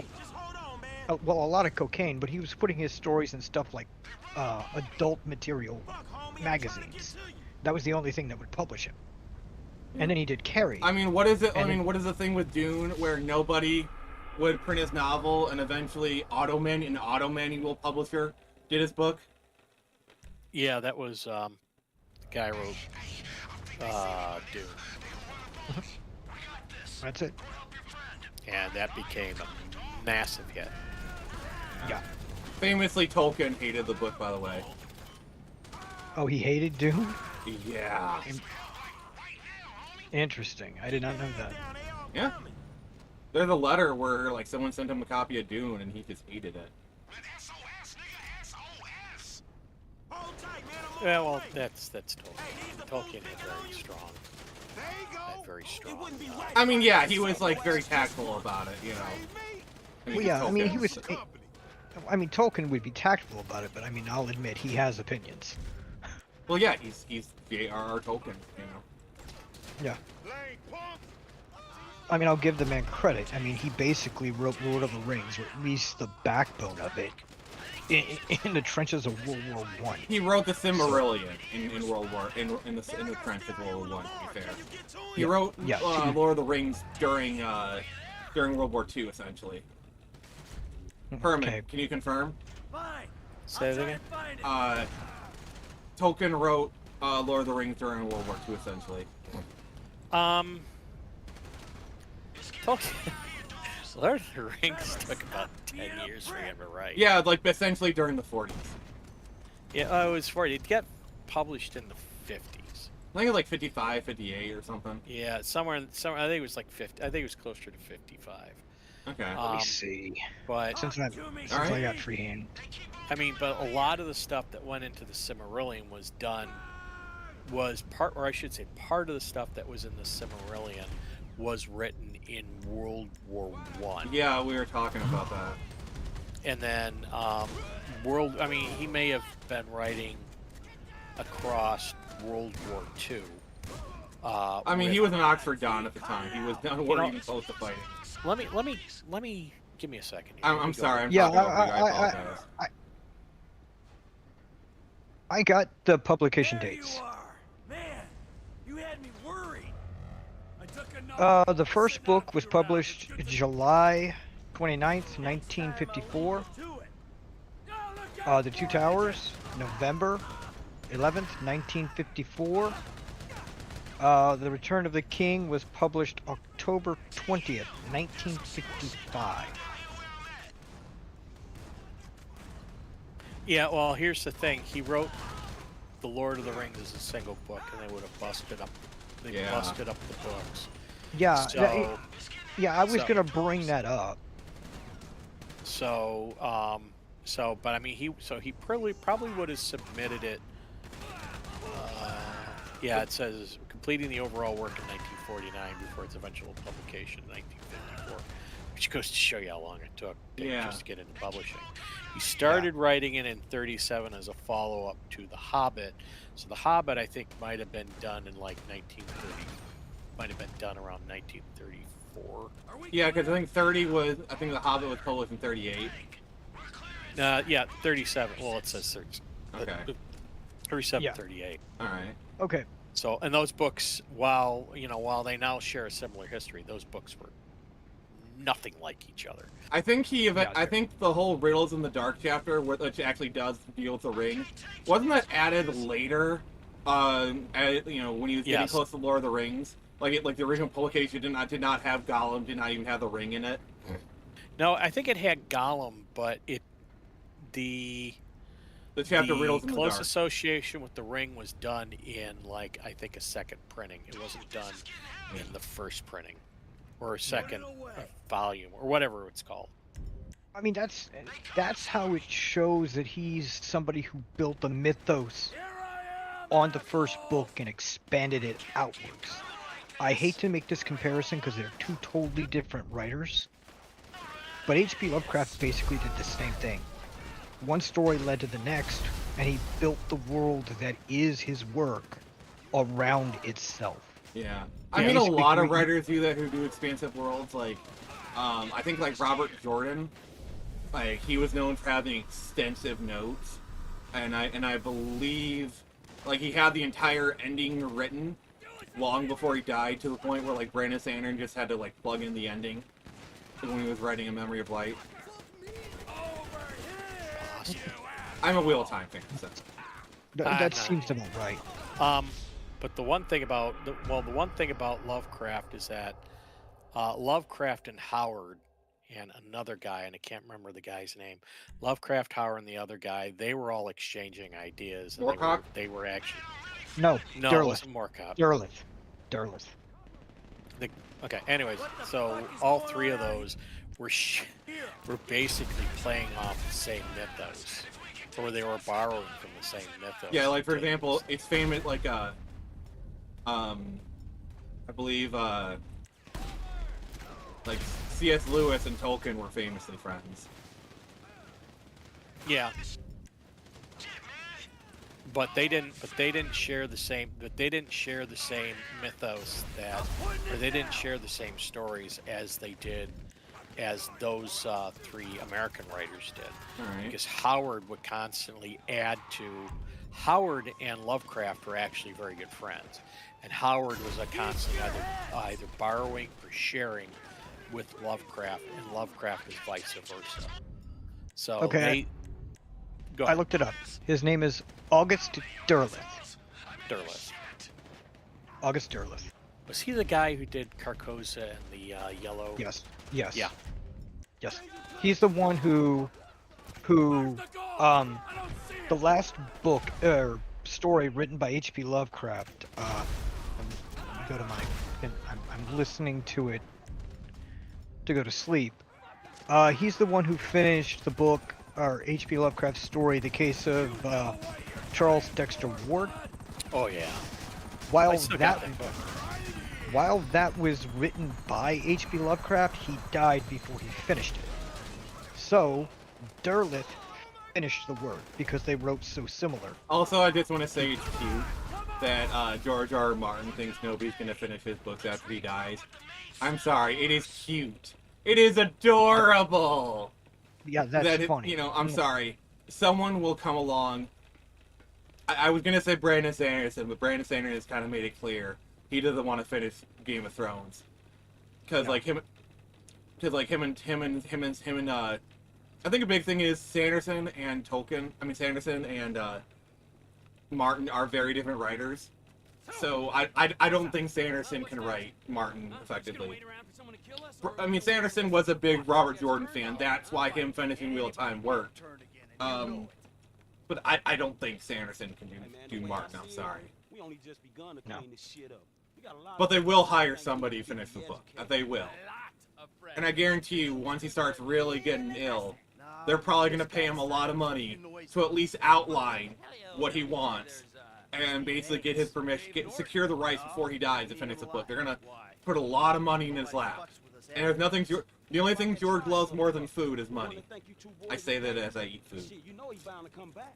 Yep, there's that. Well, who's the guy who's... Are you sure he doesn't eat money? Stretch? We want to throw him in?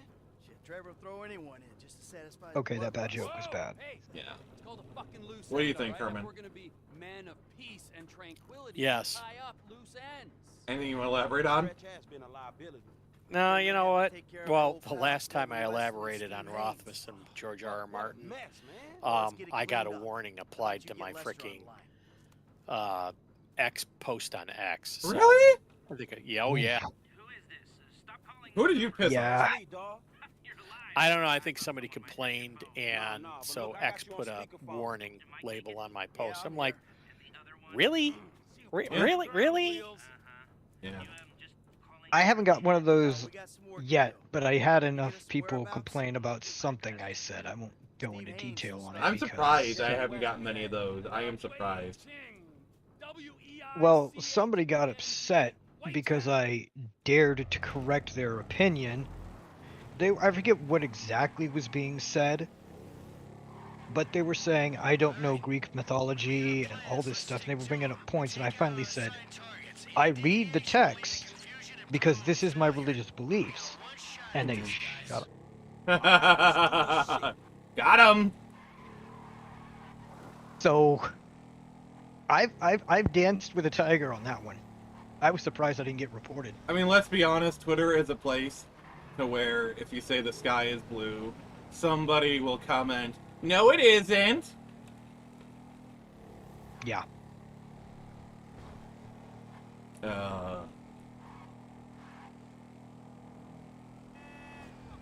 But yeah, I don't know who's gonna finish that book, but somebody's gonna finish it. Yeah, there's too much money in it being finished to not have it happen. I'm sorry. Well, you know, the problem is they have to get they'll have to get, if George dies and his wife is still around, they'll have to get her permission, and I don't think they'll get it. Now, when she passes on, there will be an estate, most likely there will be a estate involved in somebody managing the estate. Yeah. And at that point, it's like how they waited till Christopher Tolkien died to do all these shenanigans. Yeah.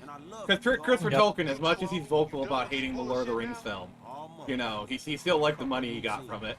Oh shit, I know that voice. You creeping on some fools, huh?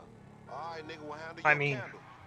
Yeah, because that's the thing, like, all these Lord of the Rings crazy stuff, they waited until Christopher Tolkien died. I just think it's shameful. Yes. Yeah, because his grandson is not his son. Yeah.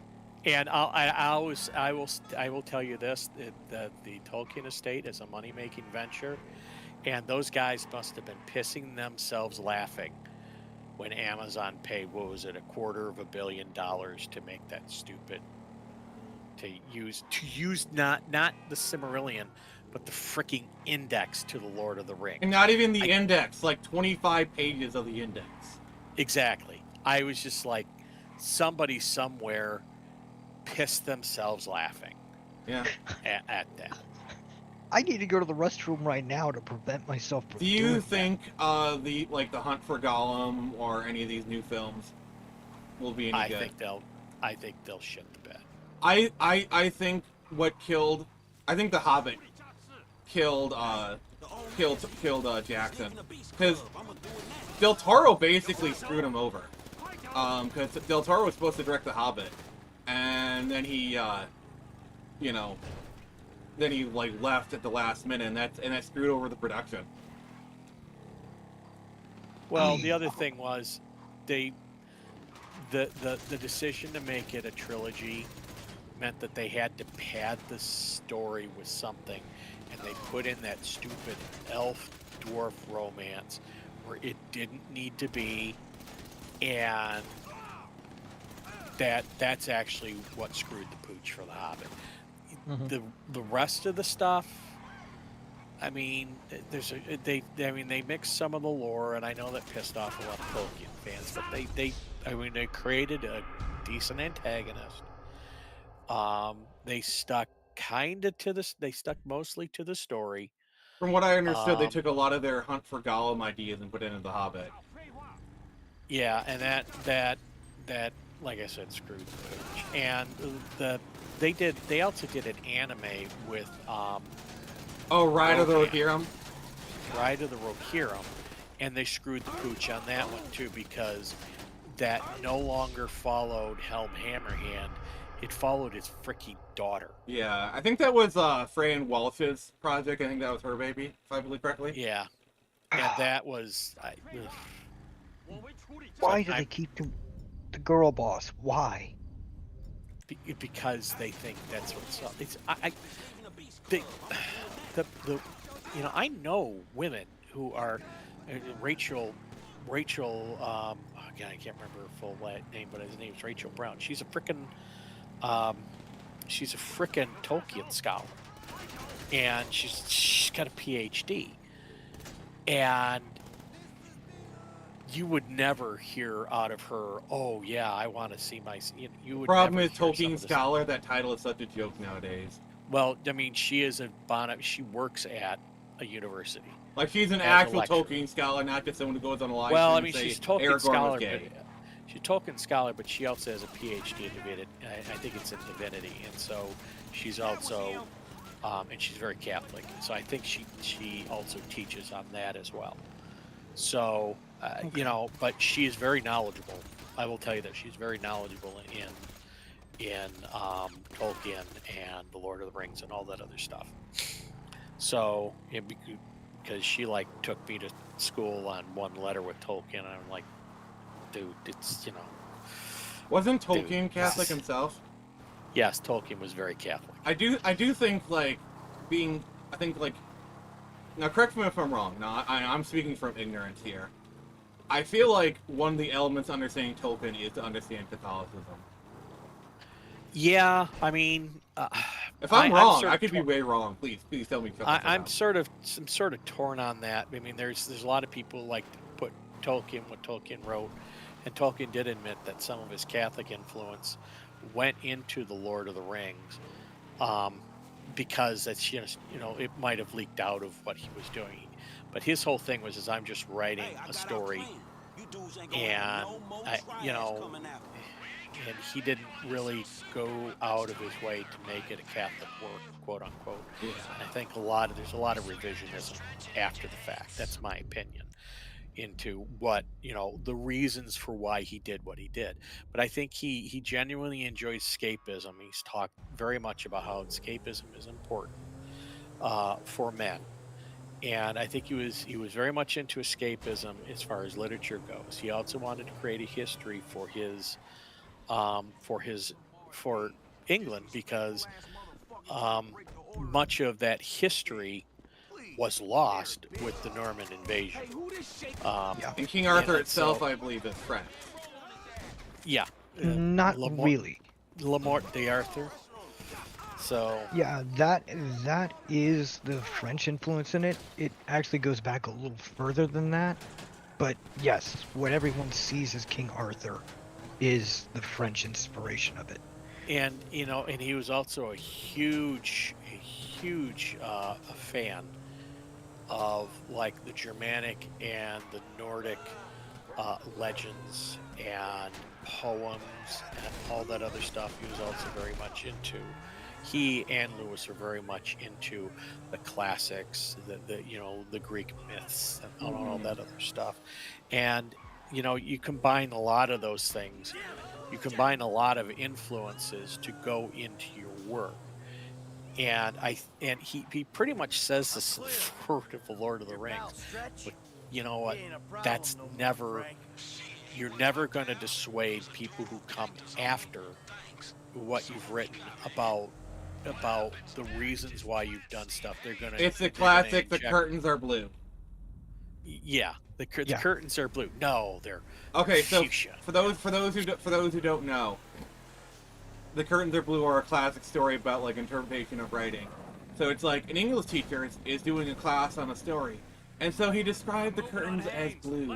Could it be about the author's depression, or the weather, the stormy? And then she asked the writer, so why were the curtains blue? Because I described them as blue. And nothing in between but the FIB. Exactly. So it's like also The Ring. You know, Tolkien says the story is neither allegorical nor something else. But he says there's no allegory involved. And then you get people coming out saying, yeah, The Ring was about the nuclear bomb. I mean, that's where Death of the Author comes in. And by the way, I hate Death of the Author because I do too. The problem with Death of the Author is, yes, there's such a thing as headcanon, and we just had this whole thing. People would prescribe meaning to it, but it's how people interpret Death. Death of the Author is they take an author's work and succeed it as their own. Yes. Exactly. I'm gonna bring something up because I'm thinking about doing a story based on it. Would either of you be surprised that the Ring actually didn't start with with Tolkien? It actually goes back further. Oh yeah. There's a whole thing about, you know, the ring horde. I forget of which legend it is, but yeah, there's actually one that goes back from Plato. Actually, it's called the Ring of Gyges. What the story's meant to tell you is that obeying the law isn't the problem; it's the law itself. What the ring does is when you slip it on, you're invisible, and you get to do whatever you want. And that's the thing about it. It doesn't do anything else; it just makes you invisible. Sound familiar? Yeah. Yeah. Yeah. Of course, the invisible ring was in The Hobbit was a great device to get Bilbo out of trouble. Yeah. But you know, the thing is I kind of take the author at their word that, you know, this is not any sort of like he's not putting more into it than what he's written, and but you'll never dissuade people. But on the same token, I would like to say, you know, Word of God, which is like that's a TV trope you're describing. You can only go so far because, I mean, this is more of a recent trend of like authors literally reinterpreting their own work, you know, to justify them in a quote-unquote modern world. I refuse to do that. I started writing my novel in 2000. I'm sorry, author of Percy Jackson, Annabeth was not black. No. Never read it, so. Don't. I mean, we can talk about that. It's like, you know, or Hermione was white. She was very, like, there's so many passages where she was very clearly written to be white. Yeah. I mean, I'm sorry. There's so many people like shifting things to fit their worldview. It's not even funny. Left, right, doesn't matter. They try. And it just doesn't. Yeah, and it kind of reminds me of this, like, one meme where it's like, hey, Lester, I dealt with Haynes. Shitty writer gets the rights to a classic story, and they're like, well, my shitty fan fiction is canon now because it's officially licensed, or, you know, kind of thing. I'm sorry if you gave me money to publish one of my Harry Potter fanfics and call that side canon, even I wouldn't admit that. Like Herman, I'm sure you've heard about the recent Odyssey retranslation. I'm sure you heard about that, right? Yeah, I went and saw the Odyssey. Was it any good? The second half was. The first half sucked. From what I hear, a lot of those characters, like Helena Troy, they weren't in it very long. Is that true? No, but, I mean... So they were rage bait, essentially. I think that they felt that they had this stuff. They had this stuff. For Oscar consideration? No, well, I mean, you know, the whole DEI thing. They had this stuff. Their DEI tokens in there. Yeah. They added nothing to the movie. Literally added nothing. They were there. They were there. Elliot Page, unquote. That character. I mean, the best part of the character is getting picked off at the very beginning. Okay. Elliot Page is such. I don't know if I want to go there. But I mean, well, we're also 4 something hours deep into a live stream. Added nothing, and their what little dialogue they provided was awful. It was awful. The whole modern English thing did not fly. And it's kind of weird because it's very prevalent in the first part of the movie, but at the last part of the movie, it seems to vanish. So, and I don't know whether it's just I got used to it, or whether they just basically got rid of it, or because there was more action and less dialogue, that it just sort of vanished. So. I just don't like the concept of what they did. They listened to the Roman versions of it, and then they added modern interpretations and all kinds of things. Page's character isn't even in the wasn't it like they originally they thought it was going to be Achilles, and then it's not, but it's it wasn't. Yeah, it wasn't. And the thing is that Achilles, they took out probably some of the most.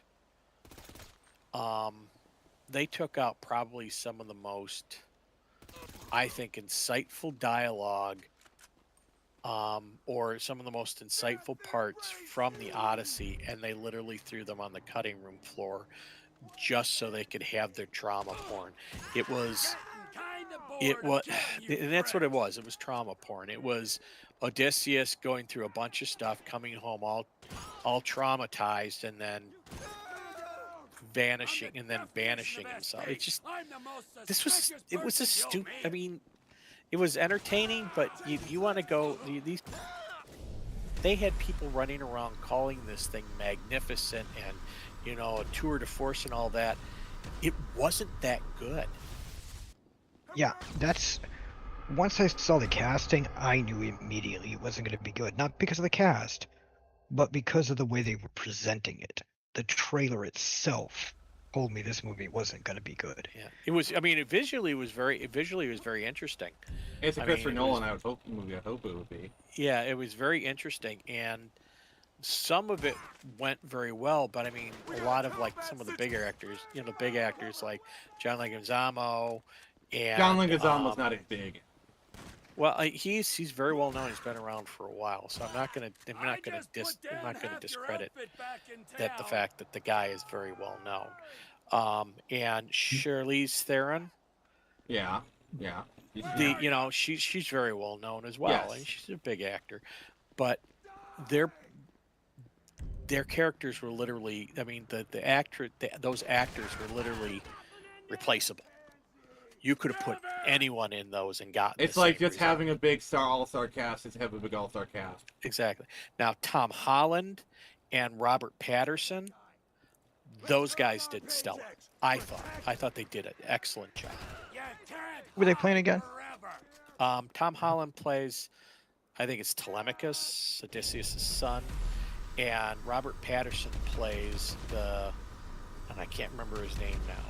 He plays the major, the most powerful suitor in trying to get at. Yeah, I know you're talking. Yeah, I know who you're talking about.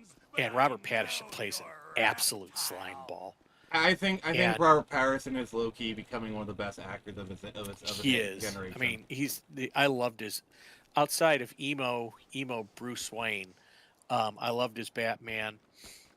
He did a fantastic job as the Dauphin in, I think it was the King, right, or the Crown, or whatever it was, with Timothée Chalamet. He's you're right. He's low key becoming one of the best actors out there. Him and Tom Felton, Tom Felton, who played Draco in in Harry Potter. I mean, Tom Felton doesn't get enough roles, honestly.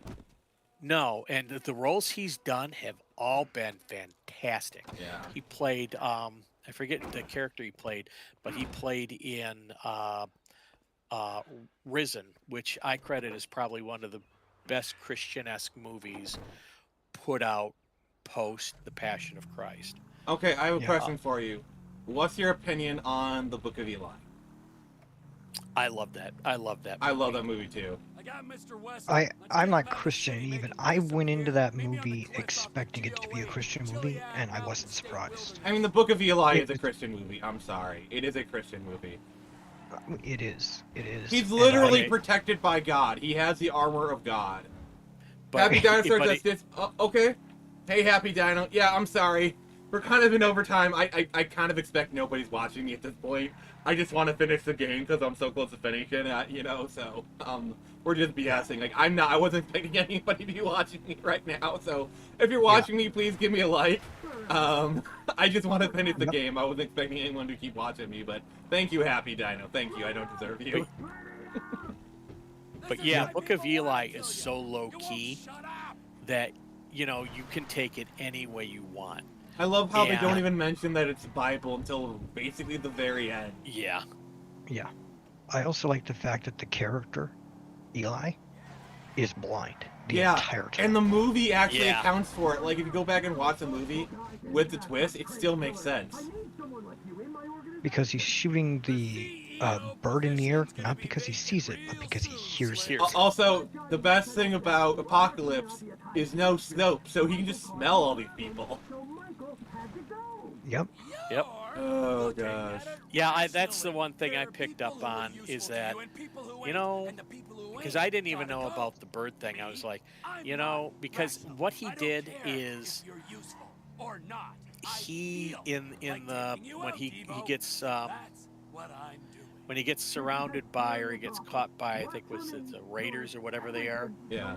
In an ambush, he then steps into the shadows of the overpass, and where you can't really see him. So, and he basically just wipes them all out. Yeah, because, you know, like, obviously, you know, they're not going to be able to see well in the darkness, but like, oh, you merely adopted the darkness. Yep. Yeah. No, so that's what kept me up, and I said, you know, and he also knows how to read Braille. Also, like, another key thing is, when he shows the fire, you notice he puts his hand over the fire. Yeah. To feel the heat. To confirm that the flame's actually going. Yeah, I missed that part. So yeah, I mean, it was very, the Christianity and the Christian message there was very low key. And I even like they have like you can parse out exactly what happened. Basically, there is a giant war. Religion got blamed, and the Flash is obviously nuclear war. It's obviously, you know, there's a nuclear war. Religion was blamed, so they gathered up all the Bibles and burned them. The last Bible is literally Eli's Bible, because I think you can see like when you see it, it's you see like, hi, my name is. They don't show the name, but it's you know. Also, it's pretty done through the subtext. Like, Eli has always been blind. You know, yeah. So, like, it's probably his personal Bible, and he's always kept it. Also, like, when they try to shoot him when he leaves, the bullets literally bounce off of him. He is cloaked in the armor of God. He is protected by God. That is legit. You know, you cannot, you know. Well, what tipped me off to it is when he started talking about the spirit and whatnot, and he's in the house of the cannibals, the old man and the old woman. Yeah. That's what tipped me off. I went into the movie expecting it, and I hadn't seen anything. Yes, it's like I said, and that's the type of stuff I like. You know, it can have a message, but it's so low key that you can take it. I mean, it can just be entertaining. It's not preaching. As a matter of fact, that's what one major author, I forget who it was, said. You know, don't preach more than you entertain. Yeah. My favorite moment in the movie, my absolute favorite moment in the movie, is he gets the Bible and he discovers it's Braille. So he calls in his blind girlfriend or whatever. And I love how her hands go through it, and she, like, you can see, like, the shock on her face as she realizes what she's reading. You know, by the way, brilliant acting by that woman. Brilliant acting. You know, and she says, and she just, like, basically just denies him, because, like, what's she gonna do, kill her? You know, he's gonna be no closer to reading it. So he's like, she denies to let him read it. By the way, now that I think about it, that's kind of like the only plot hole that's kind of in the movie. But, you know, he's like, you know, to be so close but so far, and then he dies of his infection. But the thing is, he wanted the book because the book itself is a symbol, though he didn't care about the words. Because people would follow him because they believe he's saying what the book says. So he could have still used the book as a propaganda tool if he wanted to. But the problem is, he was dying of an infection anyway. You know what I mean? I forgot that he was dying of an infection. I thought people came in and murdered him. No, he had an infection. I think he got shot or something. I can't remember. Yep. I'll take your word on that, because it's been over 20 years since. But yeah, I love the acting on that woman. The way her her eyes just kind of flash in shock if she's reading it. You know, kind of thing. It's just brilliant acting by that woman. She's the one who played in Flashdance, and she was also in the second, I think it's the second Prophecy. Also, can I just say, I love how we're talking about a Christian movie as I just murder a person. Can I just say I love Society? Yeah. Okay, I was wrong. It's been 16 years since I've seen the movie. I forgot that it was released in 2010. We need to do it as a Friday thing. If we do it, Herman, I want you there. As flawed, awful, totally uncomfortable, and poorly. I don't know when I'm going to do it, but if I do it, I want you there. No, it's perfect. Then we But can get back to the anyway, so yeah, I mean, it's God, now it's driving me nuts. I gotta look that up. Ooh, hypocrisy, Franklin.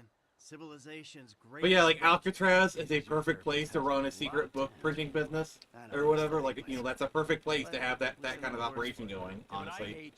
Well, they had that place set up to be a restart of society, basically, and for that, that's a perfect location. Yeah, and the actress is Jennifer Beals. Okay. Jennifer Beals. Right. I'll be right back. Oh, and by the way, I'm getting too old for this. it did take an extra hour because it's 10:57. So I said an extra half hour to an hour. So so we beat the game. Yeah.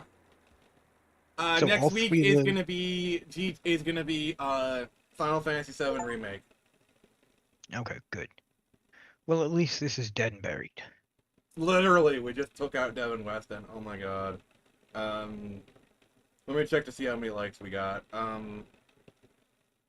Oh, we do have 10 likes, but there's nobody here. There's nobody here. We'll just reveal it tomorrow. That's fine. Get out of my head, sir. Get out of my head. No, you have free lasagna in your head. God dang it. I'm evil. I have lasagna. I can make it. I can do it, sir.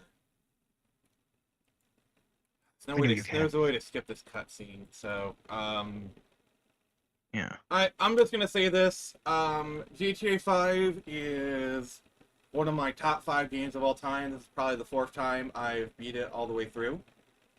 I will eventually play GTA 6. I'll probably be years from now. I don't know when. 2036.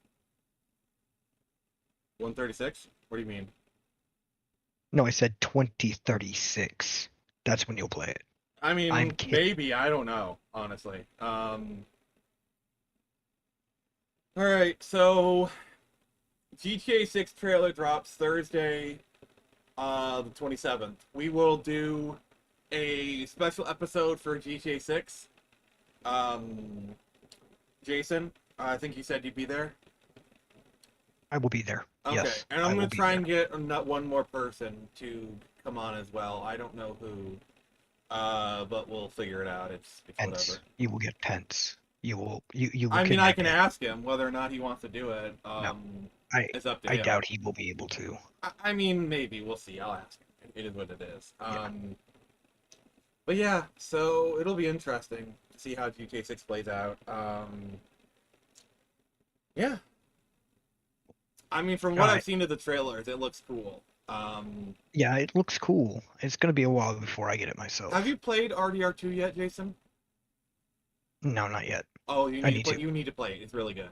RDR2 is really good. Yeah, so I'm told. I mean, you have a PS5. You have no excuse. Yeah, I have no excuse.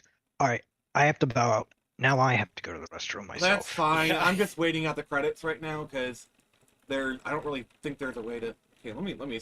You know. I mean, was about to say. Oh, okay. I think it's done. Okay. Yeah. All right. Bye. Yep. I'll see I'm you just tomorrow. getting to the thing. I'm gonna save, and then we are gonna end it. So. No. Let's end this. God. Herman, if you could stick around after we end, I'd like to talk to you for a little bit. We're going to be ending here in a few minutes. Hey, listen, baby, that was great. I gotta run now, okay? All right, bye. I'm basically just running to the bed to save real quick. But yeah, we beat the game. That's another game in the completion list. So we're starting Final Fantasy VII Remake next week. I'm going to try and get Vaughn to come on stream. Yeah, maybe. I mean, he's a busy guy, so, you know, we'll see what happens. But he does love himself a Final Fantasy, so possibly. Bonus. Yeah. Yeah, the problem is I spent nearly an hour trying to find those cards for the final thing. That really ate up a lot of time. Otherwise, we would have finished it in lieu. So, okay, let me just quit game. All right, so who's ever here, thank you. Please give us a like. Please, for the love of God, give us a like. We did get to the 10 likes, so I will be showing the cover tomorrow since there's kind of probably nobody here right now. There's literally one person.